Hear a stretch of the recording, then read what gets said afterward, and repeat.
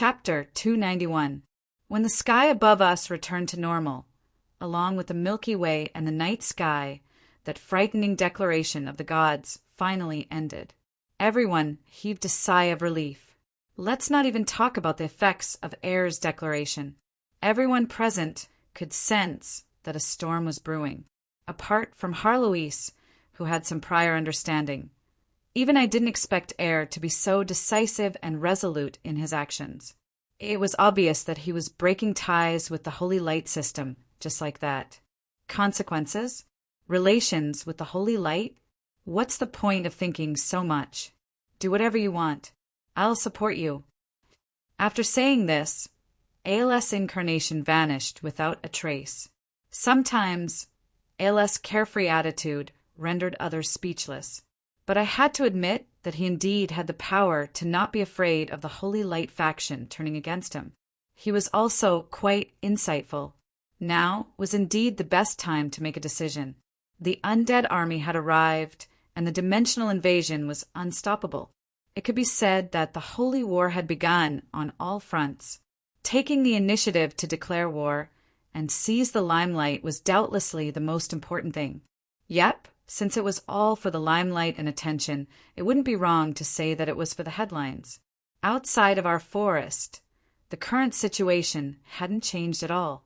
The undead armies of the 6 undead planes had already successfully landed on the continent, and the undead calamity had already taken shape. No matter why the undead had come here in the first place, it was obvious what they would do next. War. That's right, no matter whether or not their actions were justifiable, whether or not their actions were righteous in their own eyes, this was still a war of aggression, a major war that was destined to be filled with rivers of blood. The undead wanted to establish their own country, but there was no longer a country for them here.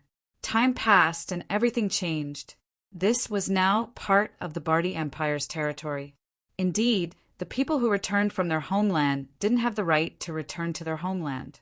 In that case, wouldn't the people who had lived here for thousands of years have the right to protect their own homes and territories? Oftentimes, wars didn't break out because of so-called justice or evil. It was simply because of the struggle for survival. A king could allow his subjects to cooperate with dangerous terrorists, but no matter what, he could not allow his subjects to abandon their homes. No, this kind of words could not even be said. The moment he said it, all of his subjects would see him as their mortal enemy. No matter how loyal his subjects were, they would raise the flag of rebellion. The Bardi citizens were willing to accept a small number of intelligent undead as upper-class nobles. But that didn't mean that they were willing to be ruled and enslaved by the undead. The mega-empires had their own pride. The Bardi citizens were incredibly prideful, and it was impossible for them to accept being enslaved by other species. I didn't know what Asso's original plan was, but by now, both sides had a fundamental conflict of interest. The conflict was already irreconcilable, and war had already broken out. I'm going back to the capital. I'm going to ask His Majesty Orlos for an explanation. After discussing a certain matter, Helent was still worried about the situation in the capital, so he absolutely needed to go back and take a look first. He also had a large Dragon Knight squadron with him. In order to strengthen his resolve to fight Orlos to his heart's content, I even casually gave him a research report on Casolin's tears, as well as information on the undead's possible schemes, such as large-scale undead transformations. Of course, I also had some doubts about the Bardi Empire's upper echelons' slow reactions and illogicality. I also gave some suggestions on how to mobilize the masses if the situation turned bad. Helent, Nitrain City, needs to make preparations for war as well. If the undead decide to directly attack Nitrain City after reorganizing themselves, you can consider contacting the Mage Country. Perhaps it'll be far more effective than asking for reinforcements from the capital. Right, since the enemy is the undead, don't forget about the Holy Church. They're such excellent cannon fodder.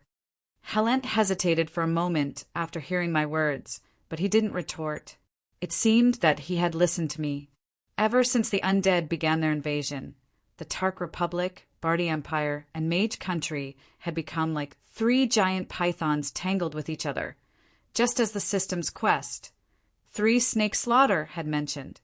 They were like three giant pythons that revolved around each other, fighting for the right to live and the right to live.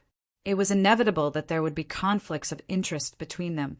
The Bardi Empire and the Mage Country were already enemies. Meanwhile, the Undead Country and the Living Country had fought countless battles over living space. It would seem that each of the three countries was hostile to the other two. The relationship between these three countries was far too familiar with each other's relationships. Stop them? Stop them with what? To use an old saying that might not be appropriate, in front of the wheel of history, anyone who tried to stop them would be like a foolish mantis trying to stop a chariot. The previous battles at the front lines had been small in scale, so perhaps they were still manageable. But when two mega empires fully mobilized their forces, when the Tark Republic, which occupied 6 dimensions and had 12 semi-god undead emperors, individual strength, and even 1 or 2 armies would become meaningless. This was a battle between mega empires against mega empires. In front of these three behemoths, my little foundation in the Northlands wouldn't even count as a fraction of what they had. 4 ounces of strength would require at least 4 ounces of strength. Right now, we were nothing more than a pinky. They still wanted to mediate? Wait until they had sacrificed enough to prove that they couldn't defeat their opponents in one fell swoop. Or perhaps I could suppress the strength of these 3 factions and directly suppress them, forcing them to negotiate. Of these 3 factions, Tark's undead were dishonorable invaders, as well as the mortal plane's enemy. And if they successfully entered the Bardi Empire, no matter if they massacred the Bardi Empire to create an army of reinforcements or a large-scale transformation of the undead, none of these would be acceptable to the mortal plane's residents. Peace was what everyone wanted, but it seemed that it wouldn't be possible in the near future. In that case, let's first preserve a seed of peace. Perhaps Aso had already seen through everything. Perhaps he had another reason for giving me these memories. Perhaps he wanted me to act as a third party when the situation permitted me to. And as Wumien's god envoy, as well as a former undead emperor, I would likely be the most acceptable mediator for both sides. The best result that Aso expected would be to take over more than half of the Bardi Empire's territory, and then mediate to achieve diplomatic peace with the other factions. However, this goal would probably be unacceptable to the Bardi Empire, nor would it be acceptable to the citizens and nobles who had lost their land and loved ones. In that case, Aso would need to have a proper battle and use strength to make the Bardi Empire accept this. The undead were still constructing defensive structures and organizing their armies. Judging from the undead's current behavior, it was quite obvious what they were going to do next. They would do their best to gather their troops and prepare for a major battle without disturbing a third party. And once they finished their preparations, with the speed at which the dimensional door reinforcements are increasing, it's only a matter of time before the current territory becomes insufficient.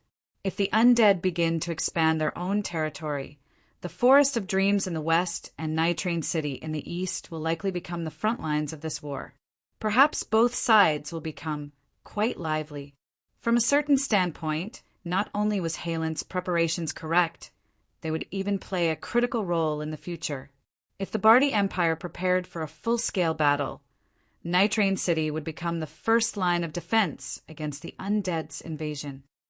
At that time, many contract warriors will probably join in on the fun, and on our side, the situation in the Forest of Dreams will change because of this. I doubted that the undead would have the courage to attack the Forest of Dreams at their current level. After all, even the undead emperors knew just how difficult it was to deal with a dimensional will. Surrounding the Forest of Dreams and not attacking was the best method. However, this didn't mean that the Forest of Dreams couldn't actively attack the undead. The Forest of Dreams wouldn't become a major problem for the undead empire. The undead would definitely transform the area around the dimensional door into their own defensive territory. Their only blind spot would probably be the Forest of Dreams, which was already an independent dimension. Not only that, the Forest of Dreams just happened to be an incredibly famous harbor. The side of the Forest of Dreams, near the sea, was an excellent harbor, and the Mage country was on the other side of the sea. The Forest of Dreams would be the most natural front line. No matter if it was used to defend against the Bardi Empire or against possible undead attacks, the Mage country would definitely send people here. Perhaps 2 long-term sea routes would even appear for adventurers who didn't belong to any faction in order to prevent them from coming and going. The Mage country will definitely come. Perhaps they'll even bring several armies. And with such an absolutely safe base, it'll definitely attract many future point hunters. No matter if it was the Wood Spirit's birthplace or the Holy War's frontline, this place would soon become prosperous due to the influx of people. Perhaps it would even become one of the most prosperous cities in the entire world due to the war between the living and the undead. But as the front line where the living and the undead fought, this place would definitely be filled with battles as well. It seemed that the Wood Spirits were destined to grow in battle. And speaking of the Holy War, my original target wasn't the undead that would suddenly descend. After all, even Ale himself wouldn't be able to predict the undead's arrival in time. My original target was the various elemental life forms that would awaken together with the elemental gods. The elemental life forms weren't particularly strong and would be suitable for training and novice adventurers. Eliminating them would also help to prevent the elemental tide from increasing, which would obviously be a good thing for the Holy War. Most importantly, the weaker, novice monsters would strengthen the connection between the novice and ALS faction, establishing a basic level of trust. The closed beta adventurers who succeeded in obtaining rewards would become legends in the eyes of other adventurers, which would attract more novice adventurers and gradually expand the Footmen faction. The elemental life forms' bodies could even be used as materials to create magical items, which would help to recover the cost. That was why I strongly recommended the elemental life forms to be our primary targets in my report. But now that the undead had voluntarily entered our territory, it would be impossible to not count them in. Still, both Nitrain City and the Forest of Dreams had solid defenses. If we couldn't defeat the undead, we could always run. We would at least remember our losses. There probably wouldn't be any pitiful situation where novice adventurers met a final boss and died on the spot. The other major battlefield that had already been opened up was our old acquaintance, the Oro Empire's capital, Kajisi. The Sea Tribe there was currently engaged in a tug-of-war with the humans.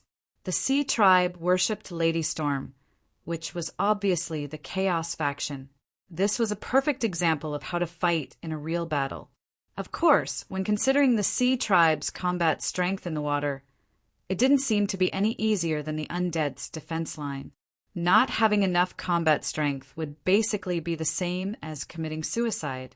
I had previously mentioned this to Heloise, and she was more open-minded about it than I was. Danger? Only with high risk would there be high rewards. Otherwise, how could we possibly obtain the god's blessing? Besides, we're not babysitters. The warriors who dare to sign contracts with us are all adults who can take responsibility for themselves. You might think that our current enemies are dangerous, but won't our future enemies be even more dangerous?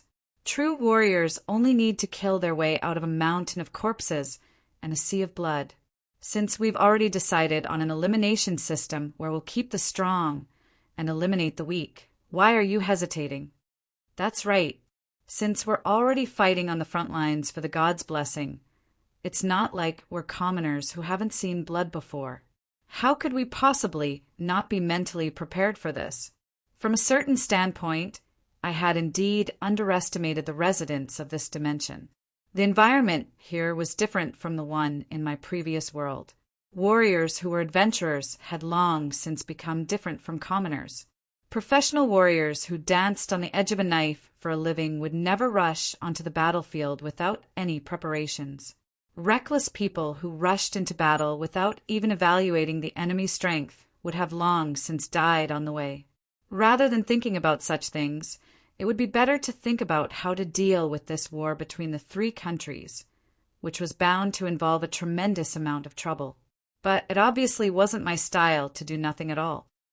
Samantha, it seems that your mother will need to sleep for a while longer. However, there are still some things that you can do. Temperance, Samantha, was a wood spirit with bright red hair. She was the current leader of the wood spirits, as well as the oldest sister of the 7 virtues. However, the strange thing was that even though she was the incarnation of a rose that represented passion, she always had a cold expression and didn't speak much. Samantha was also of the rose genus like Rosa, and her appearance was extremely similar to Rosa's. It was as if they were identical twins, and for a long period of time, both of them had lived together with Amelia, so they had a deeper understanding of me. However, unlike Rosa, who was friendly yet timid, Samantha seemed to have a lot of opinions about me.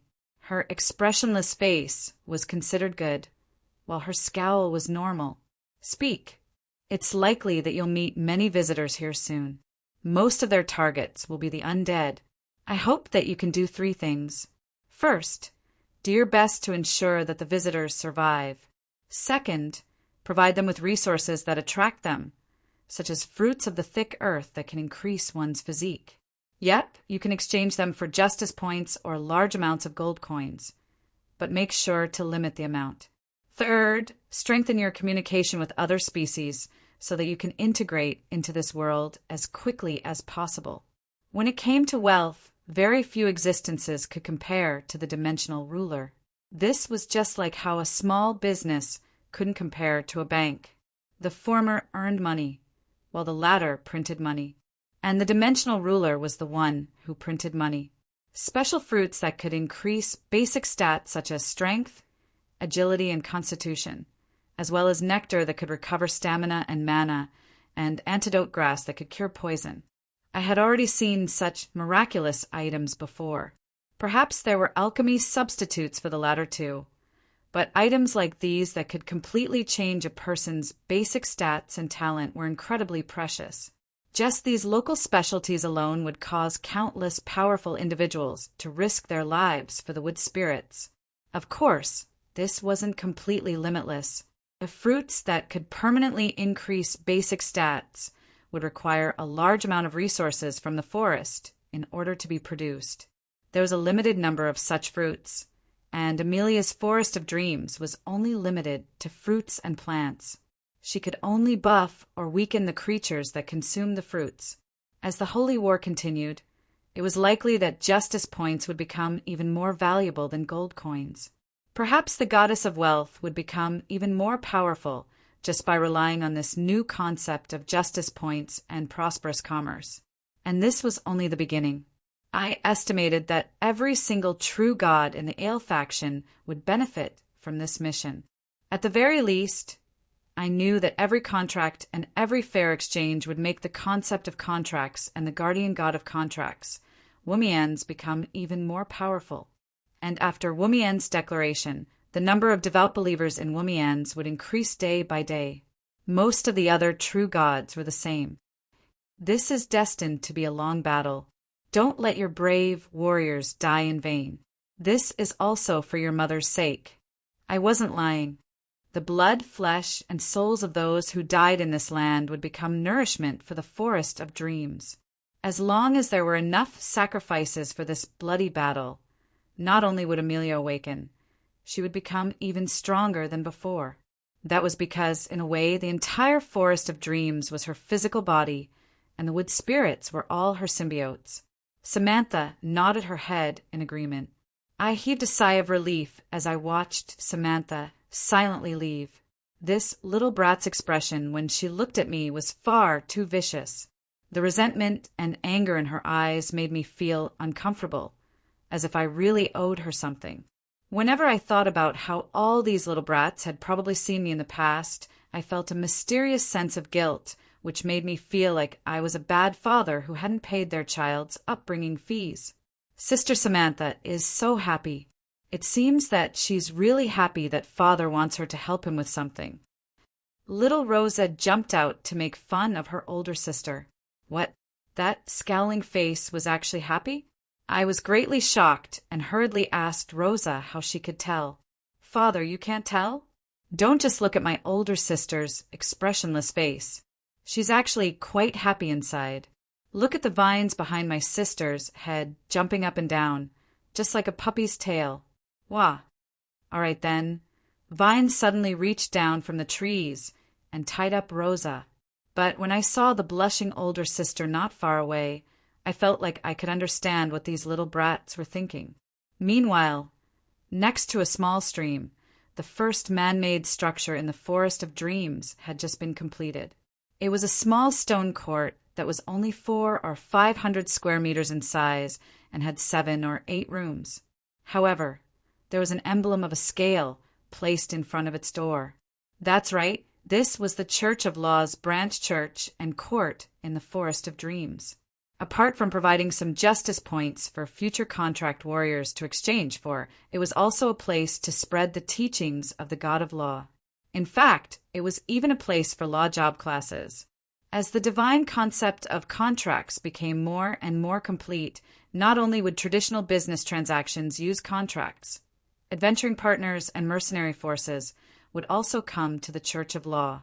Team contracts also became a bestseller. As the branch church of the Frontline Church, its first regional bishop would naturally be incredibly important. She was, "Kolos, are you ready?" "Yep." Those with spirits are quite easy to communicate with. They also understand law quite quickly. I estimate that it won't be long before our church will have its first batch of Wood Spirit Law job class members. She had a smile filled with happiness.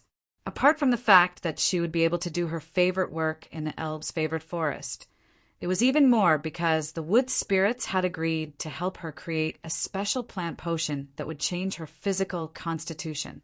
All right then, everyone probably knew what that potion was. It would be nothing more than a plant version of the spring of a drowned man. This indeed matched the abilities of the Forest of Dreams. However, the rules had already been set. Even Kolos would have to earn justice points to exchange for this potion, and if she wanted to specifically research and develop this potion, she would probably have to pay an additional research fee, which would be quite a large sum. As I looked at Kolos, who was smiling brightly and busily going up and down, I didn't tell her the truth that would lower her morale. Reinforcements from the Church of Law will arrive soon. With your popularity in the Church of Law and your strange fan club, I feel that even if you're willing to spend 10,000 justice points to research and develop that potion, your colleagues will be willing to spend 30,000 justice points to stop your research and development. Even if you succeed in developing the spring of a drowned man, the Church of Law will have long since finished developing the spring of a drowned woman. Chapter 292. A white-winged, bird-shaped magical pet slowly descended with a long-awaited letter. It's finally here. The contents of the letter were quite simple. There were only 2 lines. It's done. The official invitation is included. Come early. The letter was a reply from my old classmate, Cade. I definitely had to go to the Mage Country's Cloud Tower, but I had to pay attention to how I would get there. Going by myself and being invited to the Mage Country's Cloud Tower were 2 completely different things. That was why I wrote Cade a letter not long ago and asked him to help me communicate with him. I revealed some information so that the Mage Country's Cloud Tower would officially send me an invitation. There were some things that I would need to discuss with the Truth Overseers. However, not only were there old friends, there were also many mortal enemies who wanted to kill me. It was necessary to have the identity of a diplomatic envoy in order to have an equal, peaceful communication platform. Not only that, the identity of a diplomatic envoy was real. The Wood Spirits and the Forest of Dreams were definitely going to establish diplomatic relations with the Mage Country. Not only that, the envoy was an old acquaintance of mine. Rosa, why are you the one going? What about your older sister? She doesn't want to go, so she left it to me. My younger sister, Jill, is the same. She said that we shouldn't look for her unless there's a war. I thought back to Samantha and Jill. Samantha cherished money like gold and had a poisonous tongue, while Jill seemed to be a battle maniac. Neither of them were suitable to be diplomatic envoys. In fact, Little Rosa, who always had a smile on her face, was the most suitable one. When I first arrived here, Rosa was the one who personally received me. Her pure and cheerful smile was indeed a treasure of diplomacy, especially since all the people I came into contact with were old virgins, old antiques. It was quite obvious that old things had an instinctive love for young girls. This was a major advantage for me. I could already imagine what sort of commotion Rosa and the Wood Spirit would cause when they appeared on the streets of the Cloud Tower. Rosa's cute appearance, as well as the fact that an elder would have a preference for younger girls, was a normal aesthetic concept for any intelligent species. Not only that, their birth would easily win the favor of the mages, Amelia's daughters. No matter if the Wood Spirits were the creations of the famous Archmage Amelia of the Cloud Tower, in every sense of the word, or if they were simply the first intelligent species to be created by a mage in history, the Wood Spirits would always be loved and adored by the mages. Of course, the fact that they all appeared to be cute and lively little girls was also a bonus. For certain groups of people, this would be a huge bonus. What was wrong with being a pervert? A perpetually young wife is the dream of all men. Even if we ignored all these emotional factors and only considered national benefits, the mage country would not only want to establish diplomatic relations with the Wood Spirits, they would even want to form an alliance with them. Although the Wood Spirits didn't have a large population, they were a new species that consisted entirely of silver species. Both their current power level and future potential were astonishing. With the Holy War right around the corner, how could they possibly refuse such a powerful ally? Of course, it was possible that the Wood Spirits would also have the ambition to spy on the Truth Overseers. Not every Truth Overseer would only pursue the secrets of magic. In that case, it would be the Wood Spirits' turn to display sufficient power. That was why I wasn't in a rush at all. The Wood Spirits' first appearance in this world would be incredibly important. Rather than hurriedly showing up and causing others to look down on them, it would be better to arrogantly show up late and leave a lasting impression. The Wood Spirits also had the potential to catch the attention of the world. They were a rare silver species. This was no longer the ancient era when silver species were common. In this era of iron, which belonged to mortals, humans with the iron bloodline were the true masters of the world. The number of silver species in the world could be counted on one hand. The most common ones were probably the 4 major superior elves. However, the superior elves were basically royalty and nobles of the various kingdom of the elves, so their numbers were incredibly low. The only species that were relatively numerous were the dark elves, but they had weaknesses such as being afraid of light. Not only that, after the dark elves had fallen from night elves to dark elves, their racial abilities were overly focused on the mage job class, making them less suited to the other classes. Some people believed that the Wood Spirits could only be considered a relatively strong bronze bloodline. All Wood Spirits were silver species, and in the Forest of Dreams they were upper silver. In fact, they could even reach the lower gold rank with the help of magical plants and strengthened outer shells. This was my judgment of the Wood Spirits' potential, and Ale agreed with my judgment. That was to say, in terms of the average potential of their species, the Wood Spirits were already at the peak of all species in the world. Perhaps this wasn't obvious enough, but it was quite easy to see just how terrifying the Wood Spirits were when compared to the other species' basic stats. Standard Beastman Berserker template. Strength, 15 Agility, 8 Constitution, 12 Intelligence, 8 Main Stat Strength. Racial talent Berserk. Only Beastmen, a powerful combat species, could obtain the evaluation of a bronze species. Their racial talents were also overly focused on strength. More than 90% of Beastmen could only choose melee combat job classes. Standard Human Warrior template. Strength, 12 Agility, 8 Constitution, 10 Intelligence, 10. Main stat, Strength. Racial talent, none. This was an even more pitiful standard human template. The only advantage they had was that their racial talents weren't too obvious. They could choose any job class and wouldn't be limited by their racial talents. However, their future development would depend entirely on themselves. Ordinary humans had no bloodline at all. As for the silver species, it was quite ridiculous. Most people viewed the beastmen, Northland's barbarians, dwarves, and wild elves with the bronze bloodline as the limit of powerful combat species. However, there was actually another silver bloodline in the world that had always been overlooked, but was actually quite common: the giants. The most common mountain and forest giants would reach a height of 5 to 10 meters upon reaching adulthood. They would be considered a mid-silver ranked species. Meanwhile, the stronger subspecies of the giants, such as the frost giants and flame giants, would all be at the upper silver-ranked species. The strongest subspecies of the giants, such as the cloud giants and lava giants, would all possess the racial talent of being able to control the elements upon reaching adulthood. They were also quite intelligent due to their natural talent in both magic and martial arts. They were a gold species, capable of wrestling with dragons. Of course, there was also a tremendous difference in power level between the various dragon subspecies. The weakest white dragon would only be capable of melee combat before becoming an immemorial dragon. Their intelligence was no different from that of wild beasts. They were famous for being weak among the gold species. Meanwhile, the strongest dragons, such as the gold dragons and red dragons, would easily be capable of killing 3 white dragons of the same age.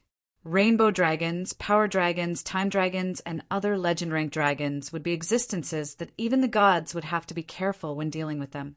The strongest of the giants, the Titan giants, were said to be the creators of all giants. They were far weaker than ordinary giants. Nobody would object if the Titan giants were given the title of Double Diamond Bloodline.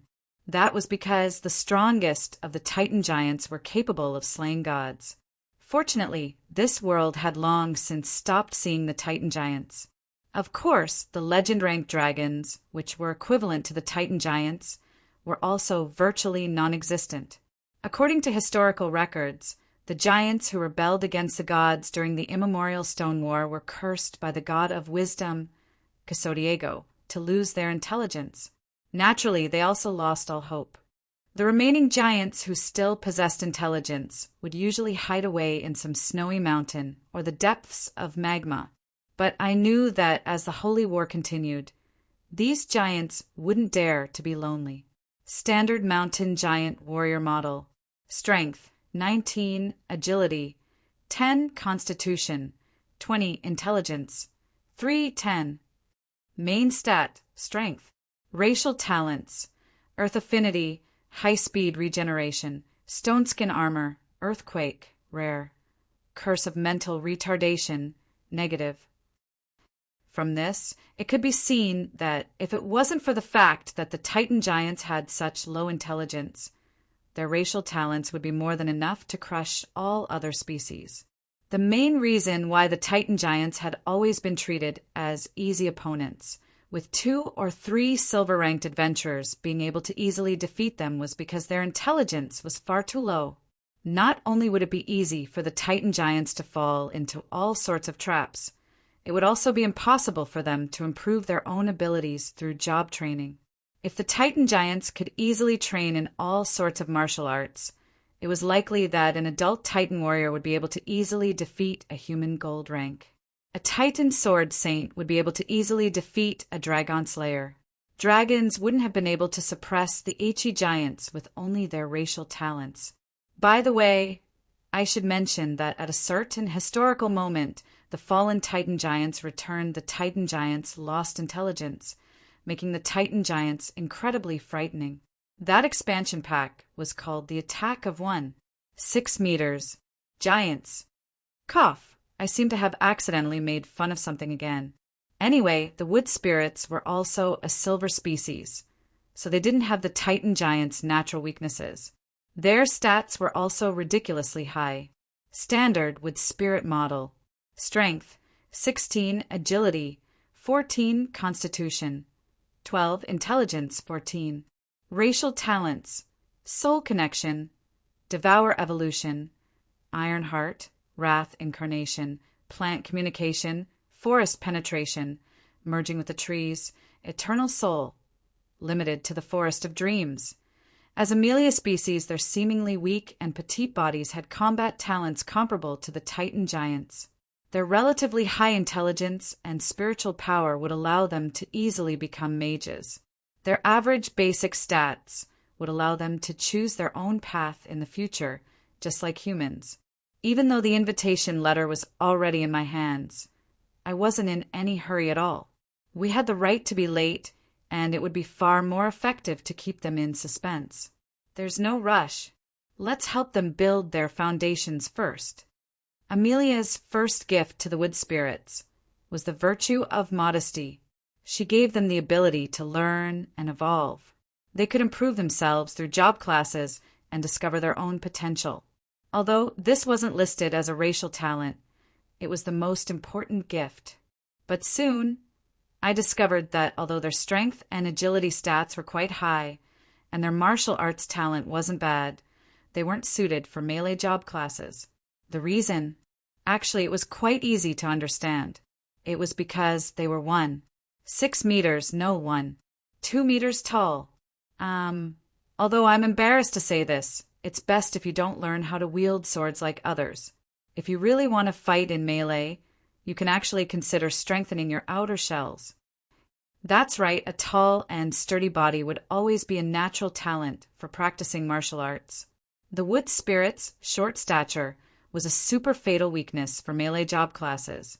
When both sides slashed at each other, the Beastman Sword Saint's whirlwind slash could kill 100 people in one go. A Titan's whirlwind slash could create a true windstorm that could easily kill 1,000 people. A wood spirit sword saint's whirlwind slash could cover a radius of 3 meters. It was likely that her short legs wouldn't be able to catch up to her even if all her opponents ran away. However, Amelia seemed to have already considered this point. Her magical plants and strengthened outer shells were doubtlessly excellent substitutes for melee job classes. The wood spirits wouldn't lack melee job classes in the future. On the other hand, the wood spirits were quite talented in magic. Mages were an astonishing 1% of the wood spirits.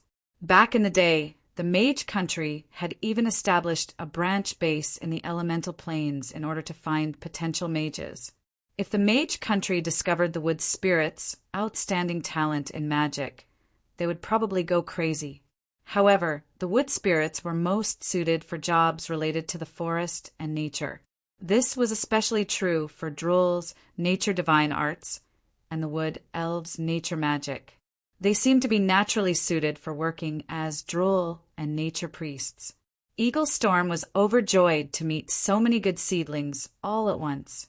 He busied himself with spreading his teachings all day long, but soon I couldn't stand it anymore. I found an opportunity to stop him and viciously beat him up. You taught them that the safety of the forest is more important than humans, and humans are the pests of the world. That's fine with me tolerating the words of terrorists. After all, such words are quite popular among the wood spirits, so they're not completely wrong. But you actually dared to teach the wild bull faction that they don't wear any clothes? Do you really want to watch these little fellows run around naked in the forest so much? Aren't you afraid that I'll kill you? But that's our teachings. Didn't you say that as long as you don't violate the law, you can have freedom of religion? No, absolutely not. I'd rather have my head cut off and my blood flow, but my teachings won't change. Eaglestorm's face was swollen and bruised, but he still persisted in his beliefs. Fine, freedom. Anyone can teach them. I'll have Kolos teach them. No matter what, she's a great storm droll, and she's not any weaker than you. I acted like I was about to leave, but I was actually forcing him to give in. Based on my understanding of Kolos, her great storm droll was an elven inheritance. Her main talent was probably to summon storms. The droll hadn't learned any of the truly powerful nature and transformation divine arts. Meanwhile, Eaglestorm was a master in both transformation and nature divine arts. No, I'll change it. How about I change it to, wood spirits are the children of nature, and plants are a part of their physical bodies. Wearing nature's leaves and vines as cover doesn't count as wearing clothes. This time, it was my turn to be astonished. This devout believer of mine actually changed his teachings so easily. You're not afraid that the other members of the Wild Bull faction will make trouble for you? They won't. I'm one of the founders of the Wild Bull faction, and I'm now a great droll of the Wild Bull faction. Then why don't you just change the human droll's ban on wearing clothes? That way, it'll be much easier for you to recruit new members. Absolutely not. That's the reason why I created the Wild Droll Sulphur Mountain Faction Alliance. It's precisely because I wanted to be openly naked that I had a falling out with the other great droll. Heads can be cut off, blood can flow, but clothes can't be worn. I didn't know what to say anymore. So the so-called discord between the factions and the conflict of beliefs was all because of this guy's selfish desires. When it's just you guys, do whatever you want. But if you have to be naked in front of the little ones or even teach them to be naked together, gentlemen, perverts, were all people who didn't fear death. I thought about it for quite a while, but I still couldn't think of what they were afraid of. In the end, I asked in a testing manner, "Are you afraid of becoming an animal and being locked up together with Beifong?" Beifong has been playing together with magical plants recently. I think he's been chasing after a 3-headed man-eating flower for the past 2 days. As long as he has a target, he'll be very single-minded for a short period of time. What do we have to be afraid of? I didn't know what to say anymore.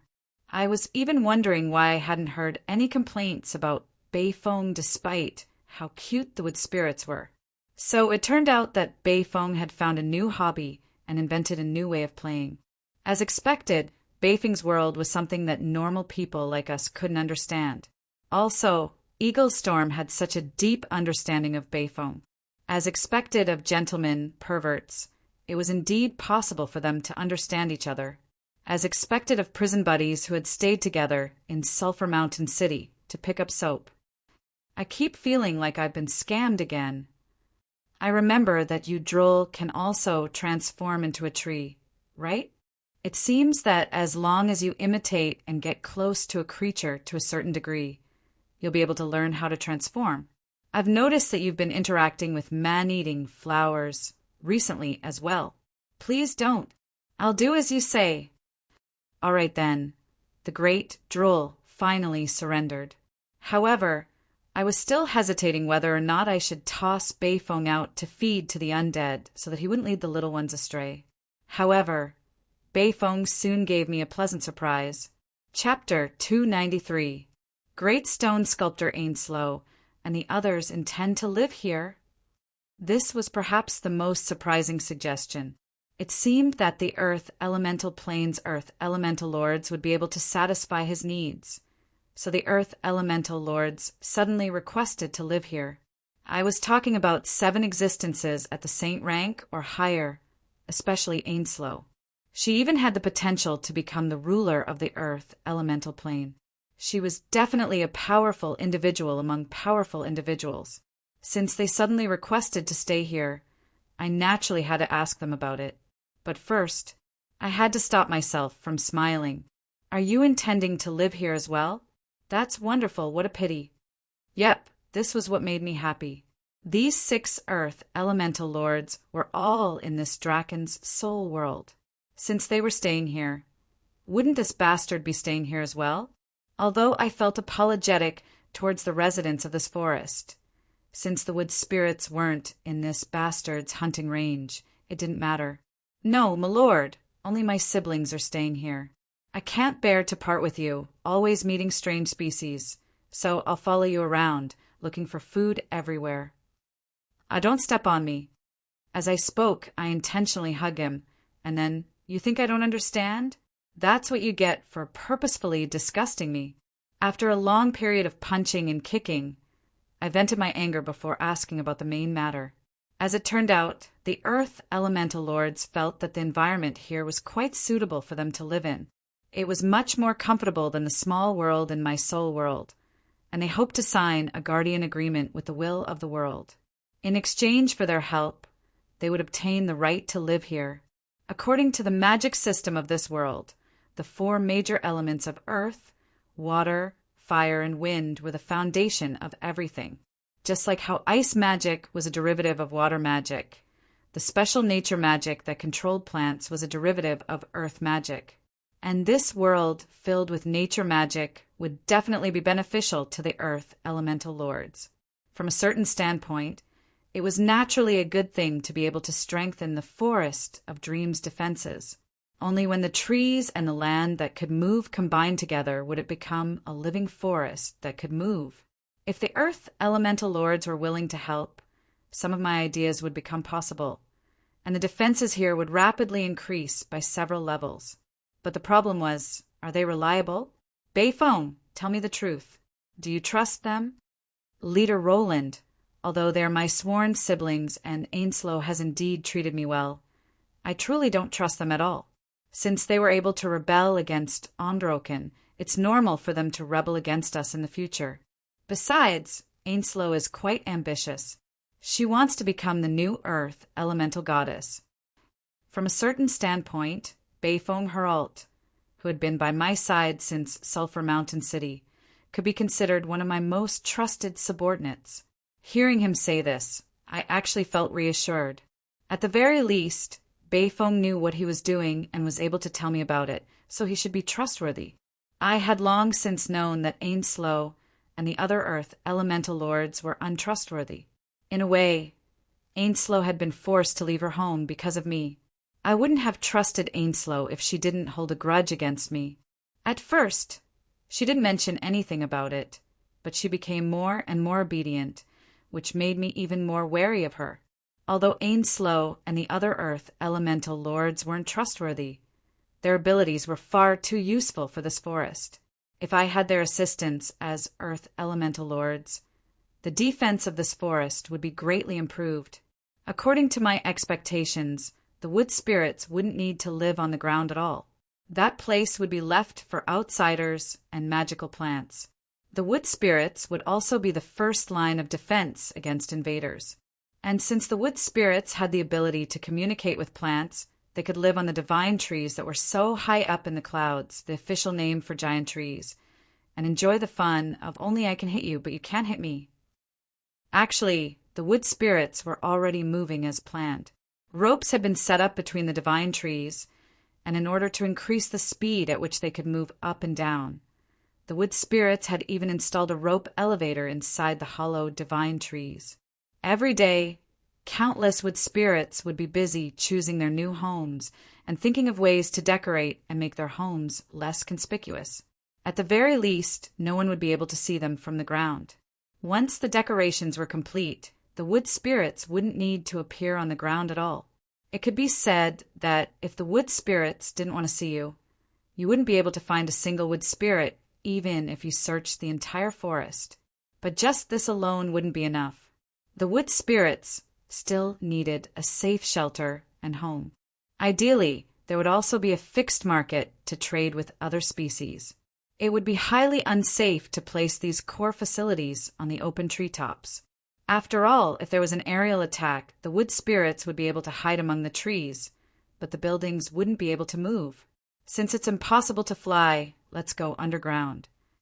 I had a deep impression of Androken's underground labyrinth in Antun, as well as his own underground city, a labyrinth that covered the entire forest, an underground world that only the wood spirits would know of. If the wood spirits truly built such a labyrinth, it would be impossible to do anything to the wood spirits, even if we conquered this entire forest. Although I had already come up with a plan, and the magical plants were quite good at digging, it would still take years to complete. The amount of money and manpower required would also be astronomical, and even if it was completed, it would still be far inferior to the underground palaces of the Earth elemental lords, who were highly skilled at digging. At the very least, Androken had been able to create such a large-scale underground labyrinth in Antun in a short 1 or 2 months. Not only that, it was so sturdy and solid. I wouldn't be able to dig such a large underground labyrinth even if I had 10 years to do so. 6 of the 7 Earth Elemental Lords were Earth Elemental Lords. If we dug together, we should be able to far surpass Androkin, who wasn't at his peak condition. I even had the urge to revise my overly conservative plan and create an underground labyrinth with 999 levels to trap all potential invaders to death. For example, even though the exit was right in front of you, there was only a wall between you, and it would take you half a month to go back. For example, even though there was only 999 levels, there was a sign at the entrance saying if you're a man, go down 1,000 levels. That wasn't all. For example, as I walked, there would be an uphill path. Only when I walked up would I discover that I had accidentally returned to the first level, and there would even be a sign saying, "Hero, please try again." Another example would be when I finally reached the last level after much difficulty searching for clues, only to discover that the item I was looking for was actually near the entrance to the first level. By the way, I should mention that Roland succeeded.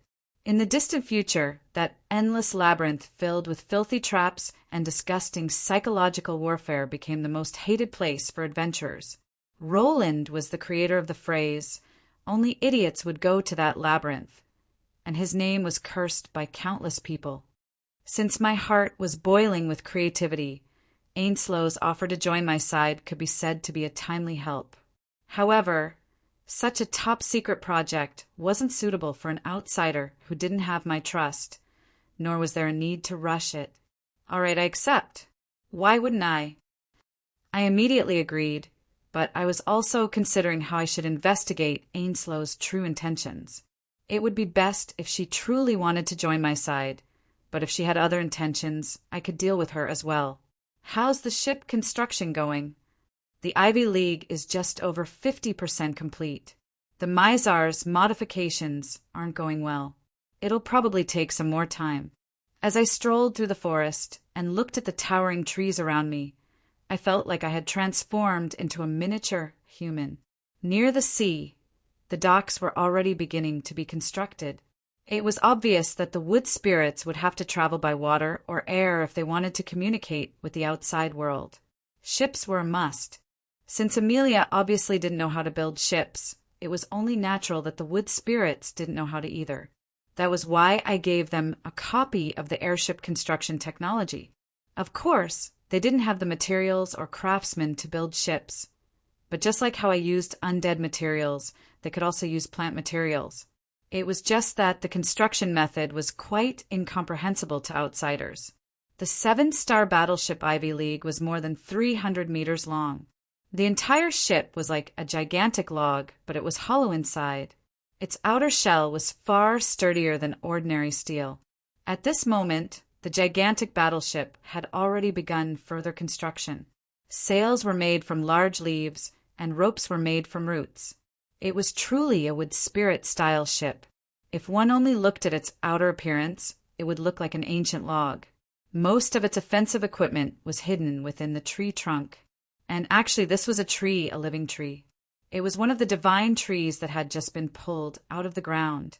Sky Pine Tree, named by Roland. Yes, this was definitely the most inconceivable construction technology. Their battleship had been planted, and this gigantic pine tree, called Sky Pine Tree, was the wood spirit's favorite place to live. Not only that, this particular tree had been specially made by the Forest of Dreams using a special method. Of course, apart from the Sky Pine Tree's Ivy League No. 1 airship, there was also Primordial Bamboo, Supreme Plum, and so on. Yep, this strange name was definitely a ridiculous Roland naming.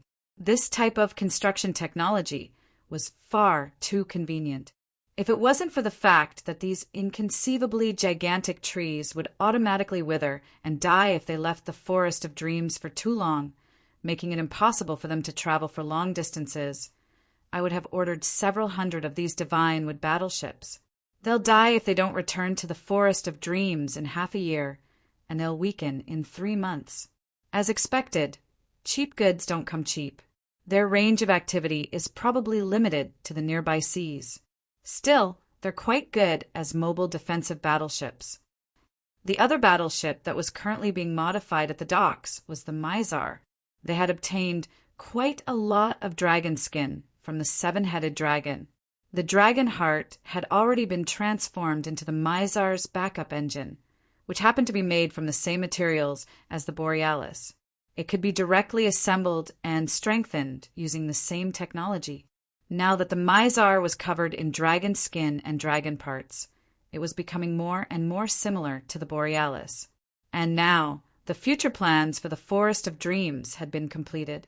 The Forest of Dreams was temporarily divided into 6 districts. The Wood Spirits residential district was filled with divine trees in the entire forest, connected by countless wooden bridges and hooks.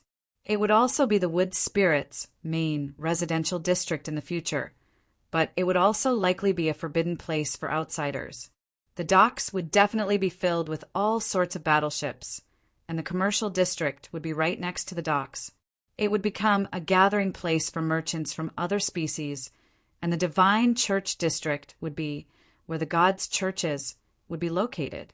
However, only the Law God's Church of Stone was currently there. Of course, it would also become a service district for all sorts of matters related to the Holy War. The Central District would be prepared for future adventurers and residents. Although it was still an empty area right now, it would become the most bustling district in the future. There would also be all sorts of living facilities and public facilities. The underground district, which was still in the blueprint, was destined to become the Wood Spirits' exclusive property. We'll head out as soon as the Ivy League is ready. While I was patiently waiting, I unexpectedly met with an unexpected visitor. It was a messenger from Tucker's undead faction. They wanted to discuss something with me. Chapter 294. The place where I received Tucker's undead envoys was an empty area outside of the Forest of Dreams. Sometimes, diplomatic envoys were no different from spies. Even if many things weren't confidential, I didn't want them to see them. Hell of the 12? That's a strange name. Your Majesty, we have our own way of naming things. Perhaps it's strange for other species to use it, but it represents our lives. The envoy was a vampire marquis. He was fair, handsome, tall and tall. He wore ancient black formal attire and held a black cane. He spoke slowly and logically, but his grammar was rather outdated. Although he appeared quite young, he still seemed like an ancient noble. As for why he called me Your Majesty, it didn't seem like there was any hierarchy between us. Actually, it was just a respectful title that the undead used for semi-god undead. It seemed that he had long since seen through me. Actually, I had long since realized that some things were difficult to hide from the observant. If I were an undead emperor who had been exiled from the Tark Empire, I would also be quite interested in this sole descendant of the current generation and try to obtain all of his information. Even though he was deep in enemy territory, the envoy, Hell of the 12, still had an elegant demeanor. His well-practiced diplomatic language was filled with passion, and his actions revealed an elegance that only time could create. However, Hell of the 12's etiquette was impeccable. In contrast, we were the ones who were lacking in manners. We didn't even allow him to enter the door, and instead had him sit on a random wooden stool. Just tell me directly what you're here for. I don't have time to play games with you. Even though I was being so rude, this undead marquis, who was at least a saint-ranked blood tribe member, still smiled and nodded slightly. That's right. We won't waste your Majesty's time with such trifling matters. Apart from bringing greetings from the undead emperors, I truly do have some small matters that I'd like to ask Lady Gria. He wasn't looking for me, but was looking for Gria instead. I could pretty much guess what he wanted, and soon he told me his goal, which proved my guess correct. Ally with the Shilua Empire? From a certain standpoint, the Shilua Empire, which was also an undead country, was the only possible ally of the Tark Republic in this world. Even though Gria seems unreliable in front of me, as the former 4th Senator, after the 1st and 2nd Senators were deposed and the 3rd Senator, Heloise, disappeared, she is indeed the number 1 person under Omar. Even Lionheart, who has become the Prime Minister of the Empire, has to take her opinions seriously. I turned around to look at Gria, who was standing behind me. She glanced at me lightly before continuing to stand behind me with her head slightly lowered. It was obvious that she had passed the authority to me. Being able to talk to you personally is even better. Seeing this situation, Hallis still had a smile on his face. He was not surprised in the slightest, as if he had already known this would happen. There was already a tacit understanding that something was going on. From a certain standpoint, the Shillua Empire had already become the most important part of the Mist Alliance's future power map. It would be impossible to hide who truly stood behind the Shillua Empire. But from a certain standpoint, this was also a diplomatic probe to see if the Shillua Empire was still under Emperor Yongya's control. However, in front of a sly diplomatic veteran, Gria, who was used to thinking in terms of war, instantly revealed her true intentions. Ally, do you think that's possible? It wasn't easy for the Northlands to accept the Shillua Empire, and now that the Tark Republic was a dimensional invader, they were basically public enemy number one. As an undead country, if the Tark Republic allied with the Tark Republic, they would likely be viewed as one of their own, and all the hard work they had done would go to waste. As old undead who have left their homeland for quite some time, we're quite fortunate to be able to see another undead country in our homeland. We're even more delighted to see that the Shillua Empire has achieved a harmonious relationship with the living. We can understand how difficult it is for the Shillua Empire to be surrounded by enemies from all over the world, but at the very least we have a way to express our goodwill in order to preserve a seed of hope for the future. Haru's words were quite mystifying, making it difficult for me to understand. But to put it simply, he was expressing his attitude of even if business doesn't work out, we can't come to an agreement right now, so I'm here to try and improve our relationship. It would seem that Halu was indeed an expert at diplomacy. From the moment we met, he didn't say anything stupid like, we won't start a war with the wood spirits. Nor did he say something stupid like, we'll pretend that undead Emperor Oso's death never happened. Instead, he went straight to the point. His honesty actually gave me a good impression of him. After all, due to the unique geographical location of the Shillua Empire, conflict between the wood spirits and the undead was inevitable. And the wood spirits definitely viewed undead Emperor Oso's death as no small matter, so it was only natural that they would blame it on us. Since conflict and even war between the wood spirits and the undead were inevitable, saying something like, we won't start a war, would be an insult to both our intellect. And it just so happened that many modern diplomats love to play all sorts of tricks and lie through their teeth. Not only did they fail to fool their master, they even made him feel even more disgusted. But if it was only to express his goodwill to the undead, there would be no need for this vampire marquis to personally come here. I didn't ask any questions and simply sipped my tea in silence as I waited for him to speak. Finally, Halu was unable to restrain himself any longer. His words contained a hint of disgust and disgust. Grakajo, as long as we have his head, our Tark Republic will be willing to pay a great price. We're even willing to give up this forest and the surrounding area. All right then, he should have guessed it long ago. This was the main problem. I could understand Grakajo's anger. For the greater good of the Tark Republic, Emperor Oso had chosen to sacrifice himself in front of a powerful enemy. This was also a warrior's honor. Insulting a powerful enemy would be the same as tainting Oso himself. Halu was still able to show me sufficient respect. However, there was one type of person that would never be forgiven no matter what: traitors. Grakajo had already received gifts from the various undead emperors. He had opened the path to becoming a semi-god undead, which meant that it was time for Grakajo to fulfill his promise. The undead emperors hadn't placed too many restrictions on him, mainly because they trusted in his power level. The undead were the incarnation of stubbornness. All top-level undead had their own pride, and their power level was their best calling card. All top-level undead with stubbornness had their own pride and dignity. Semi-god undead might be crazy, foolish, or despicable, but it was impossible for them not to have their own pride and principles. From a certain standpoint, This was the common understanding among the undead. But this time, the undead just happened to meet an exception. Perhaps Gracio's stubbornness to begin with was the pursuit of immortality. As long as he could survive, he was willing to do anything. Although Gracio's request seemed to be reasonable, I didn't even consider it and directly shook my head. There was no need to consider it from the very start. Hala nodded as if he had expected this. We can understand that you want to protect Gracio, but please tell him that we won't stop until he's dead. The day that he leaves this forest will be the day that he dies. Hala's meaning was quite obvious. Although it wasn't an all-out war, as long as Gracio appeared, he would be surrounded and killed. It was likely that the Tark undead were prepared to pay a tremendous price in order to fight against a myth-ranked bone dragon.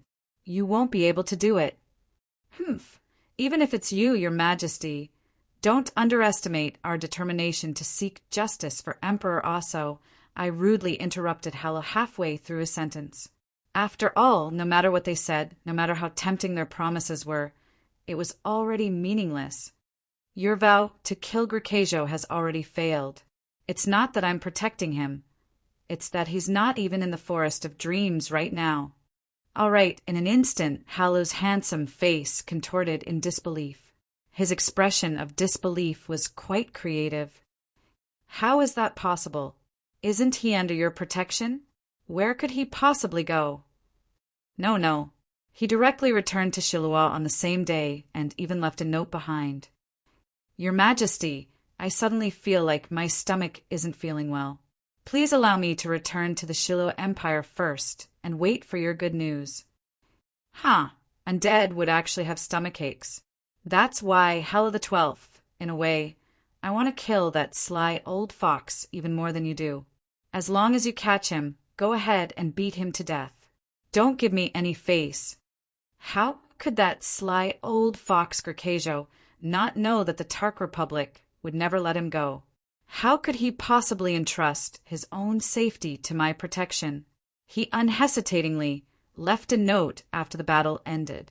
In order to avoid being ambushed, the Bone Dragon Lord, who was at the peak of myth rank, actually snuck into the sea at night to escape. That was shameless to the extreme. As for whether or not he would return to the Shilua Empire, I felt that it was most likely the case. After all, that was the safest place right now. It would be nice to be under a large tree. Indeed, Gracio was now relying on a large tree like me. Of course, just like in the past, he was an untrustworthy subordinate, a complete opportunist. That's why he escaped long ago. There's no meaning in telling me all this. All right then. I was pleasantly surprised to see Hala the 12th's twisted expression as he left. Although I didn't know what to say about the process, from a certain standpoint, the relationship between the Tark Republic and Hala the 12th's was already set. At the very least, we would be enemies with the Tark Republic for quite a long period of time. As I watched Hala the 12th disappear into the horizon, I received an unexpected visitor. You want to hitch a ride?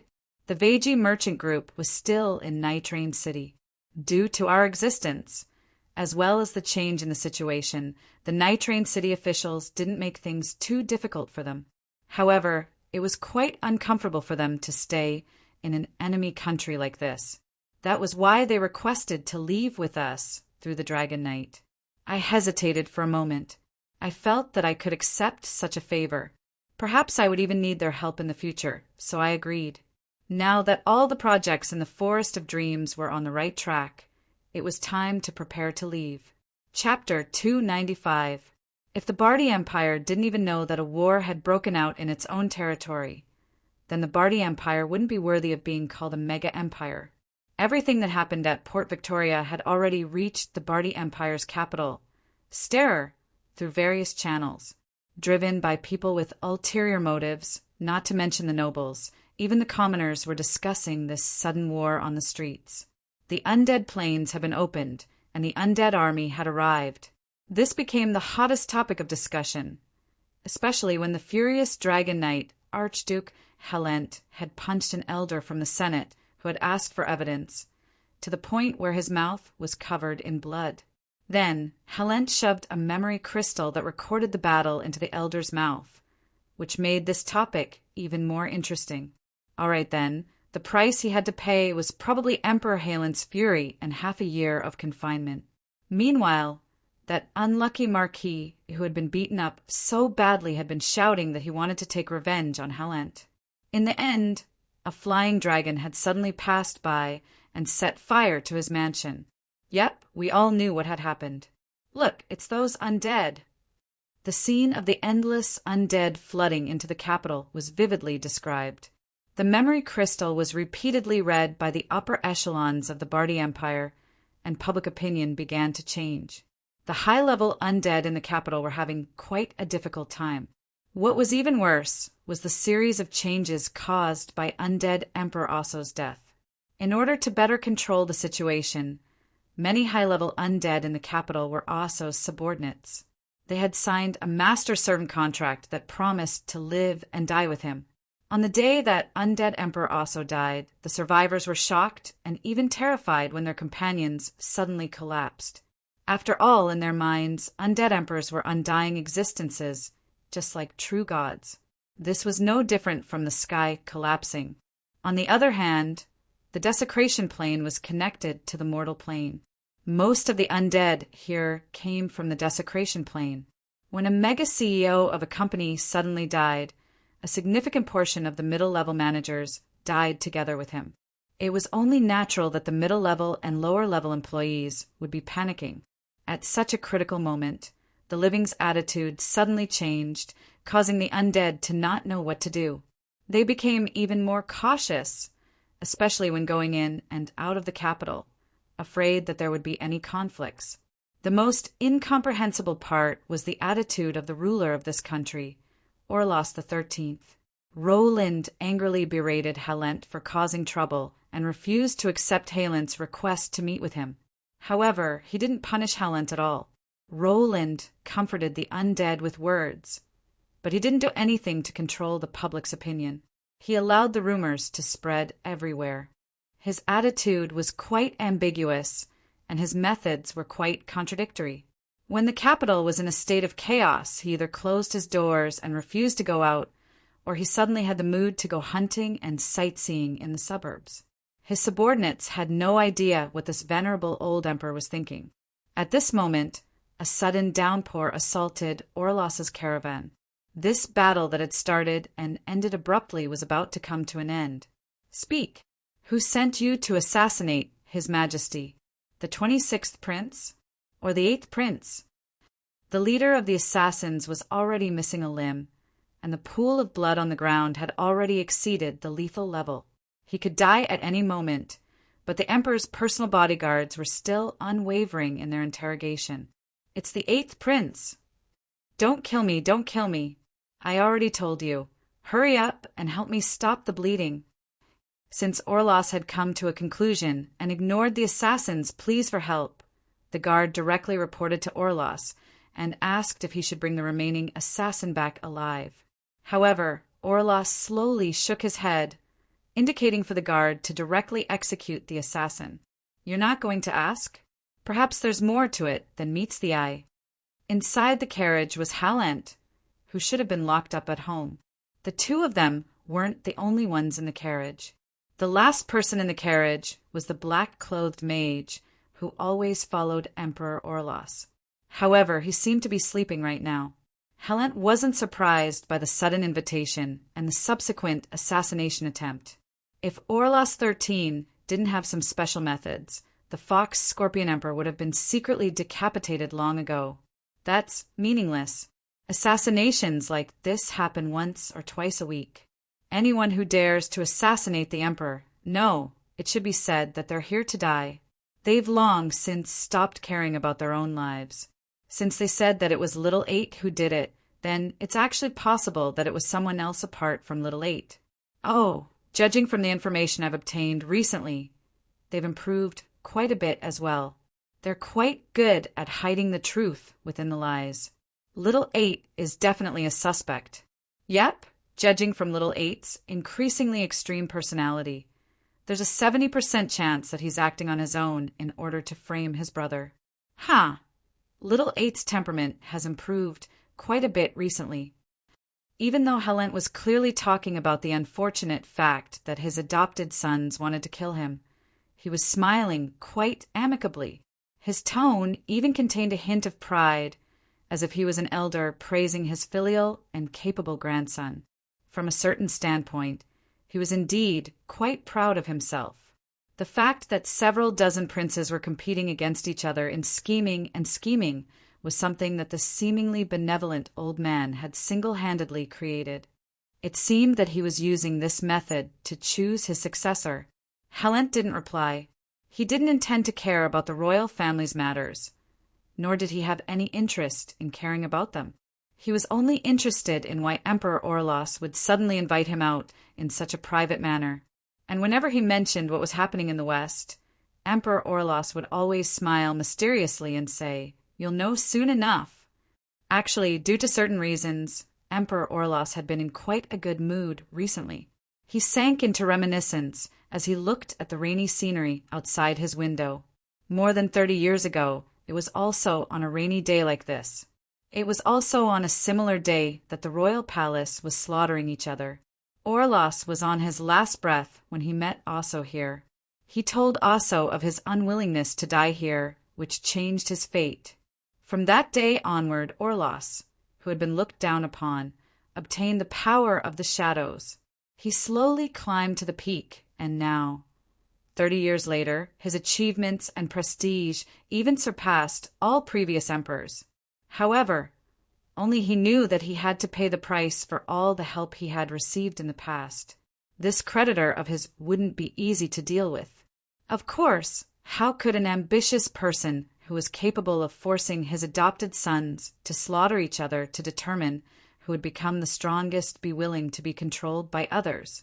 Orlos had always had his own plans, as well as his own sharp swords hidden in the shadows. However, the situation changed yet again before Orlos's thousands of preparations could even be carried out. The undead's greatest miscalculation was that they didn't expect that the powerful Emperor Osso would choose to sacrifice himself. Orlos's weakness in Osso's hands naturally disappeared with Osso's death. The undead's original strategy was to control the old emperor and gradually insert the high-level undead into all levels of the empire, gradually eating away at this country. But now that Osso had died, all 6 of the death planes had been opened, and the entire situation had changed. The chess game has been messed up again. Nobody responded to Orlos's sigh. That's right, the situation had changed yet again. Some people had gone from chess pieces to chess players, while others had been sacrificing chess pieces without realizing it. Now that ALS death caused a chain reaction, nobody knew what to do next. "Your Majesty, about Victoria Harbor." "Helent, don't be in such a hurry. When we get there, I'll introduce someone to you. You can talk to her, and she'll probably have a different way of thinking about many things." The old emperor smiled as he spoke to Helent. The carriage turned into a forest, and the carriage fell silent as it soon entered a deep valley. Right after that, Helent felt a strange feeling of dizziness. He paused for a moment before realizing that he had probably been teleported. Just as he was about to ask something, a familiar female voice spoke up from outside. "Little Orlos, it seems that you have a guest today." Orlos heaved a sigh of relief when he heard this voice as he muttered in a low voice, "I'm quite lucky this time. I met the easiest person to deal with. Yep, Aboyo's grandson, Mina's great-grandson. You've probably met him before. Now that the situation has changed, I think it's time for him to meet you." "The situation has changed?" Are you referring to Osso's death? Or are you referring to the fact that the death planes have all been successfully connected? Even here, I know quite clearly. Both, but that's not all. The darkness outside the carriage dissipated, and Helent inhaled a cold breath when he saw the voice clearly. He was surrounded by stone walls, as if they were underground. That gentle female voice came from a silver dragon, head the size of a small mountain. Such pure draconic might? Is that an immemorial dragon? An immemorial dragon? or an even more ridiculous relic from a mythical or epic era. Dragons were the most important in terms of power level and power level. Helent was suppressed to the point where he couldn't even move in front of a dragon that was far superior to him. Lady Evelyn, even if you can sense what's happening in the outside world, you definitely won't be able to guess who caused all of this to happen. The silver dragon head revealed an expression that seemed like it was smiling, yet not smiling, as if it saw a naughty child teasing an adult. Apart from Roland, who else could it be? Even the little item I prepared for him was triggered. How could I not know? The silver dragon head, which was abnormally human-like, revealed an expression of reminiscence, as if it was reminiscing about the past. But then it revealed a playful smile. You came at the perfect time. After hearing about Roland, those two fellows had a good fight and are now asleep. Haha, that's wonderful. Right, Helent probably met that person this time. Lady Evelyn, you can ask him about his situation. The silver dragon looked at Helent in a friendly manner. Only now did Helent notice that the draconic might around him had disappeared. But before he could say anything, an astonishing angry roar came from behind him. Roland! Where's Roland? Stand there and don't move. I'm going to kill you. As if Roland's name had woken up some existence, there was a deafening angry roar, followed by an incredibly corrosive green breath that directly melted the entire cave wall. Asterisk bang. Asterisk, a gigantic black shadow smashed into the cave wall, causing the entire cave to shake and debris to fall. The gigantic black dragon head that suddenly reached out shook in front of the humans who were scurrying around like rats. The dragon's gigantic eyes looked all around, but it seemed that it didn't find the man it hated so much. It then retracted its head and went back to sleep. At this moment, Helent finally got a clear look at the dragon's true appearance. It was an exquisite and beautiful gigantic beast, an existence that far surpassed any ordinary immemorial dragon. A three-headed dragon, and it's even a different dragon head? A silver dragon, a black dragon, and a sapphire dragon? A good dragon, an evil dragon, and a neutral dragon, all fused into one. Dragon God above. How is this possible? This is blasphemy. This is the most vicious of curses. Arleden wasn't a large country. Most of its population was concentrated in the capital city of Magic, Arlo. But as a mega-empire, it was still several dozen times larger than the Donlon Principality. All right, I admit that the main reason was that Donlon was too small. After all, in the eyes of most humans, the entire Northlands was just an unimportant border region that people didn't pay much attention to. In fact, it was only now that news of the war against the Beastmen had reached us. I never thought that I'd be able to return. It seems that there hasn't been much change. Arleden's streets were incredibly clean. Stone puppets were constantly sweeping the streets. It wasn't even night yet, but all the magical street lamps were lit up. The magical signboards of the shops on both sides of the streets were still active, occasionally flashing with sparks. It was as if the battle with the Bardi Empire hadn't affected them at all. The citizens of Arleden slowly walked on the streets, leisurely going about their daily lives. Thanks to the Archmage's outstanding talent in teleportation magic, the business district here was world famous. Not only could one see the specialties of various countries and regions, one could even see rare treasures and beasts from other dimensions. After all, the mages had traveled far and wide. They even had residences in other dimensions. The people here were already used to seeing all sorts of strange things. When our Ivy League airship entered the city, it didn't even cause much astonishment. The citizens only looked at the gigantic shadow in the sky and muttered, "What strange thing did the Lord Mage create this time?" before going about their own business. But today, they were destined to be astonished. That was because I was here. Roland, I was back. Chapter 296.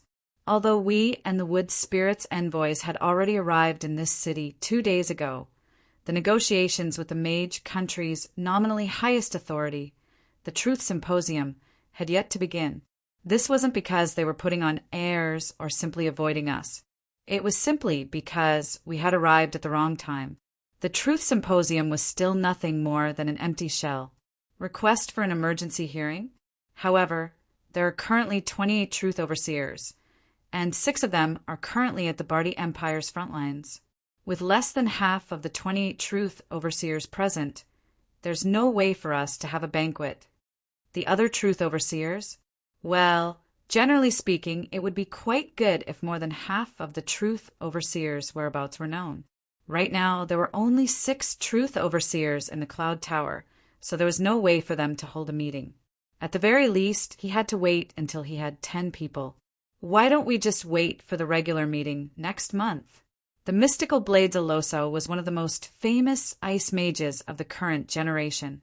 Aloso, who was half a step into semi-god rank, had once been a member of the Truth Overseer. When we first arrived, he was the one who received me and explained my suggestion. Judging from his undisguised passion and the hug he gave me to thank me when we met, the information on the mages of Ice Aeon that I directly gave him seemed to be to his liking, and he benefited greatly from it. Roland, I really didn't expect that we would meet again one day. The King of Truancy had actually become so mature one day. As the Dean, I am very gratified. This elderly mage had a voluptuous figure that was rarely seen among mages. He was famous for being a nice person in the Cloud Tower. Right now, he was smiling like a Maitreya Buddha. As he spoke, he even laughed and patted his large belly, causing his fat to jiggle. We really did have a teacher-student relationship. The elementary school that Cade and I had studied at was also a subordinate school of the Mystical Blade. Back then, the head of academic affairs was Aloso himself. Now, he was also the principal of this school, which was why my graduation certificate even had Aloso's stamp and signature. Although we were teacher and student, our relationship wasn't that of Heloise and Amelia's. In order to explain things clearly, I would first have to introduce the Mage country's special political structure. This country was not so much an independent country, a place where a certain class ruled over others, but more like a collection of extremely large research institutes. Arlo, in the ancient language, meant those who seek knowledge. This was also the name of the city. Arledent, on the other hand, meant the gathering place of those who seek knowledge. This name probably explained a lot. The foundation of this country's governance wasn't the nobles. The so-called nobles were nothing more than local officials who managed the country's administration. Although this was the mage country, the true rulers wouldn't be pure lone mages. The entire mage country was made up of countless large, medium, and small mage organizations. Mages would often choose the mage organization that was most suitable for them. The ones who spoke the loudest would always be the mage organization. Among the larger organizations, there were various factions and small organizations. The key difference was that the mages had different paths of understanding and pursuit of the truth. I want to prove the astral magic's revelation to fate.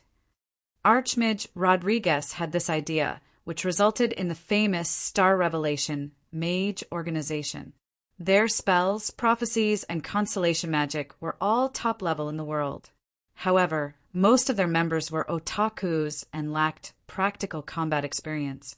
It would be quite impressive if they could even use half of their combat power in actual combat. I want to reach the pinnacle of magical combat. Archmage Levester had this idea, which resulted in the Mystical Blade Mage Organization.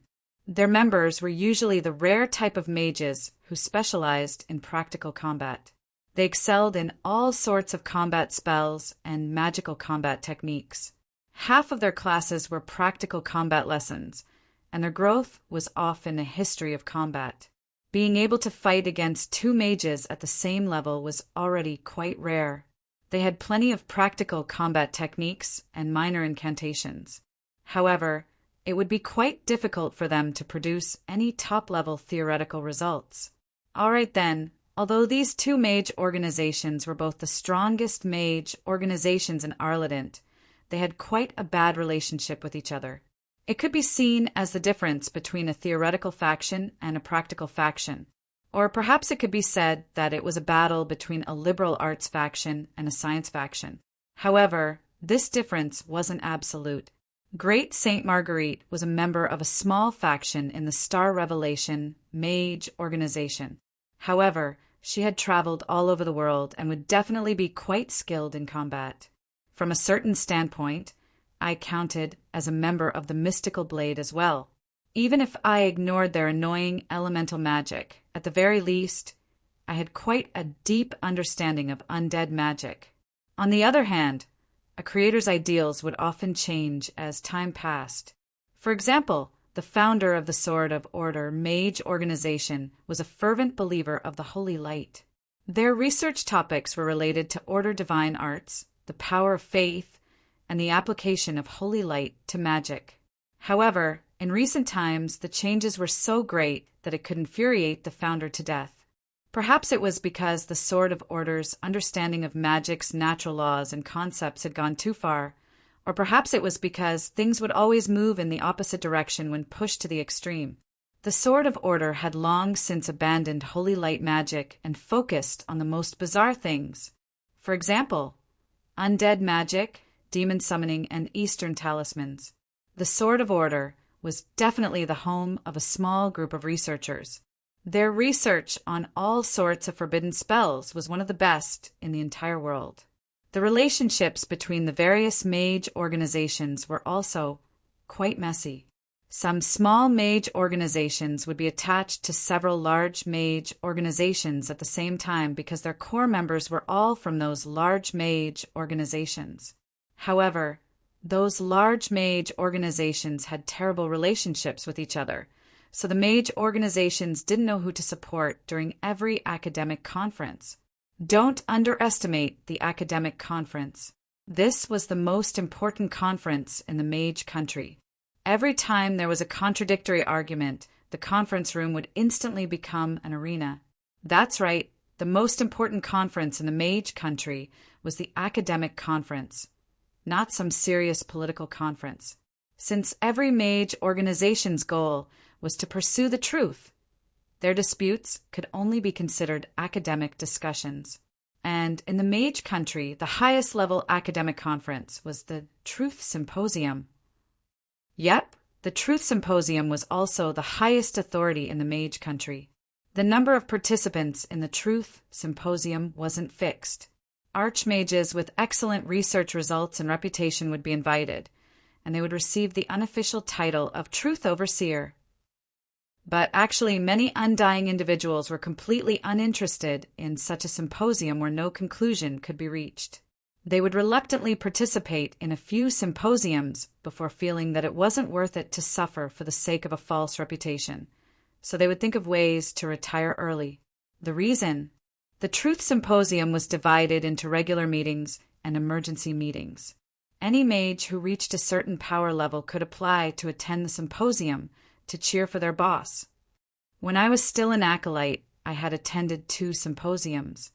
30% of the symposium was spent bragging about their own research results. 50% of the symposium was spent attacking each other for plagiarism or for being completely worthless. And the remaining 20% of the symposium was spent fighting over budget and resources, as well as fighting over the next generation of outstanding mages. As for administrative matters, once the symposium saliva dried up and they couldn't fight anymore, the last 5 minutes of the symposium were used to quickly pass all sorts of government decrees. That was incredibly efficient. Before the symposium's title was even read out, everyone raised their hands, and before the documents were even signed, they all teleported away. With such a boss, it was truly a pity that the officials in charge of administrative matters had such a boss. It's just a farce. Everyone's so stubborn, and they're all top-level experts in their own fields. Who's going to be able to convince anyone with just words? There's also a strict rule that we can't fight. By the end of the debate, it's no longer about who's more reasonable. It's about who's louder, who's more spirited, and who can last longer. This was also why the mage country hadn't started invading other countries for thousands of years. It wasn't that ambitious mages were useless, but it would be as difficult as a hen trying to climb a tree to convince the other archmages in a symposium to pass a resolution of war. It would be better to use one's personal strength to conquer an entire country. This was also why it was said that the mage country wasn't even a country at all. For truly pure mages, their entire world consisted of research labs and libraries. They were far too lacking in ambition for territory and glory, which was the exact opposite of the rulers of this world. With such a political system, it was impossible for the Truth Symposium to discuss the truth. However, it was quite easy for enemies to form. There were far too many instances of different viewpoints, arguments, and even meet me at Nakayama Park after the symposium. Every time I passed by Nakayama Park, I would see all sorts of hand-to-hand combat scenes, forbidden magic duels. Many of the participants were old, white-haired professors. Not only were there cultured hoodlums mages, there were even quite a few mages who knew martial arts. Participating in a long and meaningless symposium once or twice was already unbearable. If it was a small organization or a lone mage, their research results would be questioned, which would be even more displeasing. That was why the symposium would always be delayed due to too many absentees. Since there was no difference between having a symposium and not having a symposium, it would actually make people happy to postpone the symposium. However, only the leaders of the 18 strongest mage organizations were required to attend this symposium that would be held regularly. They were far too important, and it would be impossible for them to ignore this symposium. From a certain standpoint, this also caused the leaders of these major mage organizations to be replaced at an incredibly fast pace. It was as if being a leader was some sort of life-threatening chore. Of course, there were always exceptions to everything. For instance, a certain witch had once taken the initiative to become the leader of this symposium. Although her main goal was to extort research funds and cover up her criminal record, she used her outstanding appearance and external disguise skills, as well as her communication ability that allowed her to sense other people's emotions. This allowed her to lead several large-scale events, and even win many debates. She was highly popular and respected in both the Cloud Tower and the Mystical Blade.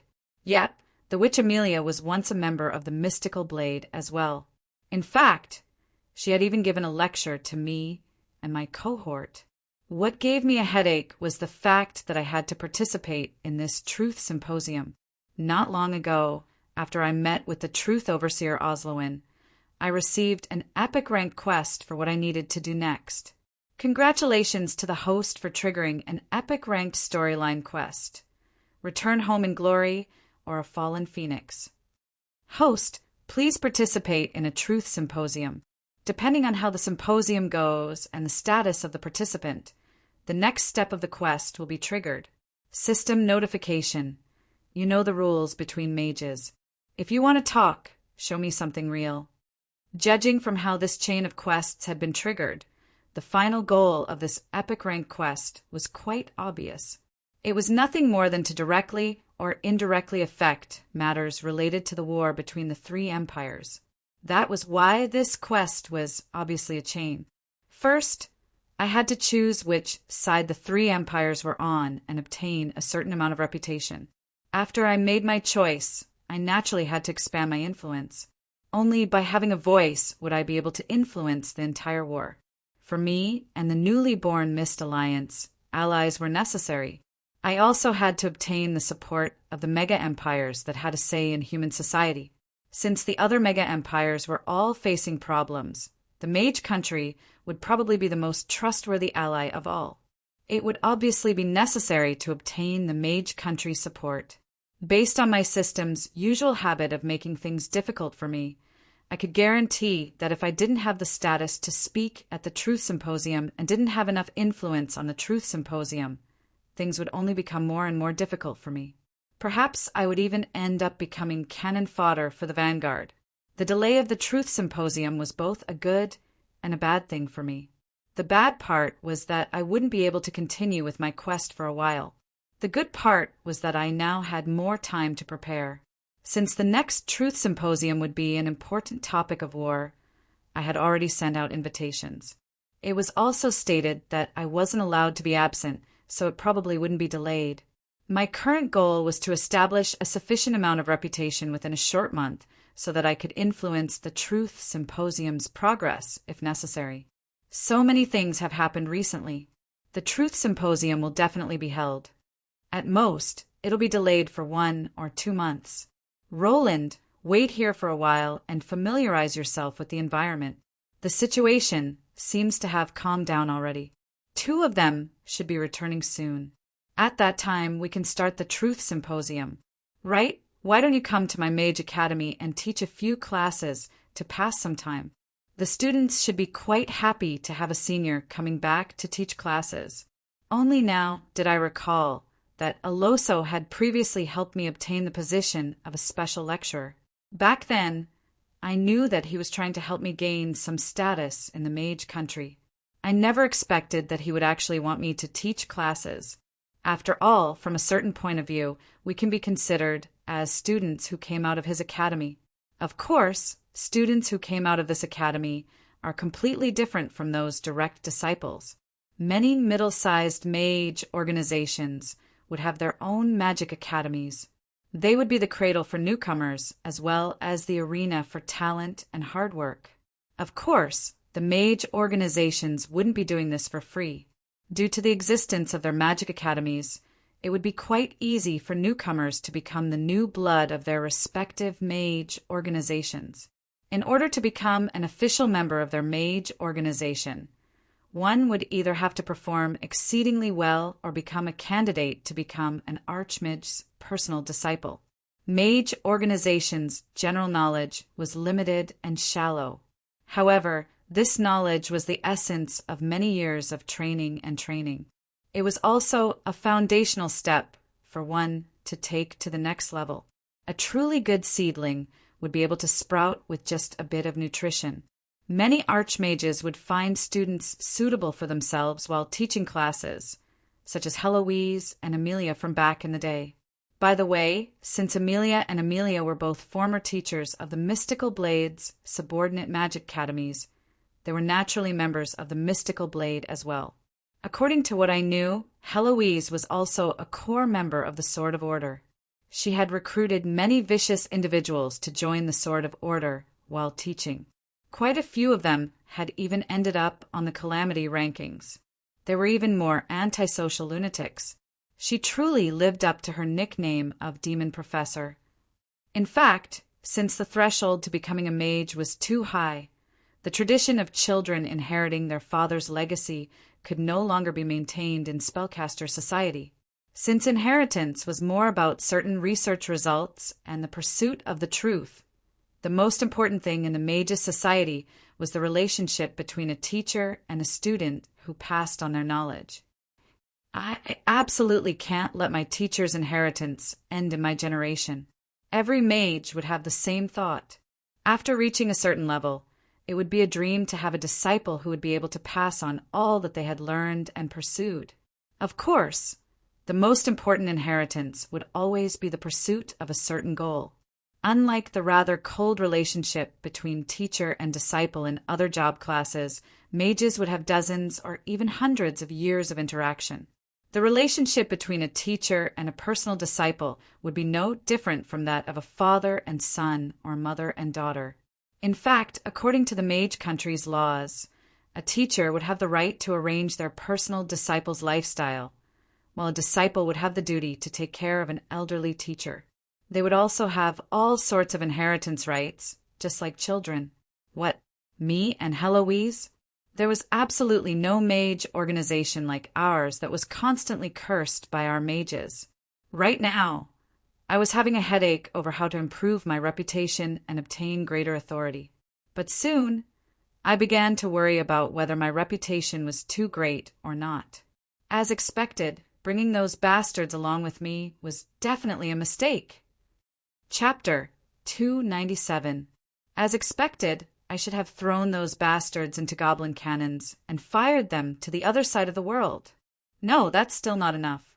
Those bastards have far more vitality than cockroaches. even if they're thrown into the AMU trench. They'll definitely come back alive. Sir. I should have known that I should have tied them up and tossed them into the sea. No, that's still not enough, haha. I should have just opened up the frigid winter earth and let them hibernate forever. Sir. An angry roar right in front of me finally snapped me back to my senses. However, the next instant, a female face suddenly appeared in front of me, scaring me to the core. Although you're an archmage of the mystical blade, as well as our teacher, you still need to follow the most basic rules. Please take this seriously. All right then. I looked at the angry young girl in front of me. Although she was also wearing the mystical blade's light blue mage robe, the armband representing discipline was rather eye-catching. As the person bailing out the criminals, I had no choice but to obediently apologize and make a promise. I'm sorry. I'll scold them properly. I definitely won't let them have the chance to do it again. In this country of mages, there were plenty of troublemakers and lawbreakers. The law enforcers were also made up of mages. As a mage guild organization that specialized in practical combat, many members of the Mystical Blade chose to work as law enforcers or discipline inspectors. Although the girl in front of me seemed young, judging from the school emblem on her chest, she had been working as a mage for at least 10 years. Since she was also a member of the Mystical Blade, she was probably even more long-winded in her lectures. Sir, please take good care of them. I can't believe that there's someone who would do such a thing. Her increasingly long-winded lectures gave me a headache. However, I was just like an unlucky parent who had to call in their parents for failing their children's grades. All I could do was smile and accept her endless lectures. Yep, I'll definitely take good care of them. It took me so much effort to complete the bail procedures and leave the police station. Only then did the bastards behind me start jumping up and down in high spirits. Eagle Storm, don't worry, my lord. I'll definitely remember to wear pants when I go on the streets to preach. You don't need to wear clothes? All right, I don't need to bother with the old fox anymore. On the first day he arrived, he started preaching about his wild bull religion. It was to be expected that he would be arrested by the mage from the discipline department. It was only a matter of time before he would be imprisoned again. If it was only him, I wouldn't have come here to ransom him. But, Jan, you've really disappointed me. Even an enforcer like you was sent in. This isn't Sulphur Mountain City, nor is it Definder. Don't cause trouble for me. My apologies, my lord. I really didn't know that those hooligans were so weak. But those guys are too spineless. As hooligans, they actually seek help from the law enforcement officers. Does being obedient and letting you beat me to your heart's content mean that I have a backbone? It's better to read less of those weird novels. Girls shouldn't think with their muscles. A successful city enforcement officer also needs a brain. Then he turned his attention to the youngest prisoner. Little Tim lad. My apologies, big brother Roland. I'll be careful in the future.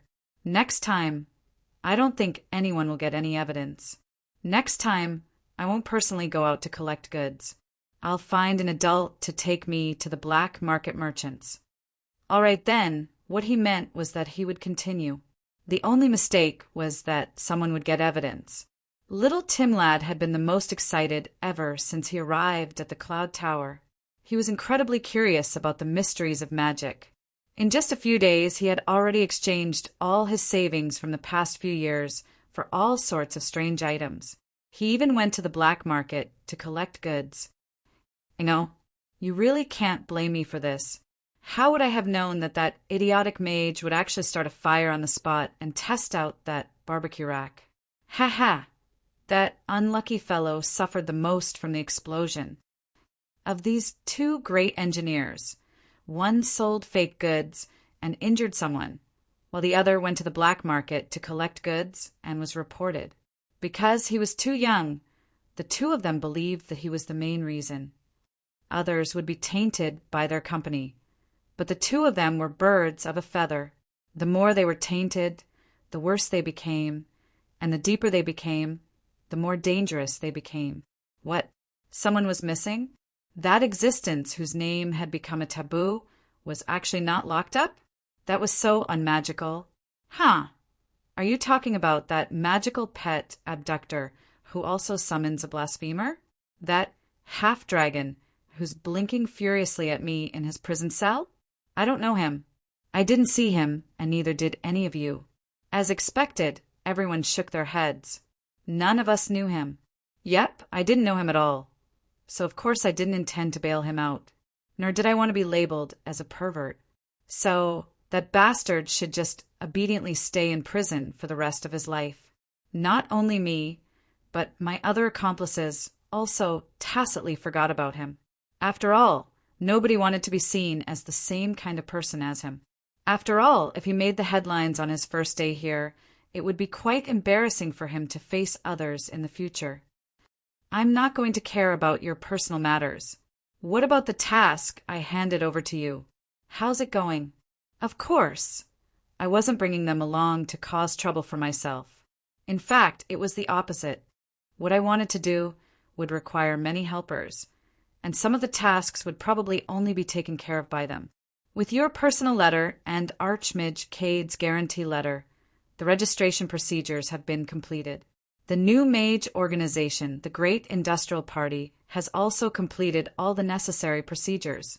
It will be under the Mystical Blade's name, and you'll be the president. With 2 top-notch masters acting as guarantors, no one will be blind enough to come looking for trouble. As a great alchemist, Jinyu was quite popular in this country of spellcasters. That was why I sent him to handle some procedures. This was probably why he wasn't sent to jail for selling fake goods. What about the store? Has the renovation begun? There's a small problem with that, but trust me, old Golden Tooth, I'll fix it soon. The goblin's eyes darted around. Based on my understanding of him, his words were obviously exaggerated. Yes, we will probably only need a week to clear the ruins. After that, we can rebuild the new store. Little Demi smiled and immediately sold him out. Ruins. The damned gnome exploded again. Ah, I knew I couldn't hand it over to you. Amelia would definitely kill me. When Golden Tooth's mad dash confirmed my guess, it was my turn to be in a bad mood. Originally, due to certain reasons, as Amelia's only disciple and relative lover. I smoothly took over a few of Amelia's properties on Crystal Street, intending to use them as a base to do some things. However, I regretted it the second day after I took over Amelia's properties.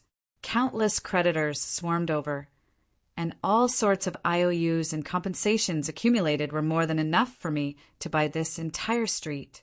Not only that, I had used fake authorization documents and my real identity as Amelia's disciple to obtain the property rights, so it was only natural that I would take over all these debts. How can it be just a street? That's more than enough to buy 3 streets. Amelia, are you really not running away from your debts? Fine. I'll just treat it as me owing you. It's not like I won't have any benefits at all. From a certain standpoint, it would be quite difficult for a stranger to quickly infiltrate into a relatively closed society. Although Amelia's reputation wasn't that great, as long as she didn't die, her debts wouldn't rot. No matter what, she was still a century-old store. As long as she paid off all her debts, she would still be able to use her connections, which would be far faster than accumulating new ones. And what I lacked the most was time. Amelia's store? The Great Industrial Party? That's right. Even if I wanted to increase my reputation, Caro's unscrupulous methods would no longer be of any use. In a mage society, there was nothing more important than research results and academic achievements. This was just like how academia was at its purest form in my previous world. Nothing could compare to actual research results. I'm an expert in elemental magic. I've received 2 Martin Award for Wisdom. I'm an unknown mage who invented the spell Ice Aeon. I'm the vice principal of the Casso Magic Academy. I have students all over the world.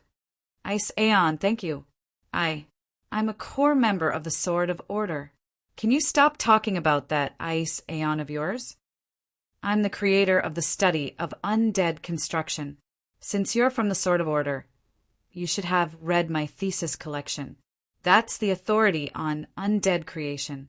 Or perhaps you haven't reached the level where you can read my confidential thesis. Let's talk about Ice Aeon instead.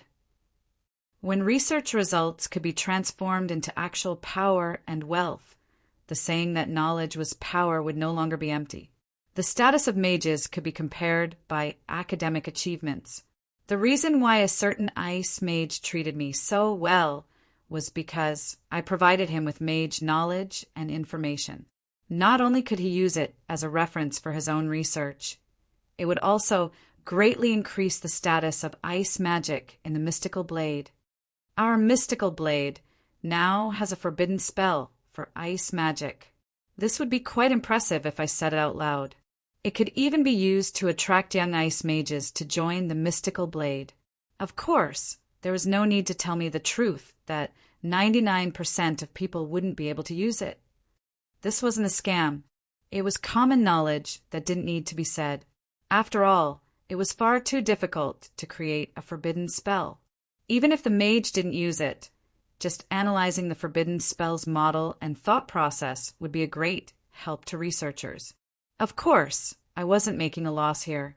According to the basic principle of equal exchange, providing such rare and valuable information on magic spells to the mystical blade also gave me an astronomical amount of contribution points.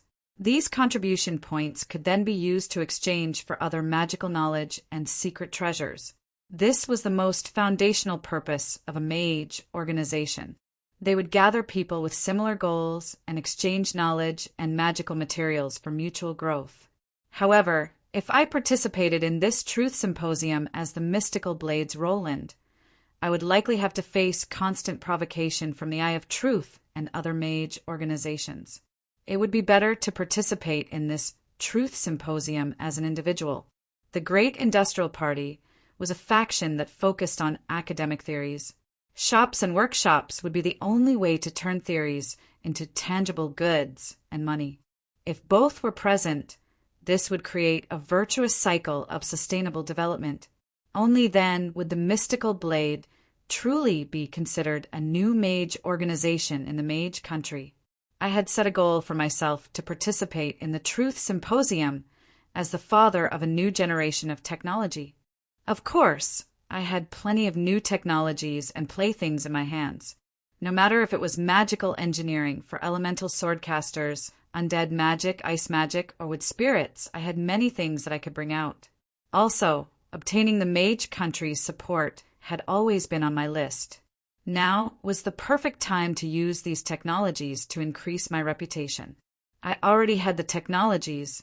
As for shops and workshops, I could also use Amelia's Thorn Garden. Crystal Street was also quite lively. However, since I had trusted the wrong person, what I needed to consider now was how to rebuild it, and also how to explain to Amelia why her garden and laboratory had been completely rebuilt. However, in order to reverse Amelia's past influence and have the Cloud Tower's various organizations recognize my great industrial party, and even give me the right to participate in the Truth Symposium, I would need to show a corresponding amount of power and results. From a certain standpoint, the Mystical Blade's small gift had helped me greatly. It allowed me to avoid the most troublesome step of accumulating power. Good morning, teacher. Your Excellency, the weather today is quite nice. Hello, would you be free to have lunch together? Senior, please go first. Along the way, there were countless people who took the initiative to greet me. Among them, there were many white-bearded old mages, and there were also many passionate and beautiful young female mages. Their humility and friendliness made the bastards following behind me feel incredulous. Brother Roland, could it be that you've been unpopular for so long that you finally couldn't bear the loneliness and decided to use that magical aphrodisiac from the advertisements? But that thing was clearly useless. Renee was rather hesitant, but she still asked in the end. Although some of her words made me feel rather displeased, and some of her words made me want to comment but not pursue the matter, I didn't say anything since this girl was one of the few who didn't have me go to the police station to take her away. Humph, this is the charm of a scholar. A little girl like you wouldn't understand. All right then, if I didn't count all her random abilities from a certain standpoint, this body of mine had quite a high charm stat. However, it was obviously impossible for my scholar's charm, which hadn't blossomed for a long time, to suddenly explode. The true secret was the mystical blade mage robe she was wearing. It was a dark blue mage robe. Although it wasn't particularly eye-catching, the tiger moth silk fabric embedded with star sand was the highest level material available. Of course, ordinary mages wouldn't be able to notice such small details. What they could notice was the unique style of the mage robe and the insignia on the robe's chest. All mystical blade mage robes were blue. However, this dark blue color was something only teachers could use. Still, that wasn't a big deal. After all, there were countless magic professors and lecturers in the Cloud Tower. The most important part was the 3 insignia on the robe's chest. The first insignia was a blue book with the number 443 on it. This represented that she was in the 443 batch of students after the Cloud Tower had unified the student registration system. Currently, all new students had insignia on their chests that were ranked in the top 600. That young police mage also seemed to have an insignia of around 600. This meant that to her, although I appeared young, I was actually a senior who had entered the Cloud Tower more than 200 years ago. As for the other 2 insignia, they were 2 similar winged crowns. The only difference was that the wings on the black crown were bone wings, while the crown on the white crown was covered in a layer of white ice. This was the highest honor of the mage country, the emblem of endless truth. However, these 2 insignia didn't have any meaning to them. They were the glorious proof of one's academic achievements. However, the small crown doubtlessly represented that one had reached the pinnacle of one's field of study. The black crown represented one's undead magic, while the white crown represented one's academic achievements in ice magic. The only requirement to participate in the Truth Symposium was to have such a small emblem. However, for mages who believed that knowledge was power, anyone who could obtain such an emblem would at least be a myth-rank mage, if not a semi-god. I was wearing such a seemingly ordinary mage robe, but in the eyes of all the mages passing by, I was an old monster who was at least 200 years old, pretending to be young. Not only that, I was also at the peak of 2 different types of magic. Perhaps I was even a truth overseer, so of course I would be polite. The reason why I was able to easily bail out these troublesome bastards was because of these insignia's effects. Apart from these insignia, there were also many other insignia that represented one's status and achievements. However, I didn't have any of them. The guy in front of me had more than 20 insignia on his chest, including 2 Dragon Slayer insignia. However, he seemed to be quite displeased. After all, these insignia weren't even allowed to be taken off, and it would be quite eye-catching to wear them on the streets. It was rumored that the mage country made such a rule in order to save time and reduce disputes. After all, there were far too many old monsters here.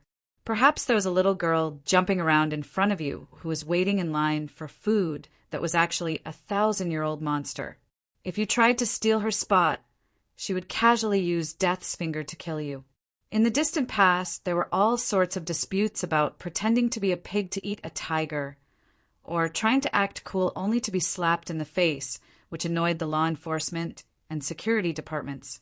However, ever since the mage country made this rule, anyone who saw an insignia on their chest would know whether or not they could afford to offend them, which greatly reduced the cost of public security.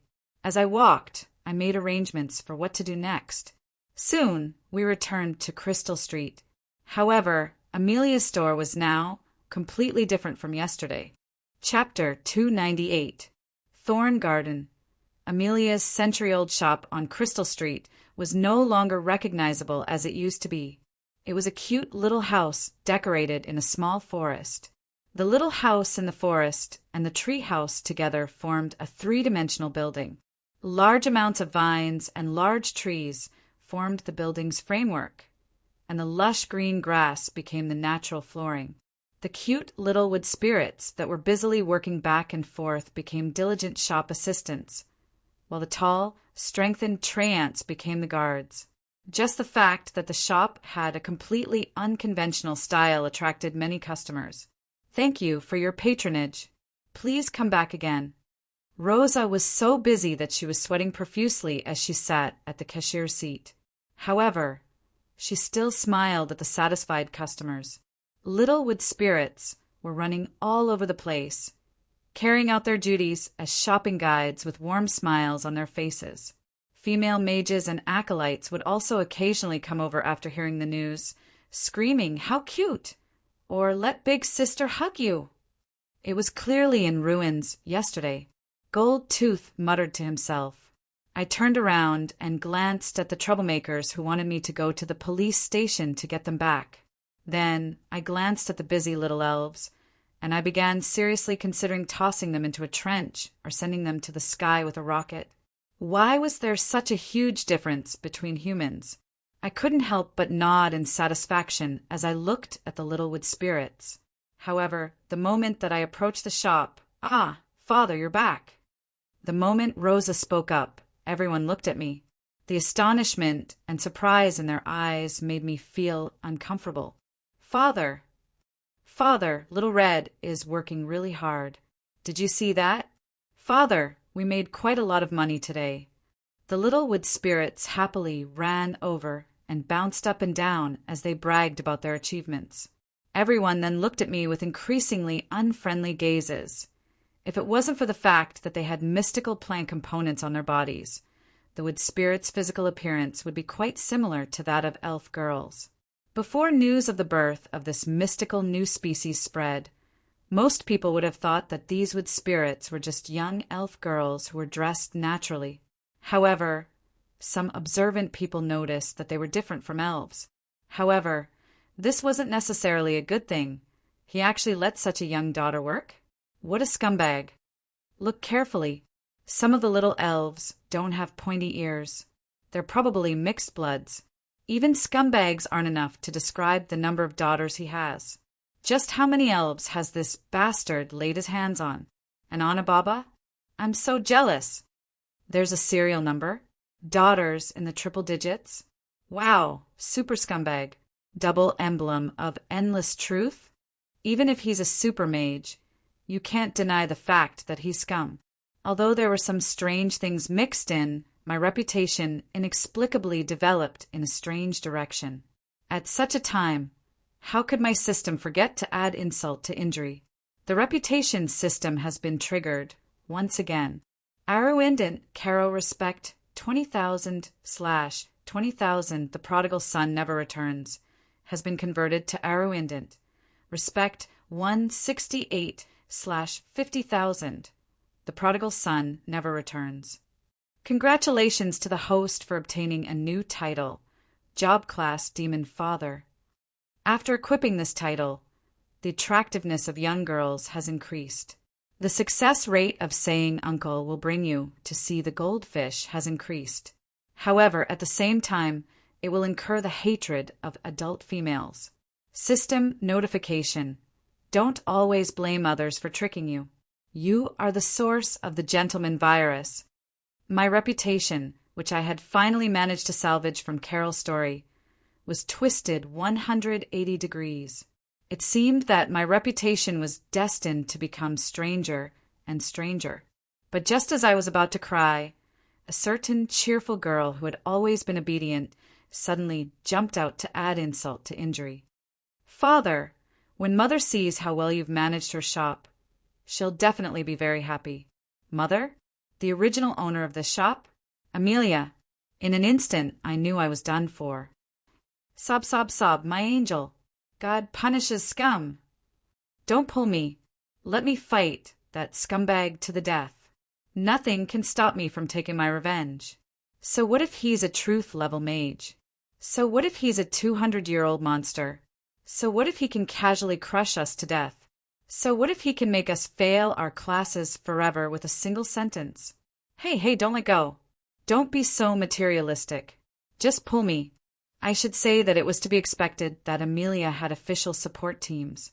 As an incredibly popular teacher, the angel Amelia's fake good reputation was probably even more famous than her poor management of the shop.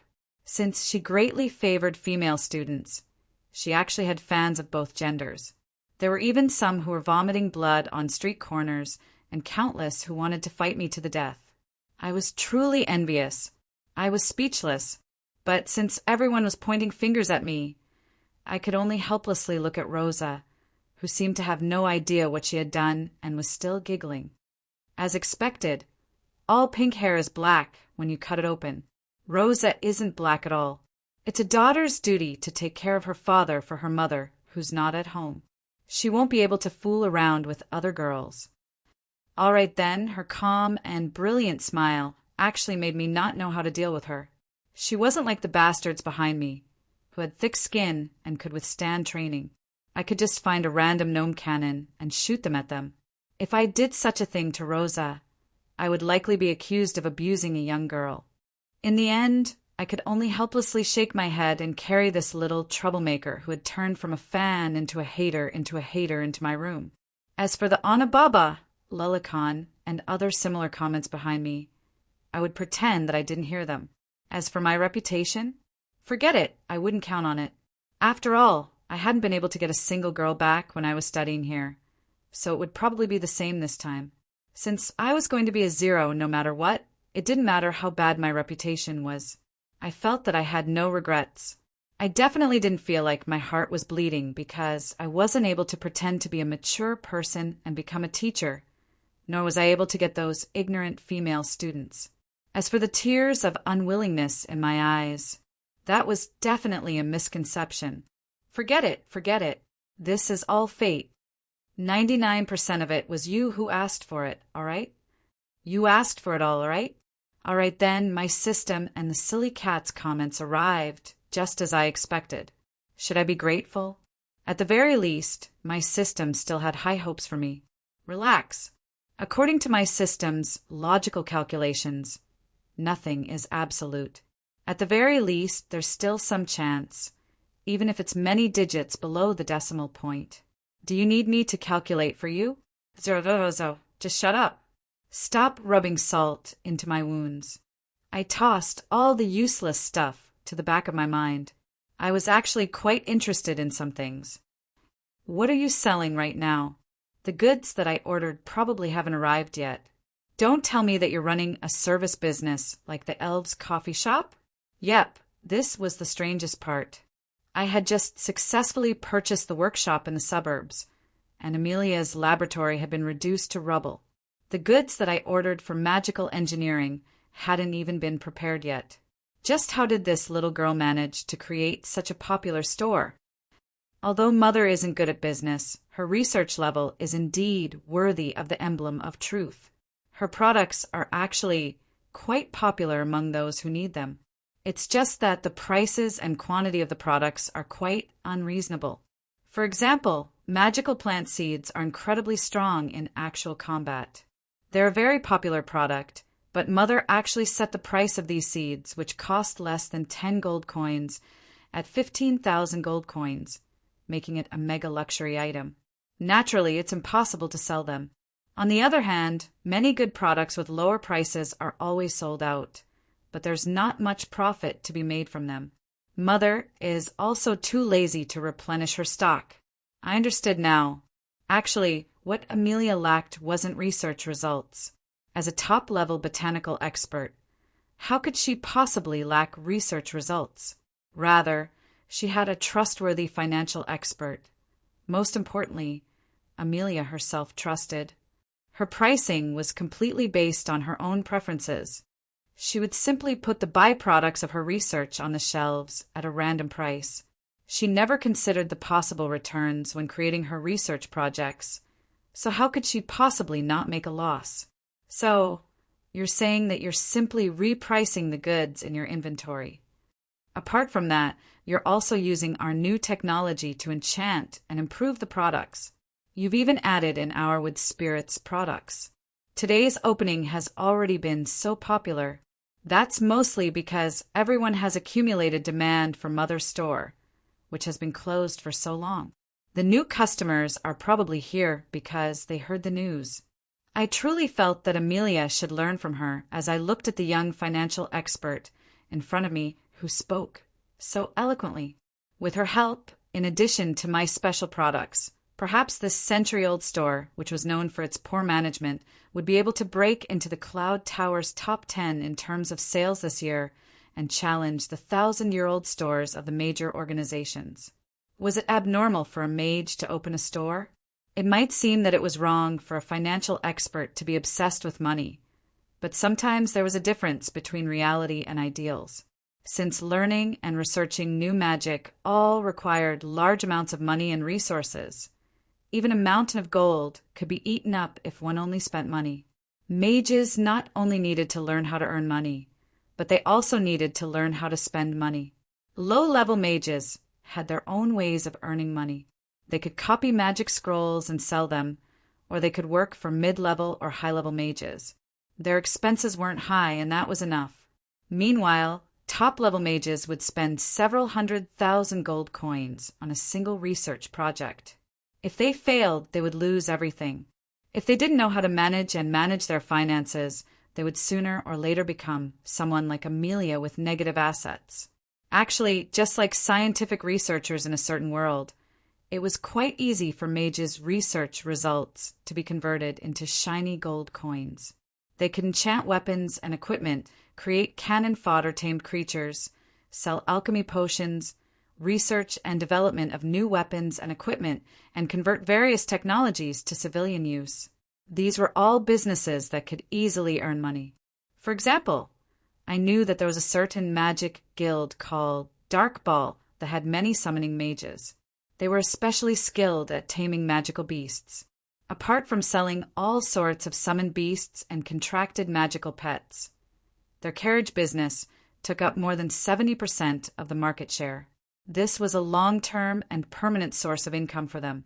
Mages who were skilled at enchantments would open enchantment shops. Alchemists wouldn't lack money, and they would be skilled at creating magical items and equipment.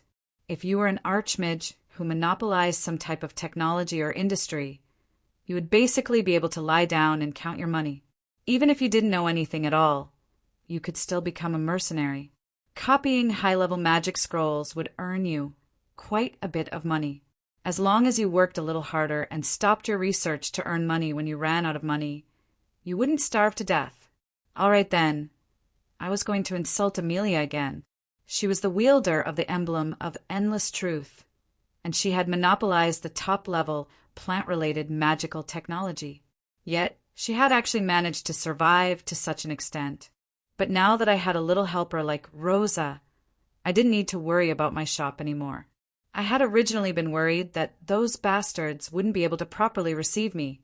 Now that I had nothing to worry about, I could focus my energy on product preparation, development, and so on. My goal had never been as simple as opening a shop to earn money. Chapter 299. Was the mage country really strong? The answer was obvious. Although the mage country was rated as a mega country, everyone knew that it wasn't a country at all.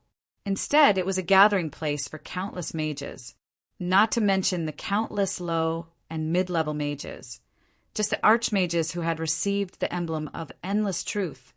If all these top-level mages were to act together, all right then, everyone knew that this was basically impossible. After all, every mage had their own needs, goals in life, and research topics. It would be unthinkable to have them work together like a country for the sake of a common goal. This was also why the mage country had remained firmly rooted in the mage country for so many years. They lacked the need to expand their territory. Expand territory and population? What a joke. There were only so many mages. A single city would be enough to accommodate 90% of the population. Who would use the land if you expanded? You'd even need to hire people to grow crops and maintain public order. Increase the number of mages in the country by increasing the population? No need. We never cared about so-called nationalities. nor did we need a so-called population. As long as anyone was willing to abandon the boring lives of mortals and choose the path of seeking knowledge, they would be our comrades. An eternally neutral country, Arleden. It wasn't that this country remained neutral. Instead, most of the mages in this country consciously chose to remain neutral as individuals. This neutrality didn't only include wars between countries, it also included the eternal holy war. They didn't have any good impressions of the order gods, but they also hated the chaos evil gods. It could be said that the order gods only believed in themselves and only pursued magic and the truth. They were the most likely third party in the holy war. Of course, since most mages were born human, it wouldn't be wrong for them to belong to the order faction. If they were asked to send troops to participate in the holy war, fine, they didn't have any troops. Mages who had things to worry about and were willing to participate in the holy war could do so by themselves. They're basically our natural allies. But just as I mentioned before, when the entire Truth Symposium was filled with academics who hated politics, forming an alliance was basically meaningless. An alliance that couldn't be carried out to the end was no different from a piece of scrap paper. Throughout history, there had been many ambitious schemers who wanted to borrow the mage country's great strength. However, they all failed. No matter how loud they shouted, there were still very few who responded. But if I had to say it, it was because their ideas were too old-fashioned. Common conspiracies such as forming alliances, inciting the populace, and colluding with those in power were completely meaningless against this country's abnormally disorderly organizational structure. Personally, I had some other opinions. Indeed, we couldn't ally with this country that was far too loosely organized. After all, even if we obtained the support of some of the truth overseers, those loosely organized mage organizations and individuals still wouldn't trust us. But if we thought about it from a different angle, we could easily bribe everyone. As long as we bribed enough mages, it would be the equivalent of having the entire mage country on our side. Sounds incredible. If there were too many of them, how could they be bribed individually? But it could actually be done. How do you make a neutral person suddenly become your staunch supporter? The answer was simple. Fill his wallet with your gold coins, or simply throw a valuable IOU into his hands, turning your two different interests into one. In that case, how could two different forces, or even two countries, come together? Actually, the answer wasn't that different. It would be fine as long as they shared the same interests. For example, they could use the same currency and the same language, and both sides would have zero tariffs. In many situations, their interests and standpoints wouldn't be separated, and they would naturally come together. In the history books of my previous world, many countries had used this exact method to merge two countries into one. There was also a certain emperor who used the same currency and dialects as the cornerstone of his unification. All right, now that I mentioned it, I had come up with a method. As long as I fulfilled two conditions, I would be able to bribe everyone. First, make everyone share the same interests as me. Second, make them my customers, friends, and even creditors. If I could accomplish these two conditions and make them feel like they would suffer losses if they didn't support me, they would naturally join me. Originally, I had helplessly given up on this plan after only thinking about it for a bit. After all, the amount of capital and financial resources required would be astronomical. However, a sudden incident recently made it possible for me to buy over all the mages in the mage country. Justice points. Our top-level goods can only be bought and sold using justice points. And this is only the beginning. Our final goal is to have everyone in the mage country use justice points as the most important currency. I was confident that with my many years of accumulation and the many factions behind me, my goods and treasury would be more than enough to make all the mages go crazy. However, this was only the beginning. According to my plan, there would be more and more shops using justice points as payment in the future. My most important goal would still be to have most people in the mage country recognize justice points as the most valuable form of currency and actively participate in earning justice points. This way, we would naturally have countless powerful contract heroes. If an astonishing number of mages were willing to fight for justice points, the entire mage country would gradually become our ally. Of course, in order to achieve this goal, there would still be countless steps and tricks, such as how to make justice points the official currency, how to have all the shops and mages use justice points, and how to make all the mage organizations sit back and watch this happen. However, I had the patience and confidence to take things slowly. Neutral. You'll soon discover that there's no such thing as neutral in this war. This time, I definitely won't repeat the same mistakes. The mage country in the game's history wasn't any weaker than the current mage country. However, when faced with the changes in the world and how many lives were lost, the mage country still chose to ignore the unfolding of this holy war and simply record everything as a bystander. They were as neutral as ever. No, neutral couldn't even be used to describe them. They were proud, slow, and cold. In the past, the mage country had been able to ignore the Yonia calamity and other similar catastrophes that swept across the entire land. This time, they would naturally be able to do the same. Even though they were fighting to the death in the outside world, they still chose to live their normal lives in the Cloud Tower, discussing the newest technological inventions and the terrible weather that was becoming colder and colder.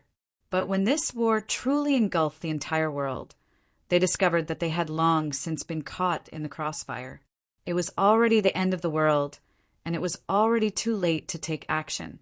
Actually, in the game's history, it wasn't that there weren't any observant mages who gave warnings. It wasn't that there weren't any surveillance battles from other planes that pointed out the abnormal movements of the creatures from other planes. However, the various mage organizations had long since come to the conclusion that this was just another war between species that would last for 200 or 300 years. It was enough to just ignore it. The arrogant mages finally got a taste of their own medicine. When Arachidant finally realized that something was wrong with the situation and truly ordered all the mages to mobilize, the entire land of Ike had already experienced countless battles. Countless powerful individuals from other planes had already arrived, and the River Styx was filled with the souls of the dead. Semi-god lords were raising wine cups filled with blood in the face of the apocalypse.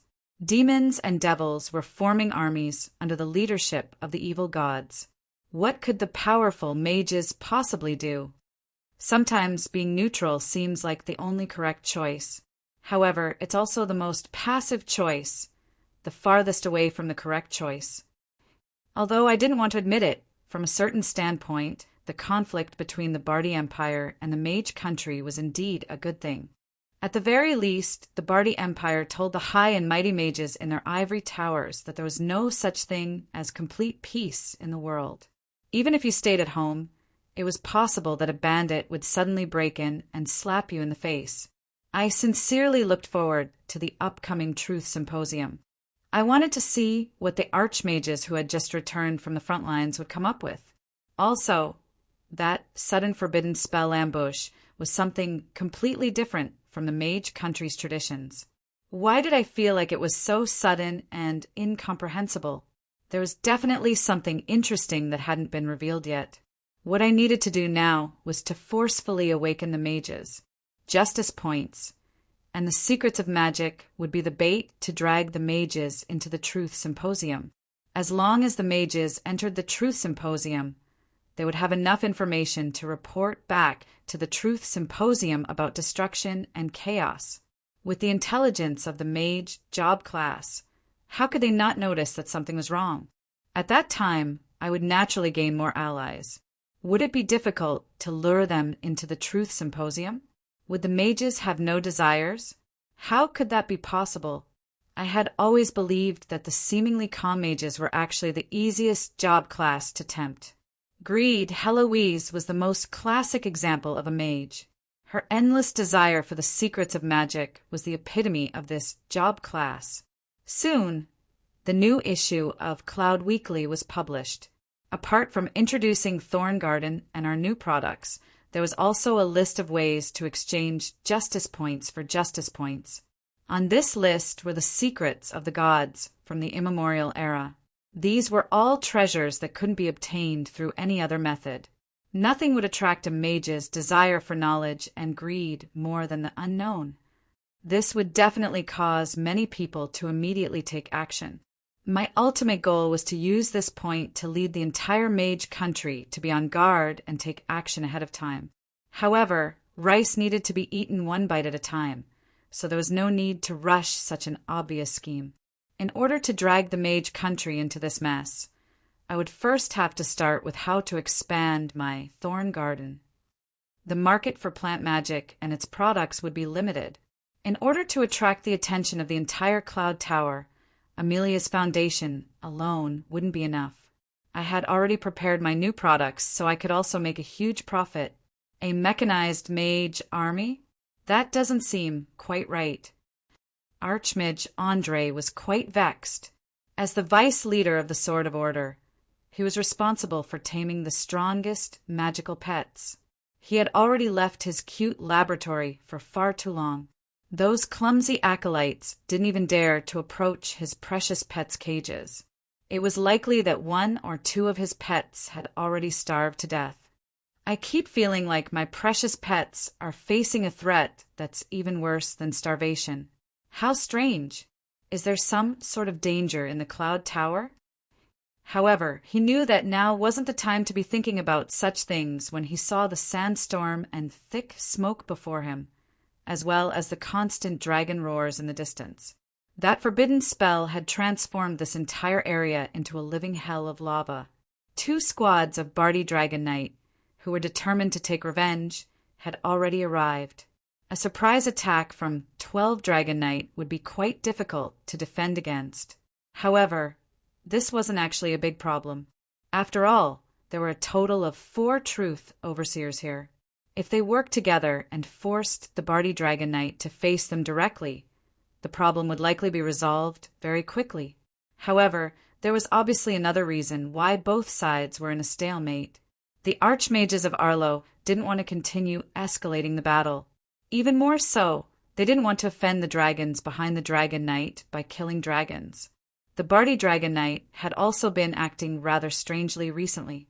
They continued to patrol and ambush the Bardi Empire, but they lacked offensive power. Their largest dragon breath attack was only a single dragon breath attack that lit up several buildings. As the Bardi Empire was determined to take revenge, this was obviously far too mild. It feels like they're being restrained by something. They don't intend to escalate the battle. I don't understand. But soon, he didn't need to worry anymore, as he received a letter from the Cloud Tower. Chapter 300. Asterisk boom. Boom. Boom. Asterisk on the streets of Arlo. The sound of explosions could be heard everywhere. Young mages rode on mechanical iron horses and chased each other, leaving behind a trail of chaos and black smoke. The steel wheels of the iron horses left numerous wheel tracks on the ancient streets. Young people cheered and laughed loudly as they enjoyed the passion of speed. Ladies' skirts fluttered in the wind as they cursed at each other. Black smoke rose up and blackened the police who heard the commotion. As for the angry roars behind their heads, there was no license plate number in this world for them to copy. Soon, as the knights' driving skills improved, new legends of speed were created. Riding on iron horses and chasing each other on the streets became the most fashionable form of entertainment for young mages.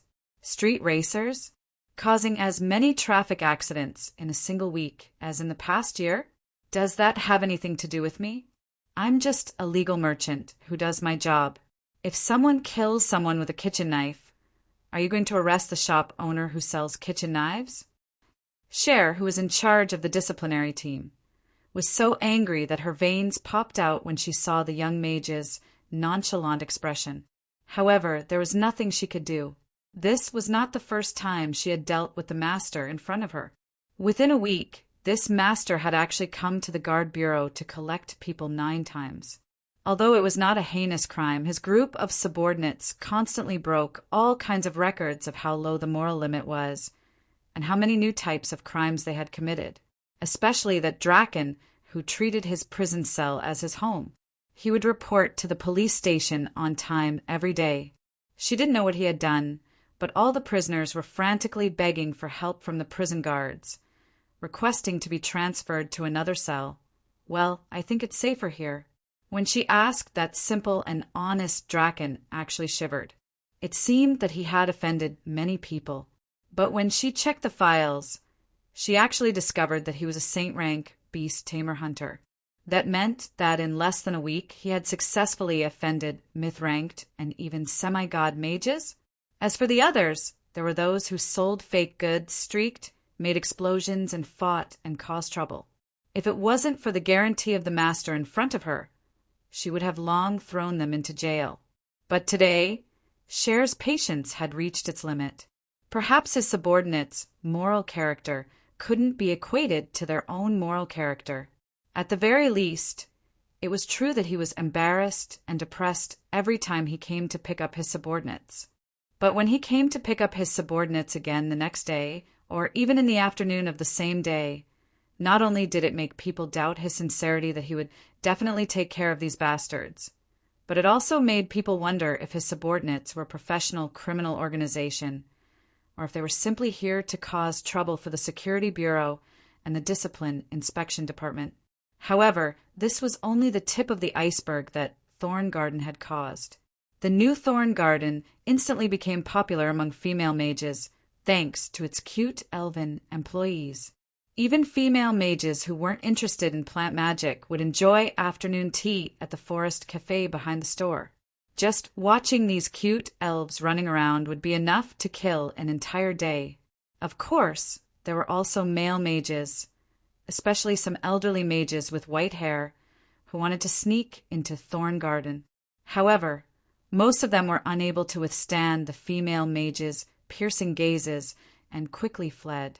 While the female mages and acolytes treated Thorn Garden as a vacation spot, the boys soon received their new toy.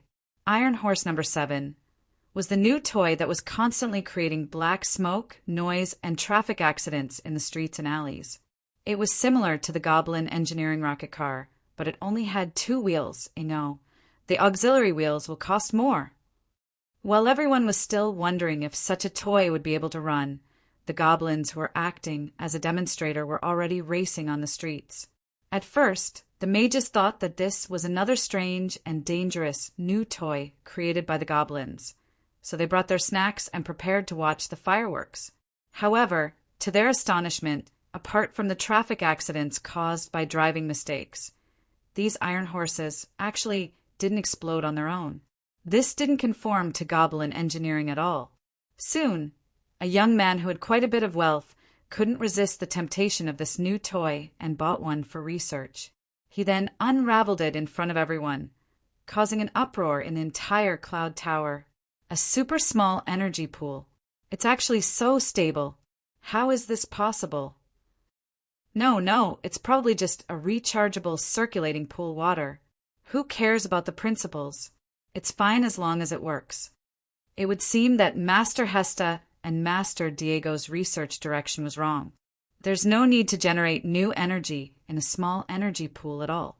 All it needs is to be able to store and recharge energy. Olivia's magic box was indeed a groundbreaking invention.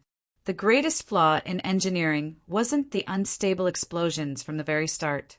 Rather, it was the lack of a stable and long-lasting energy source. Using a powerful magical creature's magic core as the energy source would not only be far too expensive, but once the magic core was used up, the magic core would become nothing more than a pile of scrap metal before a new energy source with similar stats could be obtained. But after I solved the problem of a stable energy source that could be mass-produced, metal mounts naturally came into being under my guidance and design. It was only to be expected that the mages would discover the crux of the problem so quickly. After all, just the research project of a small energy pool had 2 divine truths level mages competing against each other. However, it was obvious that they hadn't made much progress. After all, this technology had been wrong from the very start. Mages were no strangers to energy pools. Every mage tower would have their own large energy pool as backup mana reserves. The principles behind energy pools were different, and some could even draw energy from other dimensions. With the support of an energy pool, a high-level mage would be close to having unlimited mana in their own mage tower. It would be an understatement to say that their power level would increase by 3 times. Don't attack a mage's home. This was the most basic rule for any adventure. Anyone who dared to violate this rule would basically be dead by now. Mages had always been researching ultra-small portable energy pools in order to increase their combat strength when traveling. However, they had either researched on the soul, natural phenomena, or alchemy. However, it was obvious that none of them had ever thought that engineering, which had nothing to do with magic, would come to such a conclusion. Based on mages' current technology, even the smallest energy pool would be the size of a room. For a long period of time, any technology smaller than that would be considered impossible. After all, opening a stable exit to another dimension or drawing out a powerful energy life form would require quite a bit of space. From a certain standpoint, although mages were all scholars who pursued the truth, mages, scientists, and alchemists viewed things from a completely different perspective. There was no difference between mages and mages. Even the most basic magic of mages would go against the theoretical foundation of energy and matter conservation that engineers believe to be the foundational principles. Mages and mages would always walk 2 different paths. If one tried to compare them, it would be like comparing a chicken to a duck. Based on the principles of a large or medium-sized energy pool, mages would only consider how to obtain as much energy as possible in a small space and create a perpetual motion machine. They never considered that it would be enough to conserve energy and continuously recharge the energy pool. And when there was a problem with the direction of research and there was no corresponding theoretical foundation, obtaining results would be no different from winning the lottery. Research that had originally been thought to be impossible suddenly produced results. The top-level mage researchers' lifelong goal had been succeeded by the gnome's engineering. Now that the final product was right in front of everyone, even the calmest mage would be unable to accept it. Dismantle it. That's right, dismantle it.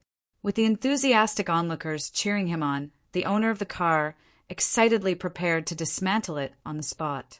However, he discovered that it was covered in numerous seals. There was even a safety seal on the seal, which required the user to inject a specific magical wave into it in order to dismantle it. Of course, such a small matter wouldn't be a problem for mages. And so, with the assistance of an archmage beside him, this small seal was forcefully dismantled. And then there was no then, asterisk boom. Asterisk, asterisk boom. Asterisk, actually this wasn't much. Mages were quite skilled at all sorts of magical traps. After using magic to dismantle the trap, a numeric keypad would pop up, and the user would have to enter a password consisting of 20 numbers within 10 seconds. Even knowing the password would require a high hand speed. For mages who weren't very skilled, this was obviously quite difficult. All right then, should I say that mages were already used to explosions during their research? Or perhaps Golden Tooth and the others still had some conscience. At the very least, this explosion didn't cause much damage to the energy pool. At the very least, no one died. But from a certain point of view, the mages were truly nouveau riche. When the news of the small energy source in the Iron Horse No. 7 spread, the expensive Iron Horse series was sold out in one afternoon, and then explosions could be heard throughout the entire city. Before the sun even rose, Thorn Garden's entrance was filled with black people waiting in line to shop. Of course, with top-level mages helping out, the gnomes' door locks wouldn't be able to stop them for long. It would only be a matter of time before such a technology would be dismantled. But this technology that was originally intended to be sold was also on the next list of products to be sold. When the mages were almost done dismantling it, it would be time for them to sell it for an astronomical price. Soon after, while the mages were busy with their research, they also tested out the armored motorcycles and discovered something else. So stable, So much more stable than horses. And so fast. From a certain standpoint, long-distance travel was definitely a tiring job for mages with weak constitutions. In their eyes, this new and interesting toy was far more comfortable and stable than horses. It wouldn't be a big deal if they only wanted to enjoy riding on it. We can actually cast spells while riding on them. Mages needed to be fully focused when casting spells. In fact, they would even enter a dazed state for a short period of time. It would be nearly impossible to cast spells while riding on a constantly jolting horse. However, the iron horse's stable movement on the streets attracted a lot of attention. Mages' greatest weakness was doubtlessly their slow and sluggish bodies. Once a mage got close to them, it would be incredibly difficult to increase the distance between them again and again. If they could cast spells while moving at high speed, their power levels would increase exponentially. But even for battle mages who specialized in combat, it would still be incredibly difficult to learn how to cast spells while moving. Their movement speed would also be incredibly slow. And if they cast spells while sitting on a horse carriage, the wooden wheels and bearings that had zero dampening ability would cause them to constantly move up and down. A single bump at a critical moment would result in a fatal spell backlash. Indeed, there was a type of mount that could allow people to cast spells while sitting on top of it, gigantic beasts like dragons. However, the difficulty of obtaining one was, for a time, it was viewed as impossible to cast spells while moving at high speed. However, it didn't seem that difficult to cast spells while sitting on an iron horse and riding on a sidecar. It was at that time that Thorngarden published the slogan, "Let those muscle heads forever eat our dust." As if to prove this slogan's meaning, magical swordsmen from the Northlands rode iron horse motorcycles on the streets. This perfectly displayed the motorcycle's excellent dampening ability, as well as the possibility of casting spells while moving at high speed. Only mages would understand the needs of mages. This seemingly inconspicuous toy could actually greatly increase a mage's survival rate in the wild. And so, the Iron Horse number 7 became a stepping stone for mages to enter the market. Young mages swiftly learned how to drive motorcycles and quickly discarded the useless auxiliary wheels.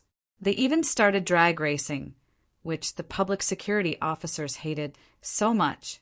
Meanwhile, the elderly mages spent money to hire drivers so that they could enjoy riding on the sidecar. For a time, have you bought one yet? "How many have you bought?" became a common greeting among mages. There was always a long line of people waiting in front of Thorngarden's entrance. But this was only the beginning. 2 days later, the number of people buying iron horses had become like fighting over each other. The daily quota of 100 iron horses would be sold out on the very first night. More importantly, Thorngarden released a new advertisement saying that all these iron horses could only be purchased with justice points 1 month later. Justice points? I've already heard the previous announcement. It doesn't seem that difficult to obtain, but how can I obtain so many in such a short period of time? Doesn't that mean that these iron horses will only be sold for 1 month? The Iron Knight that had already been purchased would flaunt on the streets, increasing the competition. In fact, archmages would even be willing to sell their most precious treasures just for a single iron horse. Although a certain black-hearted merchant didn't do something so evil as to raise the price of the iron horse, he made a tremendous profit just by selling the iron horse's iron horse. This method of selling seemed to be quite effective. If there was anything more suitable than good quality and low price or interesting and novel, it would probably be limited sales first come, first served, or limited sales for a limited time, out of print. Another reason for selling iron horses was the rapidly increasing number of street racing events. This caused Cher, who was the representative of the police department as well as the disciplinary department, to feel a deep hatred for her. I actually felt a headache as I looked at the angry, blue-haired girl in front of me. If possible, I didn't want to offend the government's public security department either. It should be mentioned that the Cloud Tower's public security department was divided into 2 departments. The first was the regular police department, which was responsible for law and order. The other was the internal disciplinary department, which was responsible for the various mage organizations. The former was responsible for both major and minor matters. But it was obvious that ordinary law enforcers wouldn't be able to control mages. The latter would use the name of the mage organizations to investigate and punish mages who crossed the line. Of course, since there were many overlapping responsibilities, the disciplinary department would be quite free whenever there weren't any mages in the organization they were in charge of. This was why many of the disciplinary department's mages would also work part-time in the police department. As for the mage organization I was looking at, not only was Cher Allen a law enforcer in the police department, she was also one of the high-level inspectors in the Mystical Blades disciplinary department. Her nicknames were Iron Girl and Iron Throat. Fine then, when the word iron was used on a lady, it was obvious that it wasn't a good word. At the very least, she was cold-faced and stubborn. But from a certain standpoint, this was the true portrayal of this overly serious female mage. Just from the fact that I had been constantly taking people away, I was beginning to understand that Cher was becoming more and more talkative. Her respect for me, because of my status as an archmage, had completely vanished. Every time she looked at me, I felt like she was looking at scum. And every time she watched me successfully take someone away, she seemed just like a hot-blooded police detective who would shout at the sly villain, "I'll definitely find evidence and send you to prison. Why did I mysteriously become the villain again?" Could it be that I really was the one who had been teleported to this world with a mocking face and a sinner? While I was still hesitating on what method I should use to trick this hot-blooded god detective into leaving, I heard sounds of arguing and explosions from the warehouse behind me. New trouble had arrived. Chapter 301. There was no such thing as a paradise without strife in this world, and there was no lack of idiots with no lower limit to their intelligence. Reality was often more surprising than fiction, because fiction had to pay attention to logic, but in reality, you would never be able to understand why someone could be so stupid/self-centered/immoral. The elderly mages all knew just how important the emblem of endless truth was. However, there were plenty of younger members of the royalty and major nobles among the new students. These new students could be said to be unbridled in their own territories. Not only that, when they were at the peak of their youth, they were discovered to have talent as mages. So they were sent to the Cloud Tower, where many geniuses gathered to learn magic. They were just like the main protagonists of China's legendary novels. How could they possibly be mistreated? Of course, this cruel world would soon teach them a lesson and let them know their own weight. But in the process, there would already be victims. If he was lucky, he would naturally mature one day. However, the prerequisite was that he did not directly offend someone he could not afford to offend. Emblem of endless truth? Academic medal? What is that, Roland? Never heard of it. He's just a scholar-type mage who spends all his time in the lab. Yet he dares not sell us our goods. My father/master/uncle is XXX. This was probably the thinking of those fools who came to the door. They often treated people politely at the beginning, but when they found that the other party did not give in, they began to throw money at them. When they found that the money was useless, they began to shout fiercely, and in the end, they would fly into a rage and threaten. This was undoubtedly the domineering style of the feudal tyrants. After that, Jan would swing her Dragon Slayer blade and teach them what it meant to be a mage's nemesis, an underground elf with full magic resistance. The Grey Elves' magic resistance was indeed not as good as the Dark Elves' era, but when faced against a bunch of rookies who had not even mastered two-circle magic, there was actually no difference. Of course, the young masters who were beaten to a pulp wouldn't give up so easily. What followed was all sorts of revenge and small troubles. In the past few days, we had actually met with 4 arsonists. This was also one of the reasons why the law enforcers behind me were eyeing me covetously. Not only did we break the record for causing trouble, we also broke the record for being reported to the police. especially the few times when we were called to the police at 1 or 2 in the morning. It made the police and mages very annoyed. Who is it this time? All right, judging from her explosive tone, it seemed like this female inspector had entered menopause in advance. 2 more, and we'll lose our public security award. It seemed like there was a more realistic reason. Great-grandson of Archmage Andre, the Sword of Order's vice guild leader? This is going to be troublesome. But soon, her subordinate's report caused her to furrow her eyebrows. No matter what, the current Truth Overseer would definitely be difficult to deal with. Even if he wasn't currently in the Cloud Tower, the Sword of Order and Mystical Blade had a bad relationship to begin with. Back when the Mystical Blade and Sword of Order were named, they had been competing against each other. If she didn't handle this matter properly, it would be bad if it caused a conflict between the two mage organizations. Even though she had the moral bottom line of an enforcer, she knew that some things would be difficult to do. Her identity as a disciplinary inspector would be useful to the Mystical Blade's internal members. Even small and medium-sized mage organizations would pay for her, but the other mega-sized mage organizations wouldn't recognize her. And with just the power of the Mystical Blade's guards, it would be impossible for the mages to pay for her. Let me go. Do you know who I am? My granduncle is Adri. Even though Adri was tied up tightly, he still acted quite arrogantly despite having the appearance of a little monkey tied up. Apart from his arsonist accomplices, he was also tied up with various types of fuel and gunpowder. And most of his accomplices were second-generation noobs who didn't know how high the heavens were. Truth Overseers had quite a bit of reputation. Normally speaking, in such a situation, the Truth Overseer's elders would be notified to strictly discipline the Truth Overseer. However, this Truth Overseer was a mage with 2 Truth Overseers. It would be difficult to say if the Truth Overseer would let this matter rest.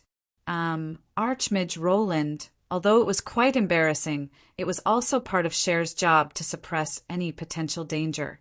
She still wanted to say something. However, the Truth Overseer, who kept helplessly lowering his head and apologizing, didn't even respond to her. Instead, he had a cold expression as he spoke with his head lowered. Yawen, Little Red 232, you're both injured? The dark-skinned elf shook her head, indicating that she was fine. However, there was a putrid smell coming from the knife wound on her arm. It was evident that the wound had been poisoned to such a degree just after being injured. However, judging from the healing effects of divine arts, it shouldn't be a big problem. Father, my hair's all burnt. The little wood spirit jumped over to complain, but Roland only gently patted her head. Even Cher was quite annoyed when she saw the dejected little girl with a missing piece of her hair. Are there any losses? We discovered it in time, and the fire was quickly put out. The warehouse wasn't damaged at all, and Jan was the most heavily injured of all of us. The place where the fire started was the kitchen, and the chefs we hired didn't have time to escape, considering that they were going to open a restaurant. Thorngarden had hired several local chefs. It would seem that the chefs were only ordinary people who didn't manage to escape. Perhaps these second-generation noobs had even tried to kill them in order to silence them. According to Arladin's laws, what's the punishment for intentionally setting a fire that causes someone's death? Cher paused in surprise for a moment as she looked at Roland. Only then did she realize that she was a law enforcer. However, her usual smiling expression now had a rare hint of seriousness. According to Arladin's laws, the punishment should be hanging, but Roland's bright eyes suddenly dimmed. The next instant, they seemed like black holes that could devour everything. There was no anger, no hatred, just like an emotionless machine. Cher felt a chill down her spine when she was stared at by such a pair of eyes. She was no longer able to beg for mercy. Suddenly, she recalled that she had previously investigated Roland's background. However, her direct superior, who was viewed as a senile old artifact by all her colleagues, suddenly had a serious expression on his face as he warned her. There are some people and some things that are better off not knowing. If you want to survive, there are some lines that you absolutely shouldn't cross. To be honest, Cher was quite disappointed when she heard her former superior say such a thing. Roland only had 2 academic emblems on his chest, and he didn't have any other emblems of merit. He was so cowardly for acting so submissively to an ordinary law enforcer mage like her. Cher felt more and more that the higher-ups of the Cloud Tower weren't as simple as she thought.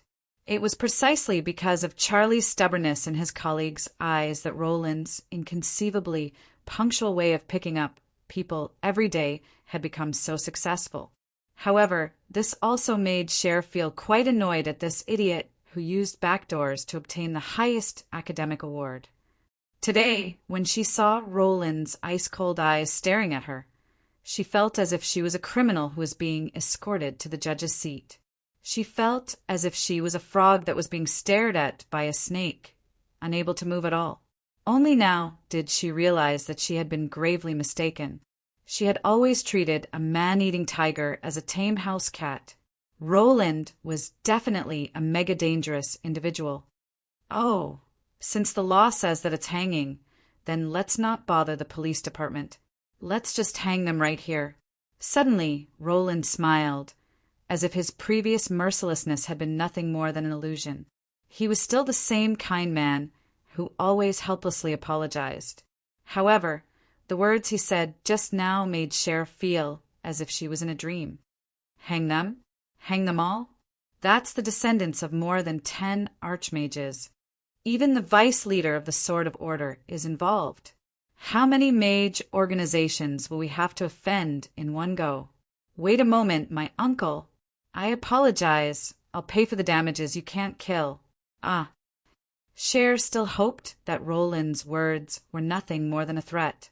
But soon, she discovered that Roland's words weren't just empty threats. His subordinates all took out lassos and tied them around the necks of the arsonists, dragging them out just like that.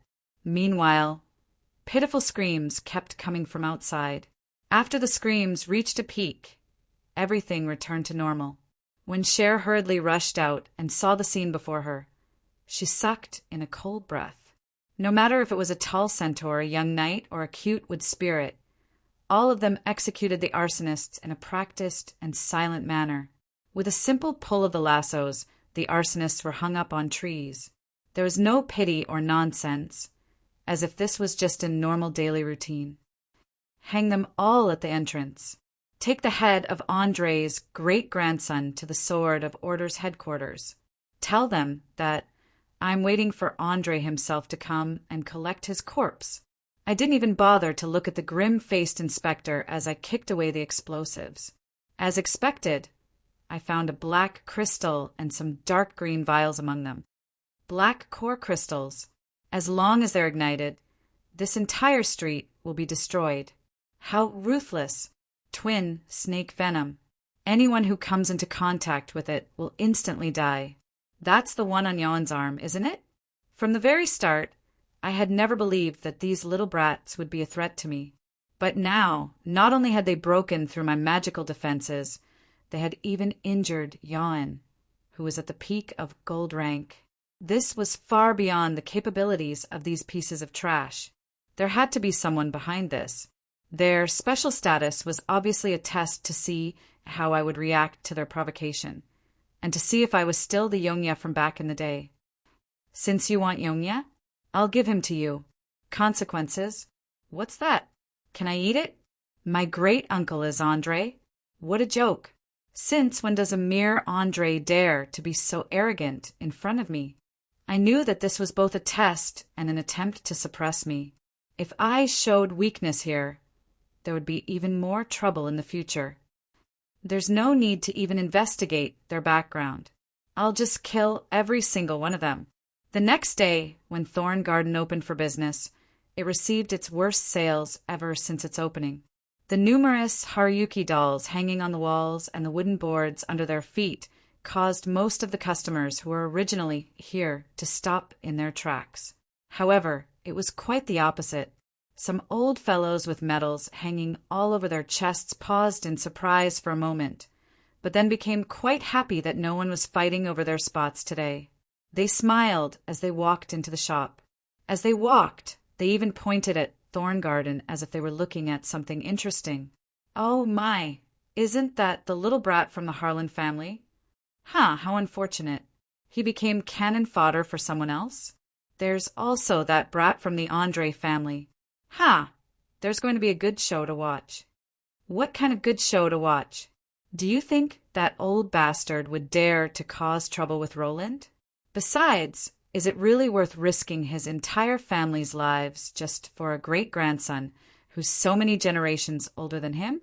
At most, he'll just yell a few words of courtesy." When Cher returned to the police station in a daze, she discovered that she had actually watched as a lynching took place. When she finally calmed down and prepared to gather more people to prevent even more trouble from occurring, old Charlie stopped her. "Don't worry about it. We can't do anything with our measly strength. If he gets angry, nobody will be able to stop him." Cher was unable to remain silent this time as she recalled Roland's icy gaze. She instinctively felt that old Charlie was correct. As long as Roland wished for it, he would probably do anything. It was likely that nobody in the entire Cloud Tower would be able to stop him. Cher could faintly sense that Roland, who always had a cheeky smile on his face, had a ruler in his heart. As long as someone didn't cross his bottom line, he would be able to thicken his skin and smile as he led those troublemaking bastards around. But if anyone crossed that line, he would unhesitatingly kill them, even if they were the emperor of an entire country. Just who is he? Why are you all so afraid of him? Cher had asked this question many times already. By now, Cher was no longer satisfied with her previous perfunctory answers. If old Charlie was already giving her perfunctory answers, she was even intending to go to the Mystical Blades headquarters and ask the various guild leaders. Many inquiring gazes landed on old Charlie, but he still remained silent. After a while, he took out his smoking pipe, lit it, and took a deep puff. "He's probably the most dangerous mage in the entire Cloud Tower. No, it's not wrong to say that he's the most dangerous mage in the entire world. It's not convenient for me to tell you, but you can go home and ask anyone over 100 years old. They should all know that you can't afford to provoke that man." Archmage Andre, who just returned to the Cloud Tower, angrily ran over to Thorngarden. This sudden news caused the police station to be in an uproar once again. This time, old Charlie didn't stop Andre. When the police hurriedly arrived, they saw an inconceivable scene. The semi-god Archmage Andre was actually being berated by a young mage in front of Thorngarden's main entrance. Andre couldn't help but lower his head and apologize. As for Roland himself, this was only the beginning of today's biggest trouble. Berating a junior that he was friends with in the past for casually stepping into a trap was nothing much. However, Roland himself, who was at the very bottom of the rankings and had failed countless subjects, was actually going to become a teacher? This was the most troublesome part. Chapter 302. The Talon Tower was one of the lower levels of the mega magic organization, the Mystical Blade. Their standards for selecting students were quite high. Ordinary magic academies only required students to be at least 20 years old to be a one-circle mage. However, the Talon Tower required students to be at least 18 years old to be a two-circle mage. Although it didn't seem like much of a difference, only 2 years less and one circle earlier, it just so happened that those 2 years were the golden period for growth. Even without those 2 years, one would still need to be a one-circle mage, and that was the boundary between the iron rank and the bronze rank. The difference would be like the difference between heaven and earth. It could be said that any student who reached the Talon Tower standards would still be considered a top student in any other magic academy's second or third year. Even with such high standards, the number of students applying each year would still far exceed the number of students accepted. The Talon Tower could only select the best over the best, and those who managed to enter would be far above the standard. They would either be geniuses or monstrous geniuses. Of course, the greater the investment, the greater the benefits. The The Talon Tower standards were set high, and it was able to attract so many people to join of their own volition. Naturally, the Talon Tower had an advantage over other magic academies. There was no need to mention the teachers, equipment, library, and so on. The Talon Tower's standards weren't that different from other magic academies. However, the Talon Tower's greatest advantage over other magic academies was that not only would archmages occasionally come to pick apprentices, top-level mages from the Mystical Blade would also come to teach at regular intervals. The top-level mages with the emblem of Endless Truth's Talon Tower would teach at regular intervals, and the students would have to show their true abilities. Not just the students, even the Academy's teachers would try their best to find an opportunity to attend the Talon Tower's classes. For the students, this was an extra reward for the excellent. That was why only students who were above average in all aspects could attend the Talon Tower's classes with the teacher's permission. That was also why the Talon Tower Magic Academy's monthly classes were no different from a festival. If the teacher's class was good, there would likely be discussions about it all the way until the next class. Of course, due to the fact that the average quality of the teacher was extremely high, the quality of the teaching would not be bad. However, the problem was that some masters found it troublesome and would directly throw out their latest research results and harp on it. Perhaps they would gain something from their own summary, and a very small number of geniuses would also benefit greatly from it. However, for 99% of the rookies, they would definitely not understand. That was why the quality of the class and how much the audience would learn wouldn't depend on the teacher's skill level or the audience's skill level. The difference would be too great. Rather, it depended on whether the teacher had prepared the class for the audience to understand. To me, this was a problem that was neither too big nor too small. The Mystical Blade's internal rules were quite loose to begin with, and there were quite a few top-level mages as well. It was likely that I wouldn't be able to receive a lecture from them in just a few short years. It was likely that a certain kind-hearted person was acting up out of kindness, giving me a chance to promote myself and speed up my integration with the Mystical Blade. This is indeed a good thing. But the problem is that I don't know what to say. Although I was indeed a rare recipient of 2 emblems of truth, and based on my past history, this honor was well deserved, there was really nothing much to say about it. Talk about frost magic? According to the traditional research method of increasing my power level by level, I could only be considered a 3rd circle mage, bronze peak. Most of them were more like magical beasts with natural talent magic. They would naturally grow through instinct and actual combat. Of course, I could explain the foundational magic that I obtained from the Snowy Mountain, but the problem was that ordinary humans would never be able to learn it even if they understood it. It would be a waste of time to explain it. What about the high-level research results of ice and snow magic? My own original research results? No matter if it was Frigid Winter Earth or Ice Aeon, although they were both top-ranked magical masterpieces in the past century, they were obviously beyond the comprehension of mortals. I didn't intend to give others the chance to analyze my trump cards. As for undead magic, it wasn't that I couldn't teach them, and I was willing to teach them. But the problem was that undead magic would forever be gray in nature. Even the Sword of Order wouldn't teach such forbidden magic in public. And if I insisted on teaching these novices how to dissect corpses or how to create abominations, it was likely that everyone would look at me in a strange way. This is the problem of not being a professional. I clearly have a lot of knowledge, but it's so difficult to tell them. But after thinking about it for a while, I came to a decision. Since regular lectures are meaningless, then let's talk about something unconventional. Perfect timing. It's about time I tossed out a lot of words. From the outside, Talon Tower's lecture hall didn't seem large. But when I walked in, I discovered that it was a large area that had been expanded by spatial magic. This was a gigantic auditorium that could hold 500 to 600 people. Magical lights at the top of the auditorium illuminated the beautiful marble tiles, making the auditorium seem even more extravagant. The stair seats were already filled with people. Just like usual, 10 minutes before the lecture began, the auditorium was already filled with spectators.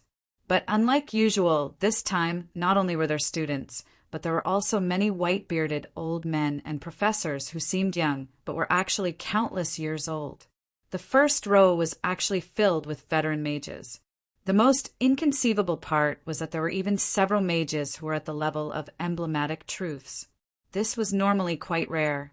After all, even if these old mages were able to obtain the right to listen to my lecture, they were already top-level experts in their own research fields.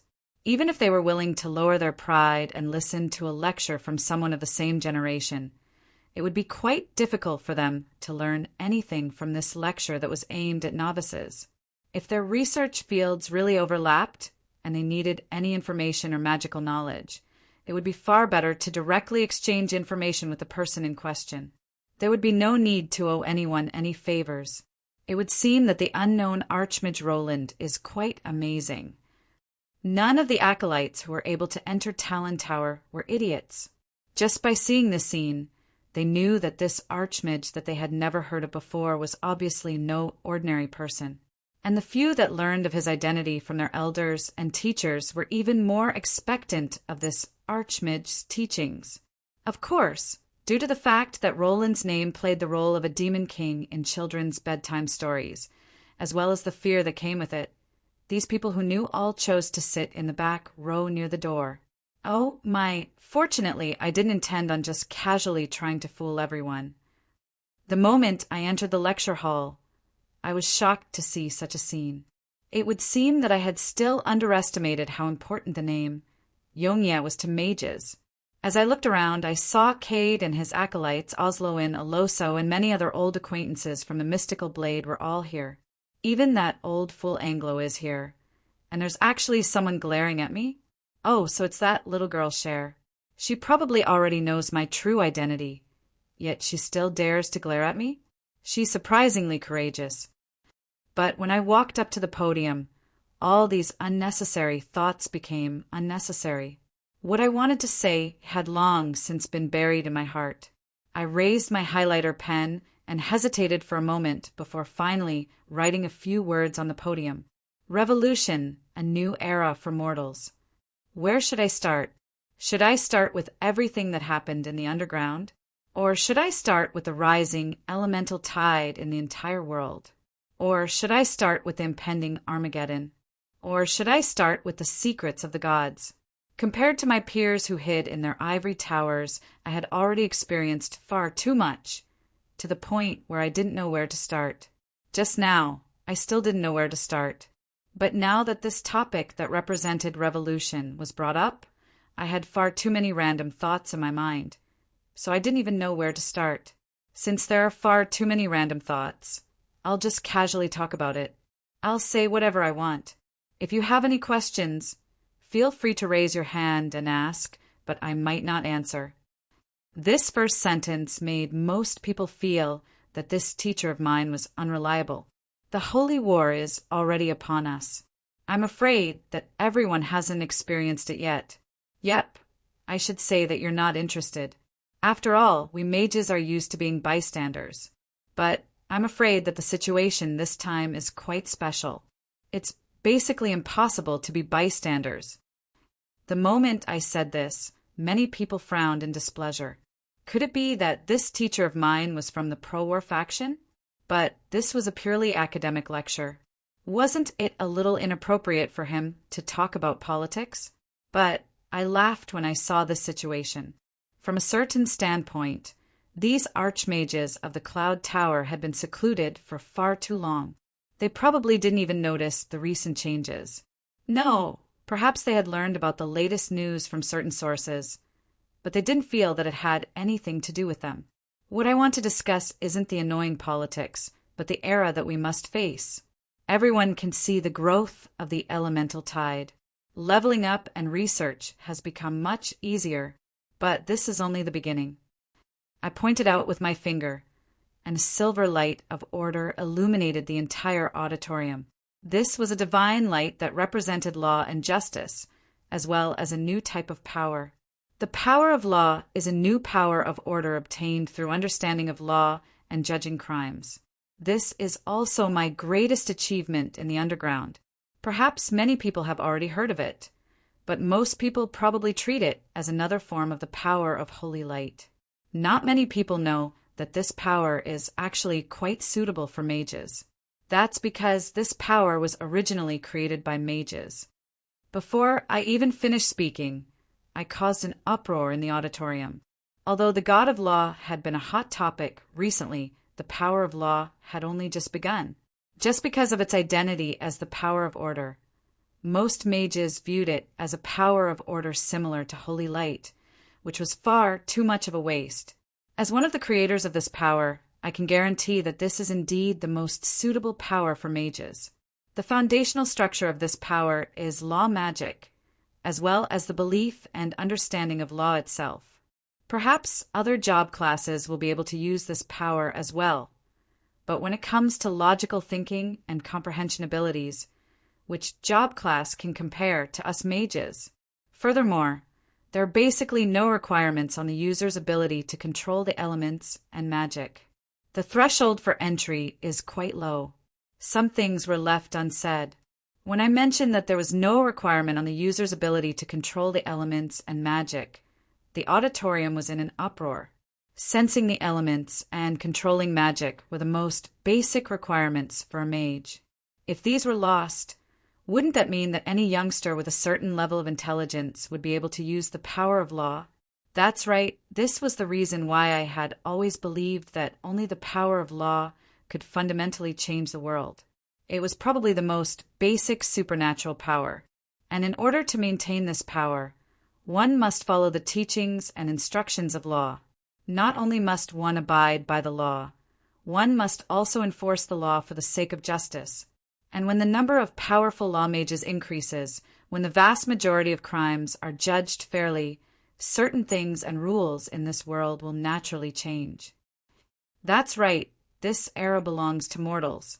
As the God of Law leveled up and countless law job classes worked hard, more and more law incantations were invented. I believed that it wouldn't be long before law incantators, the advanced job class for mages, became the third foundational job class after Justice Knight and Judge. And at that time, becoming a mage wouldn't be as difficult as it was now. Mages would definitely be able to step down from their divine pedestals.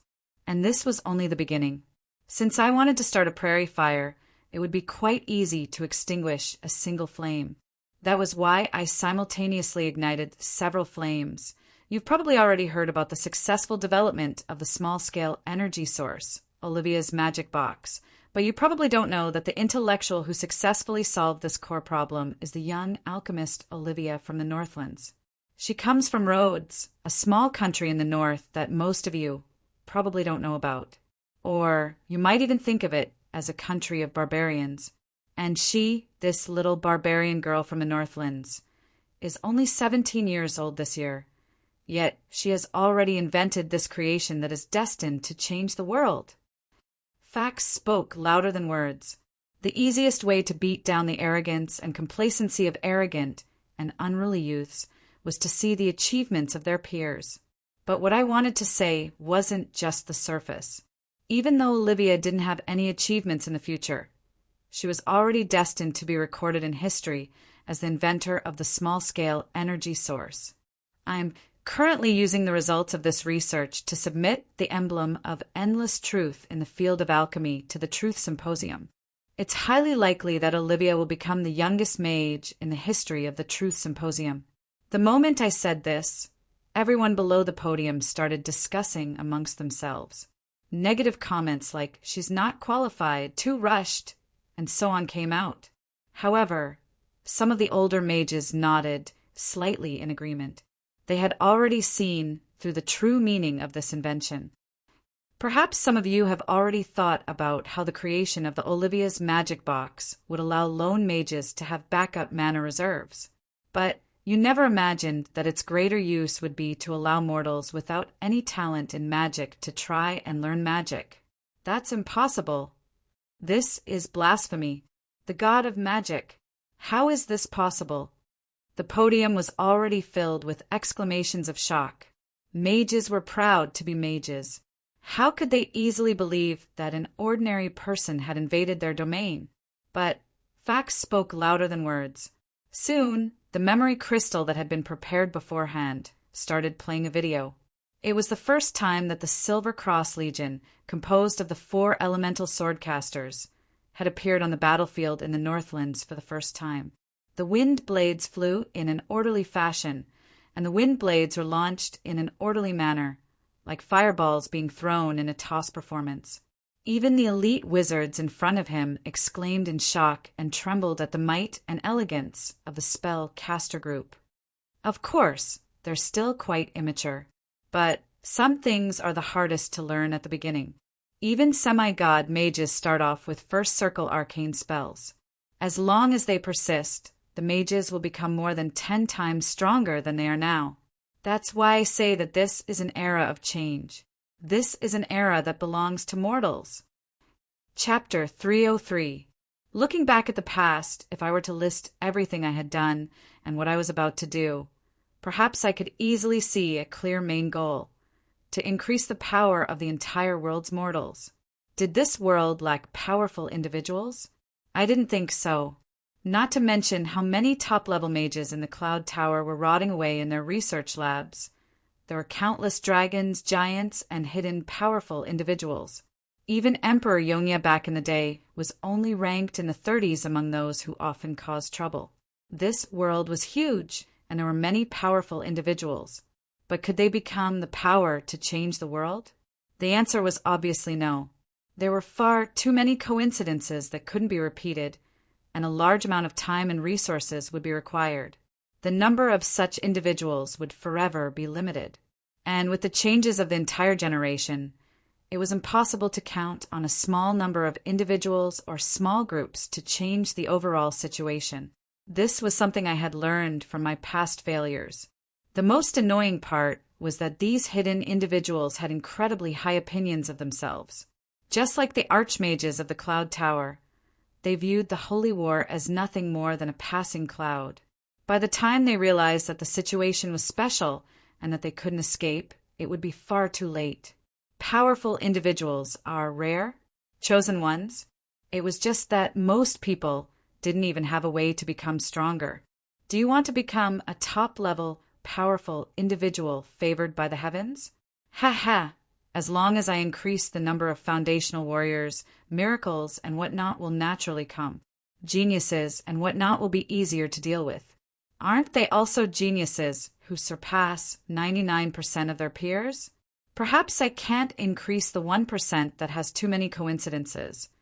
But as long as I increase the 99%, that means that the number of foundational warriors will increase by 10 times and geniuses and whatnot will naturally increase exponentially. If this world that was destined to face countless fatal trials was a lone boat before a storm, then, before the raging waves of the future arrived, the most fundamental ballast stone was to desperately strengthen the weight of the boat. That was the foundation to withstand the storm. I would increase the power level of the majority of ordinary people in this world, and then use my authority behind the scenes, law, and justice points to guide them. This would reduce internal conflicts as much as possible and increase the world's ability to resist the storm. This was my choice. The appearance of the power of law and the 4 elemental swordcasters and magic archers, brought about by Olivia's magic box, gave ordinary people the possibility of reaching the peak. However, this was only the beginning. Beneath the half-joking name of the Great Industrial Party was a tremendous ambition to change the entire world. I took a deep breath. What I was about to say next was the most important point of my speech. The small energy pool, Olivia's magic box, has far more uses than that. Its greatest beneficiary is definitely not spellcasters. Perhaps some of you have already tried Iron Horse, haven't you? What do you think? How about the war horses? Ignoring the commotion below the stage, the conclusion had probably appeared long ago. War horses are very expensive. Their breed and bloodline are both big problems. Furthermore, the nurturing period is very long, and they also need a complete set of equipment. It could be said that a fully armored warhorse was equivalent to half a knight's life. Not to mention, war horses required the highest quality of food and fodder, which was why the lords of various regions were willing to risk their lives in order to maintain a sufficient number of knights. And these iron horses, some of the nobles in the audience had already guessed what I was going to say. It's cheap, really cheap. Compared to war horses, the cost was not high. It only required some engineering materials and did not require any special magic materials. It could be easily mass-produced. In terms of performance, even with the current technology, before the energy was used up, it was still better than a war horse with a full body armor. The body of the iron horse can also be stacked with armor. Its defensive capabilities are even stronger than a physical body. I closed my eyes, but I felt as if I had already traveled through the river of time. On the battlefield of the future, these Iron Knight wielded lances and dwarven muskets as they attacked the invaders at lightning speed. And they were only a part of this iron army. This is only the beginning.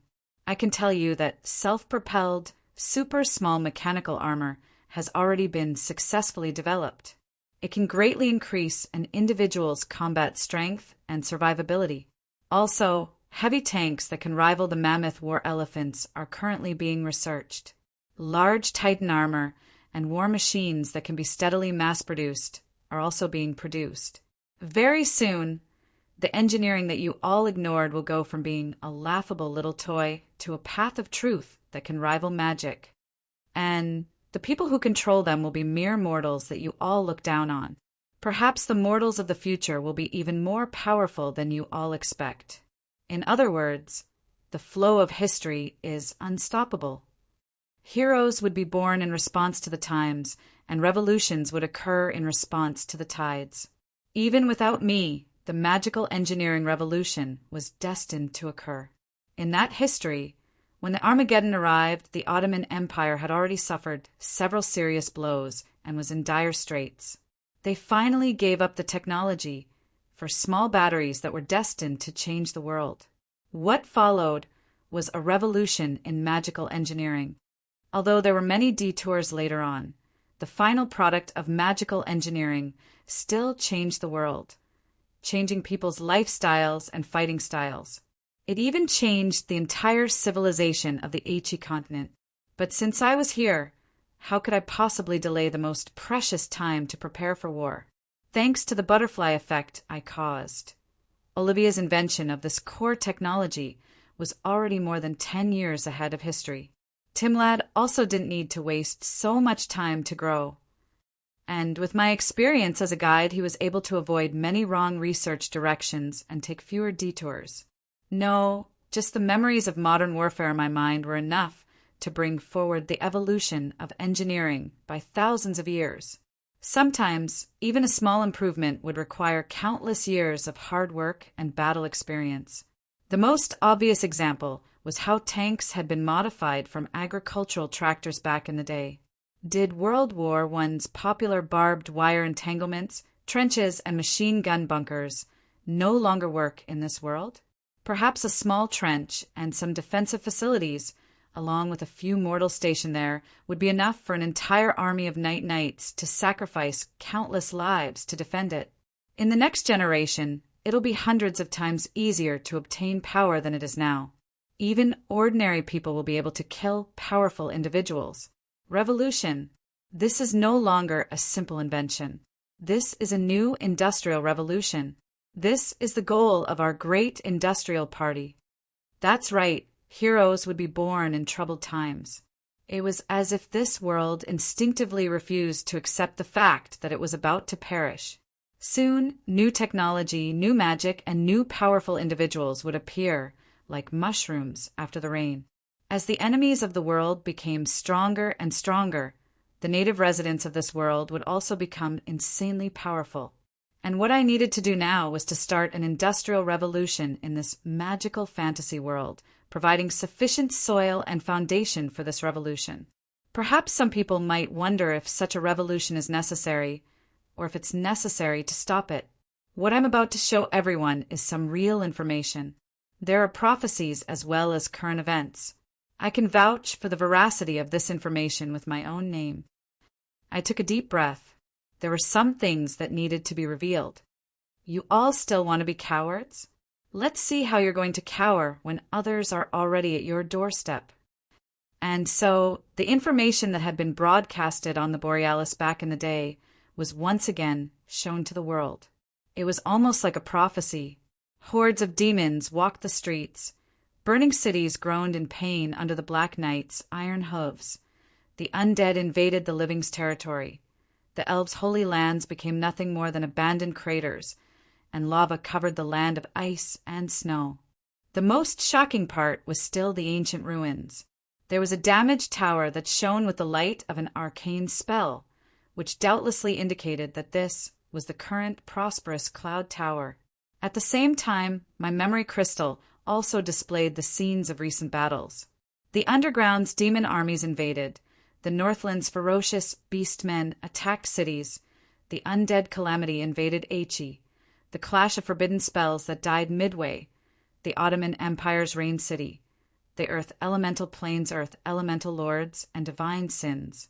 Every single battle was difficult to deal with, and every single battle was fought to the very last moment. While the entire world was quietly changing and epic battles were constantly happening in the outside world, the mages in the clouds were still living in their own world.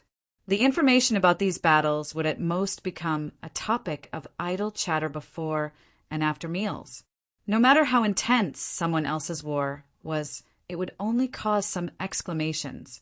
Perhaps they might feel something at the time, but they would soon forget about it. However, seeing things directly was different from reading words on paper. Scenes after scenes of the Armageddon from the future intersected with scenes of war in reality. Reality and fables were placed together, and the gods' declaration from not too long ago seemed to echo in everyone's ears. Even the most confident person would have to carefully consider just how far this holy war would develop, and whether or not they would be able to safely stay out of it, as they expected. Facts spoke louder than words, so I didn't waste any more words. Now it was time for me to answer my questions. How did these scenes in the prophecy come about? Prophecy magic can't possibly produce such results. Not only that, prophecy magic can no longer produce results. Also, when did you learn about these prophecies? As the highest-ranked member of the mystical blade, Osloin had to ask this question. As for me, I had long since expected such a question. In fact, I had even prepared an answer for it. Origin. You could say that it was a coincidence, but I can guarantee in the name of the Holy Light that this is definitely the truest history and future of this world. This is the truth that will definitely happen if I don't interfere. From a certain standpoint, my identity as a user of Holy Light was quite helpful to me. At the very least, it was quite convincing when I said such a truest lie oath. As for when I learned about this, would you believe me if I told you that I learned about this 300 years ago? Yes, I swear in the name of the Holy Light that 370 years ago, when I was still a 7 or 8-year-old child, I already knew that all of this was destined to happen. The glorious holy light on my finger proved the veracity of my oath. The entire auditorium was in utter chaos. As for me, it was already time for me to retreat. Fine then, there wasn't much to say. It was likely that I would expose myself if I said any more. There's another truth behind the Yongya calamity. The history textbooks should have been rewritten long ago. A slandered hero of darkness, a sole survivor of the Armageddon, a madman driven insane by despair, a true prince of the Northlands, using the latest research data to prove the veracity of the Armageddon prophecies. Interview with Archmage Thorin from another dimension. I was truly impressed by the professionalism of a journalist from another dimension as I looked at the stacks of extra editions and additional editions on my desk. I didn't even know that I had done so many things in secret. I had become a tragic hero who had to save the world despite being slandered by the Holy Light. TSK, TSK, TSK. This article even talks about your past love history. You actually had 2 lovers and a concubine. It's so believable. Roland, Did you take revenge on the Holy Church because your lover died? The black cat skillfully flipped through the pages of the newspaper with its paws as it searched for new jokes. After it finished laughing, it even licked some milk to quench its thirst. It was becoming more and more like a real cat. I was only 14 years old when I died. Do you think anyone would believe such a thing? Making a public declaration was quite valuable. That afternoon, all the mage organizations learned about the contents of my declaration. Meanwhile, although it was almost an open secret that Roland was the Emperor of Ionia, there was still no mention of Ionia in the newspapers and magazines sold to the public. However, all the mage organizations' internal publications were already filled with all sorts of guesses and rumors. What was slightly worth rejoicing about was the fact that the various organizations didn't want to touch our sensitive nerves. At the very least, the current trend of news reports was rather acceptable. Although it felt rather strange to mysteriously become a hero of the dark side, it was still much better than mysteriously becoming a scapegoat in the past. After I revealed the truth, if the mage organizations wanted to cooperate with me and obtain even more benefits, they would naturally have to help me advertise my existence. As for killing this new technology that was still in its infancy, forcefully stealing it, not to mention the fact that it was basically impossible to accomplish, sometimes I even felt proud of my notoriety. It was such an incredible reputation. The only side effect was that today's business reached a new low. Is it still the same outside? Yep, there are many people outside your shop, but very few of them come in to shop. They're all old friends who are at the level of a teacher. It seems that all the new customers today are here for you. Aren't you going to greet them? Forget it. When I went out for some exercise this morning, I scared away several dozen customers and even fainted a few. I feel like I've become a Medusa. Everyone I see is petrified, and everyone collapses when I stare at them. There's even the sound effect of ghosts wailing and wolves howling. Why don't you talk about those girls who were enchanted by the story of a tragic hero? The first love letter in your life feels pretty good, doesn't it? It's not the first. Fine, don't look at me like that. I admit that in my memory, it's the first love letter, all right? Still, I've received many dueling letters, curse letters, and Dear John letters in the past. Perhaps someone accidentally mailed the letter to the wrong person, or wrote the wrong name on the cover, or a girl was too embarrassed to write the wrong name and didn't send it to me. Why was it that the more I talked about it, the sadder I felt? Let's talk about something more interesting. That person outside is still squatting there? Yep, she said that as an honorable law enforcer, she absolutely has to keep an eye on you. She told her, don't even think about doing anything evil in this city. Heloise even imitated that damned girl's tone of speech. It felt quite similar. At the very least, it was quite obvious that she was gnashing her teeth and not letting me have an easy time. I glanced outside the window at the female mage Cher and her security team under a tree. I could only helplessly shake my head. At any rate, I didn't intend on doing anything illegal for the time being. If she wanted to squat here, then let her. If she wants to be a vigilante, then let her be. She still has enough money left to hire a security guard. Yep, that was indeed what I was thinking. From a certain standpoint, the existence of a vigilante department would make customers feel more at ease. I think that you should think of a way to ask her to leave as soon as possible. Why? It's not like I intend on doing anything illegal. It's only been one morning, and she's already raided 3 times. What's there to be afraid of? It's not like I have a guilty conscience. Just let her do whatever she wants. She's using the excuse of searching for taxes. She'll seriously look through the accounts every time. Are you certain that you're fake accounts? I'll immediately think of a way to make her leave. Chapter 304. Due to the fact that I had given a very impressive speech that day, my speech had been very successful and attracted countless gazes. The very next day, my great industrial party's headquarters had countless applicants, and it instantly became one of the top organizations in the Cloud Tower. Of course, that was impossible. Reality would always develop in the opposite of what one would expect. Even though the advertisements for the Great Industrial Party were everywhere, there were still 0 applicants yesterday afternoon. Perhaps it was because the mages were as cautious as usual, or perhaps it was because the Great Industrial Party's past notoriety left too deep an impression on people. However, there was now an unwelcome additional supervisor who took the initiative to visit us. I'll keep an eye on you.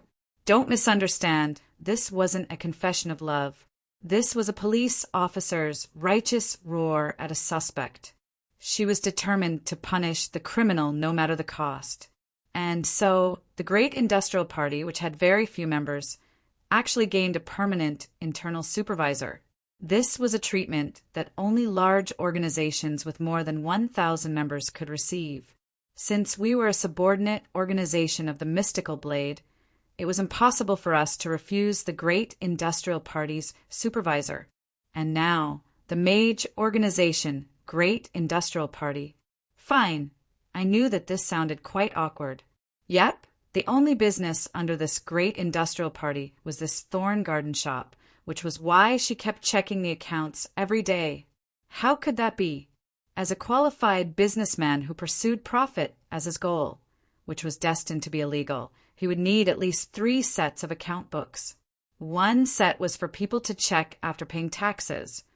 1 set was for himself to read, and 1 set was for when he was forced to give up his pawn to save his riches. According to the Mage Country's laws, the Mage Country could levy a 10% tax on any transaction within the country. This was quite a hefty tax, and it was common for private transactions to be done very carefully to avoid taxes. We were quite good at making fake accounts, but what? She took the workshop's order and compared it to our inventory and directly checked the amount that wasn't in our warehouse. That's completely against the most basic tax laws. Do you really think that fake accounts are legal? Of course. Is there any merchant in the world who doesn't fake accounts? At the very least, the royalty doesn't need to. Heloise thought about it for a long while, but she still couldn't remember a single merchant in her long life who didn't fake accounts. In the end, she hesitantly told me what she remembered. At the very least, back when she was still a princess, the royalty's subordinate merchants seemed to be quite honest. That's because they don't need to pay taxes at all. The tax will also go into their pockets as a subsidy. My angry roar echoed in the room. No matter which world I was in, a state-owned enterprise or a government background was a good way to earn money. In terms of taxes, financing, credit, and so on, it was definitely not something that an independent private company could compare to. But that was not the point. There are 12 types of goods that aren't on the tax return list, and there are at least 400 transactions that aren't recorded in the account book. In less than a week, he has evaded more than 50,000 gold coins in taxes. The false accounting is flawless, and there are no flaws on the paper. I even suspect that he was born into a merchant family. Looking at the unpaid taxes of 52,452 gold coins on the form, there was also an expected fine of more than 20,000 gold coins. My heart was bleeding. This was all my hard-earned money. Big mistake. Humph. Are you indirectly praising your inspection ability? This was the most advanced accounting technique in the world. Unfortunately, I was still exposed. If I had known earlier that she would go crazy and check the inventory for an entire day, I would have long since turned hostile and refused to let her in. No, I'm telling the truth. Although your accounting form is simple, the mathematical skills involved are probably far beyond the level of an ordinary mage. I'm even beginning to suspect that you're a professional counterfeiter. That's precisely why I had to use unconventional methods in order to discover your problem. So you're saying that I'm investigating you not because there's a problem with you, but rather because there's definitely a problem with you. So no matter what, I'm going to investigate to the end. Do you know that you're violating the most basic code of conduct for law enforcers? Presumption of innocence. Even though Cher had a blank expression and didn't seem to know anything about this, and even though this didn't have much to do with me, I still mysteriously felt displeased to see a law enforcer acting so recklessly, causing me to keep a stern expression. Asterisk crack. Asterisk, what surprised me was that Cher directly tore apart the tax return form and instantly threw it everywhere. The next instant, the ground was covered in shredded paper. I didn't intend to threaten you. I just wanted to ask you something. Please answer me honestly. What is it? Since she had spent the entire day trying to find out what hurt me, what she wanted to ask would definitely not be a small matter. However, the most important thing right now was, why are you still standing there in a daze? Hurry up and help me destroy the evidence and repack the warehouse. Also, mess up the order of the goods and redo the accounting. If I get caught again, I'll deduct the fine from your wages. Yep, I should first take care of the aftermath in order to avoid being caught again in the same situation. As for Cher's condescending expression, I ignored it. And then, since you're asking so sincerely, I'll listen to you. After hesitating for quite a while, Cher grit her teeth and finally asked, Are you my biological grandfather? Asterisk biffed. Asterisk, the tea in the mouths of the spectators turned into fountains. Even the silly cat knocked over her milk bowl. I was so scared that my soul almost left my body. Just what was going on here? Due to a certain female mage's astonishing revelation, everyone was thrown into a complete mess. It took 10 minutes for the room to be cleaned up. During this entire process, my mind was completely blank. Damn it, did someone come to my door and ask for alimony? Or was I being blackmailed? Why did someone suddenly hug my leg and call me father? I didn't participate in any elections. This doesn't seem right. I don't even have a wife. So why did a granddaughter suddenly pop up? Cher Aaron, human, at least in appearance, gold rank. Her exact age was unknown. She was born as a rogue mage and specialized in prophecy and runic magic. If one only looked at her information, she didn't have any special background. She was already a silver-ranked mage when she arrived in Bardi. She could be considered a classic example of a self-reliant mage. I didn't believe that a woman like her would need to recognize a traitor as her father and use such a thing to improve her relationship with Bardi. In fact, when she asked that question, she had a disgusted expression, as if she was saying, How could my relative be this person? This was still fresh in my memory. Soon, her explanation made it even harder for them to accept it. According to where she was born, she was a citizen of Bardi.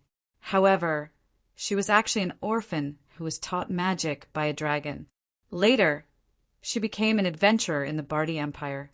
However, when Orlos became an official mage, a large number of adventure teams were forcefully absorbed into the Bardi Empire. In the end, she chose to leave. I think it's been more than 20 years since the Bardi Empire became an official mage. In that case, Madame Cher is at least 4. As expected of my disciple, she was incredibly perceptive. She immediately found the main point that I was concerned about, and even said it first. However, it seemed that Xue Li's movements were also quite fast. Her kick landed squarely on the other party's ankle. She was fast, accurate, and ruthless. Just looking at it made one think that she was actually a monk. Looking at the unlucky Cohen who was crying out in pain after being stepped on, I secretly rejoiced at the fact that my mouth was a step too slow. Then, I sighed at how inexperienced this brat was. Even if he had doubts, he shouldn't say it out loud. Isn't that just courting death? Even a female mage is still a woman. Didn't you see that I've never talked to Heloise, Amelia, and the others about age? That's just suicidal. Right? Amelia's age should be in the 3 digits. If she's the princess of the Elven Empire, could she be in the 5 digits? Buffed, she's so old. It hurts. Silly cat, stop scratching me. Damn it, I'm suicidal. I forgot to pay attention to our connection. This time, it wasn't the usual playful tearing. Cher's claws had even been metallized. Heloise didn't hold back at all. I felt a burning pain on my nose. I looked in the mirror at the 8 bloody claw marks on my face, as well as the silly cat who was still clawing at my head. I began to seriously consider how I was going to meet people tomorrow. Perhaps it was time to make a cat skin bib. I was raised by that three-headed dragon when I could remember. She taught me everything, but she never told me who I was or if I had any relatives. Cher seemed to have lost her patience for idle chatter as she directly told me about her past. Three-headed dragon? Raised you? That's almost legendary. You're so lucky. You actually believed it? I told others later, but they didn't believe me. They said that three-headed dragons didn't exist in the world, and that I only saw them in my dreams. Evelyn obviously existed. From a certain standpoint, Evelyn is my mother. Cher's name, which I had just seen not long ago, caused me to instinctively retract my attitude of thinking that I was lucky. A chill ran down my spine, making me uncomfortable. My premonitions of misfortune were always incredibly accurate. This time, I was afraid that I would truly be in trouble. I'm a fate weaver. The moment Cher opened her mouth, everyone nearby instinctively took a step back. Cher could only smile wryly as she helplessly shook her head. It seemed that she was already used to such treatment. This wasn't because my subordinates were cowardly, but rather because the Fate Weaver job class had such a frightening reputation. The Celestial Towers experience proved that prophecies were completely unreliable. Changing one's fate would only result in greater misfortune. This was a basic rule that the god of fate had revealed to mortals. However, as mages who feared nothing, how could they possibly submit to fate? And so, this abnormally special job class, Fate Weaver, was born. As a high-level job class that was above the gold rank, the Fate Weaver job class basically had zero requirements to advance. Yep, as long as a mage reached the peak of the silver rank, they would be able to advance into the Fate Weaver job class. As for the success rate, there was a saying that it wasn't that this job class had no requirements, but rather that it had chosen those who could advance into the Fate Weaver job class from the very start. After all, it was impossible for those who weren't chosen to advance into the Fate Weaver job class, so there was no need for any additional requirements. The Fate Weaver job class was so rare that there were no more than 10 of them in the entire continent. It was only natural that the Fate Weaver job class was favored by the god of fate, Catio. The Fate Weaver job class wasn't a powerful combat job class, and it wouldn't be of any help to casting spells. However, it had two basic abilities. The first ability was to see through an object's past and future, and the second ability was to change the object's future fate. However, since changing the object's fate would only make the object's fate worse, even if the Fate Weaver used this ability out of kindness, such as trying to change someone's fate that was about to die, it would only make that person's death worse. That was why the Fate Weaver job class had another name, Summoner of Misfortune. From a certain standpoint, the Fate Weaver job class was truly vicious in that whoever it looked at would become unlucky, and whoever it looked at would become pregnant, and whoever would become even more unlucky. Our abilities aren't as mystical as the legends make them out to be. Prophecy abilities are no longer as mystical as they were in ancient times.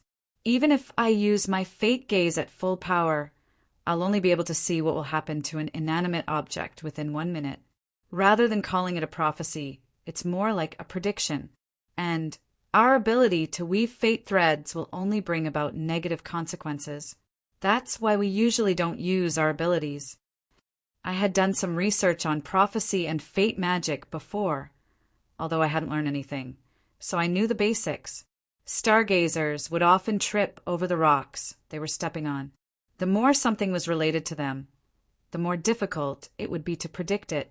However, it was publicly acknowledged that this job class was definitely not to be trifled with. It definitely wasn't as useless as she made it out to be.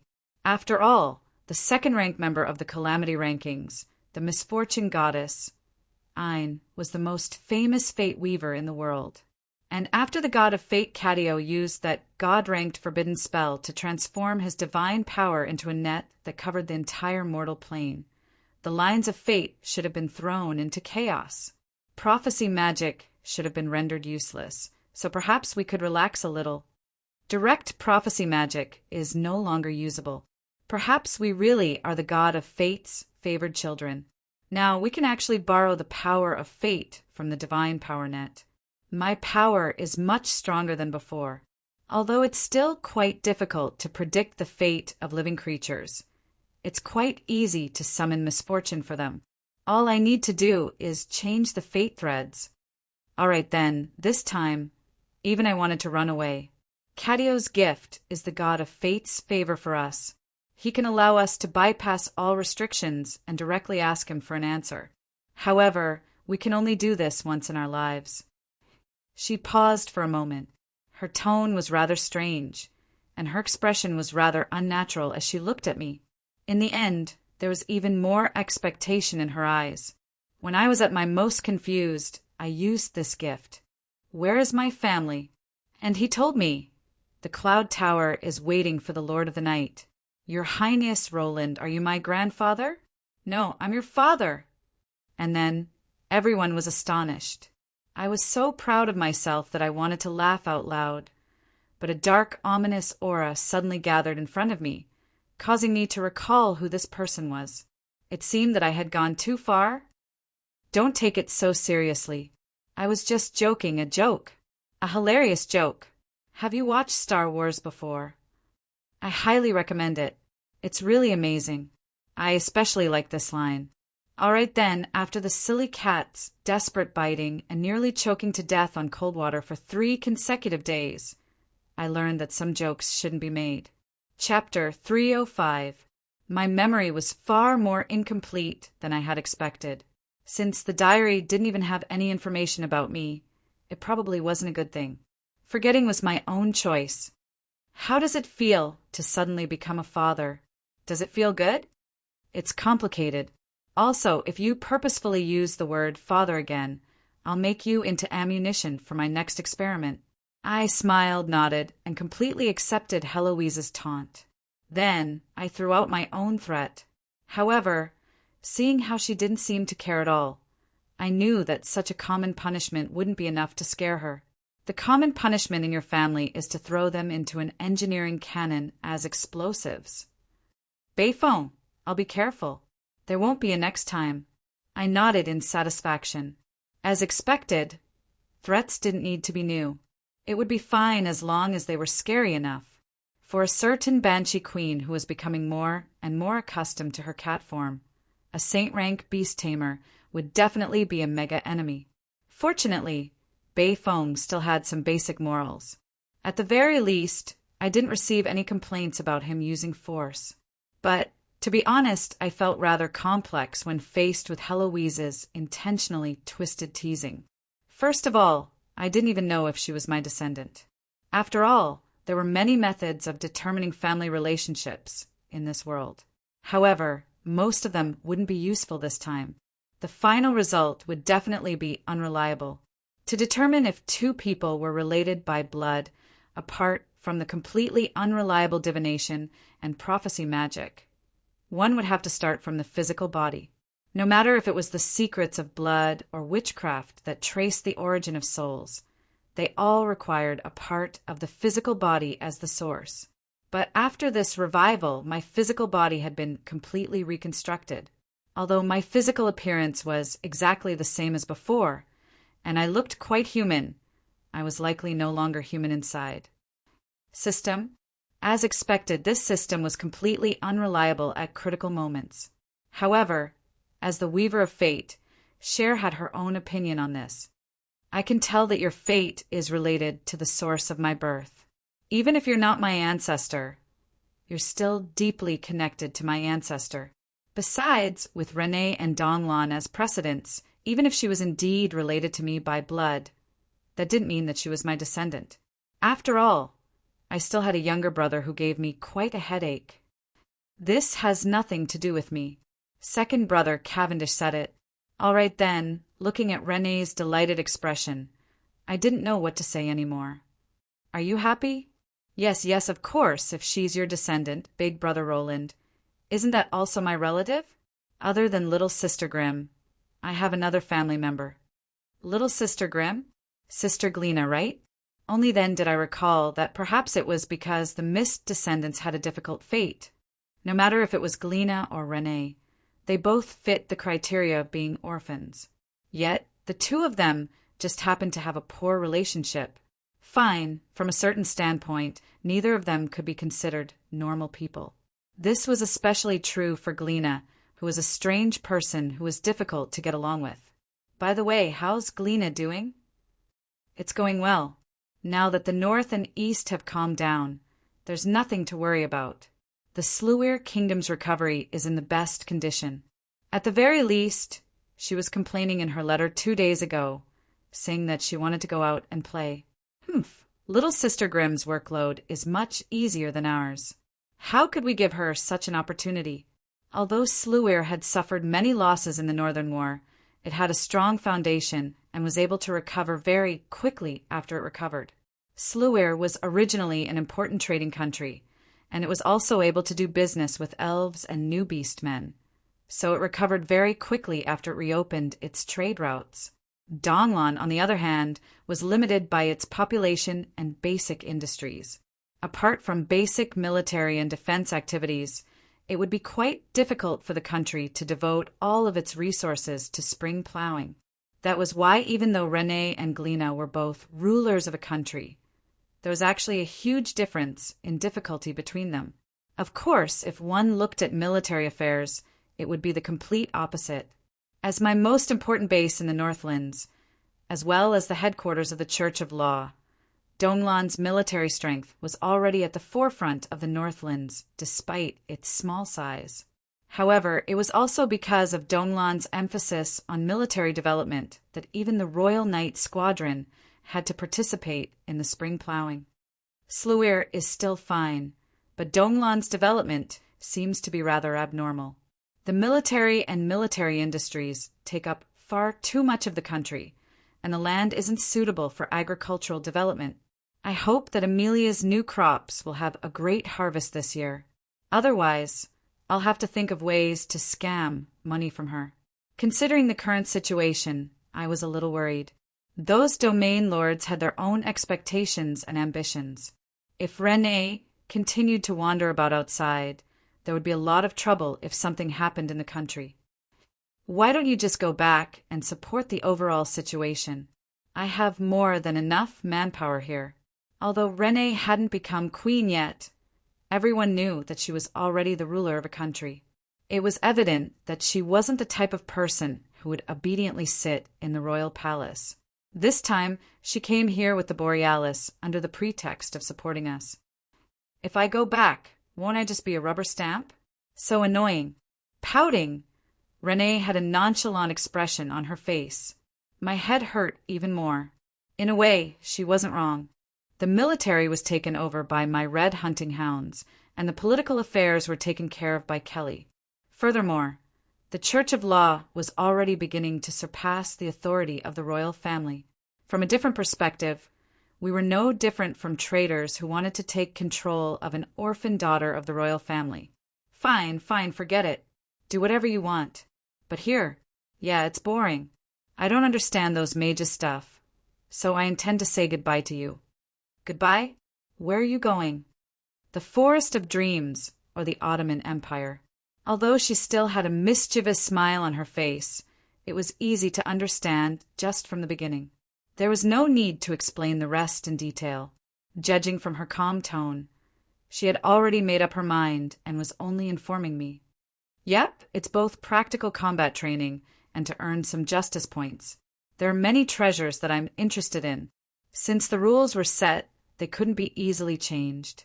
Renee, who had always followed me, naturally knew just how important justice points were. Since she wanted to become stronger, she was obviously quite interested in justice points. She also knew that this was probably the best time to earn justice points and strengthen herself. Many of the items that I could exchange for were unique. If I wanted them, I would naturally need to act quickly. According to the latest news from the Forest of Dreams, many people had already reached the front lines in the Forest of Dreams, including many powerful hermits. However, Renee's plans weren't so simple. If you need manpower, just say so. If there's nothing else, I'll take the entire Silver Cross squadron with me, as well as those brats from the Aurora Night Squadron. It'll be too much of a waste to have them work as shop assistants in the Cloud Tower.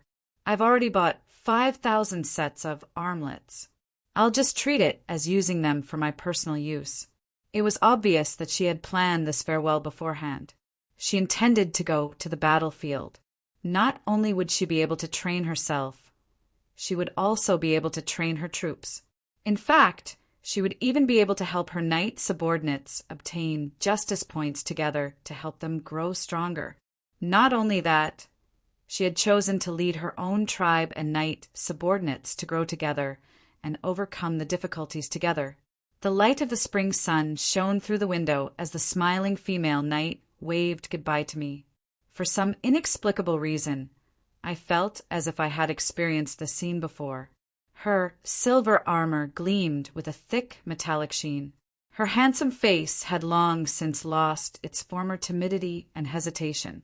Her smile wasn't forced at all, and the silver Roland sacred sword at her waist was glowing with a resolute will. When I woke up from my daze, I discovered that so much time had passed. Unbeknownst to me, this girl had already become a warrior capable of fighting on her own. Right, I also brought that flag with me. You don't mind if I use it, right? The famous Dragonslayer princess from the Northlands War was still wearing the tattered Mist War flag on her back. At that moment, I paused in surprise for a moment, but then I understood everything. It was obvious that Renée had long since planned this. She wasn't trying to avoid her responsibilities as the ruler of a country.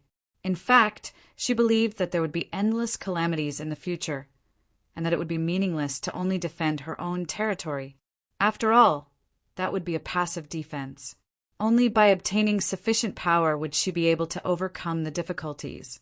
And now, it was time for her to obtain fame and power. In this world, even an illusory reputation could transform into actual assistance.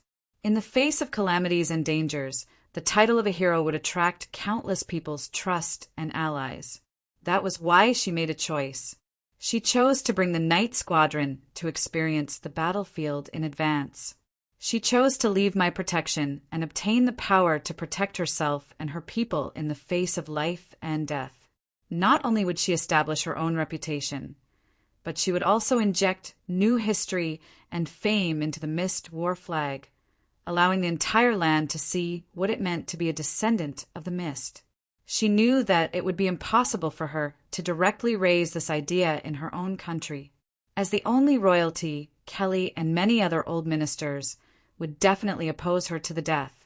That was why she used the excuse of providing support and went to the front lines first. Once she had full control of the situation, she would act first and report later. At this moment, although the girl in front of me still had the same appearance, the timid vase princess of the past had disappeared. The one smiling in the face of the future calamities was now a knight princess who had shouldered the trust of her country and citizens. For a long while, I didn't know what to say. Although she was asking for my opinion, she probably hadn't considered the possibility that I would refuse. Would I refuse? Of course not. Since the young eagle had already matured and was ready to spread its wings and leave the nest, how could I force her to hide under my wings? That would only make her an idiot. You're setting me up. Do you really want to see Sister Kelly nag me to death? Hee, Brother Roland. Is there something you're afraid of? I'm sorry, I'll write her a letter. In that case, you'll approve, right? If you don't approve, you'll just run away. Honestly, there's not a single person who doesn't make me worry. I smiled and shook my head. I felt both gratified and regretful. I like you the most, Brother Roland. Discovering that her request had been approved, the mature female knight instantly thawed like an iceberg and transformed into a shy young girl with a smile as beautiful as a flower. And then she pounced on me along with my chair. Asterisk pop. Asterisk my cheek felt a slight chill. By the time I reacted, all that was left in front of me was the faint scent of orange perfume and the figure of a beautiful girl who had escaped. I touched the soft sensation on my cheek, as if her red lips were still the same. I didn't know what to say anymore. It was only after a long while that I managed to squeeze out a sentence. Hee, this little girl sure is passionate. Sometimes it's gentlemanly to intentionally act dumb when seeing something embarrassing, but sometimes it's quite excessive to intentionally act dumb even though you know what's going on. Little Roland, what kind of person are you? Shut up, Heloise. Otherwise, I'll feed you to Bayfoam. Tactical weapons were far too powerful. The silly cat fell silent for a while, but after a while, I couldn't help but ask another question. Am I really being too excessive? Scum, demon, pervert, bastard, gentleman, Roland, Bayfoam. All right then, it would seem that our names were changing into adjectives. But since I was only one rank lower than Bayfoam in terms of evil, I really needed to reflect on myself. After Renee escaped as if she was hit and run, my emotions, which had been messed up by Cher's death, became even more chaotic. And the silly cat just happened to continue adding more trouble for me.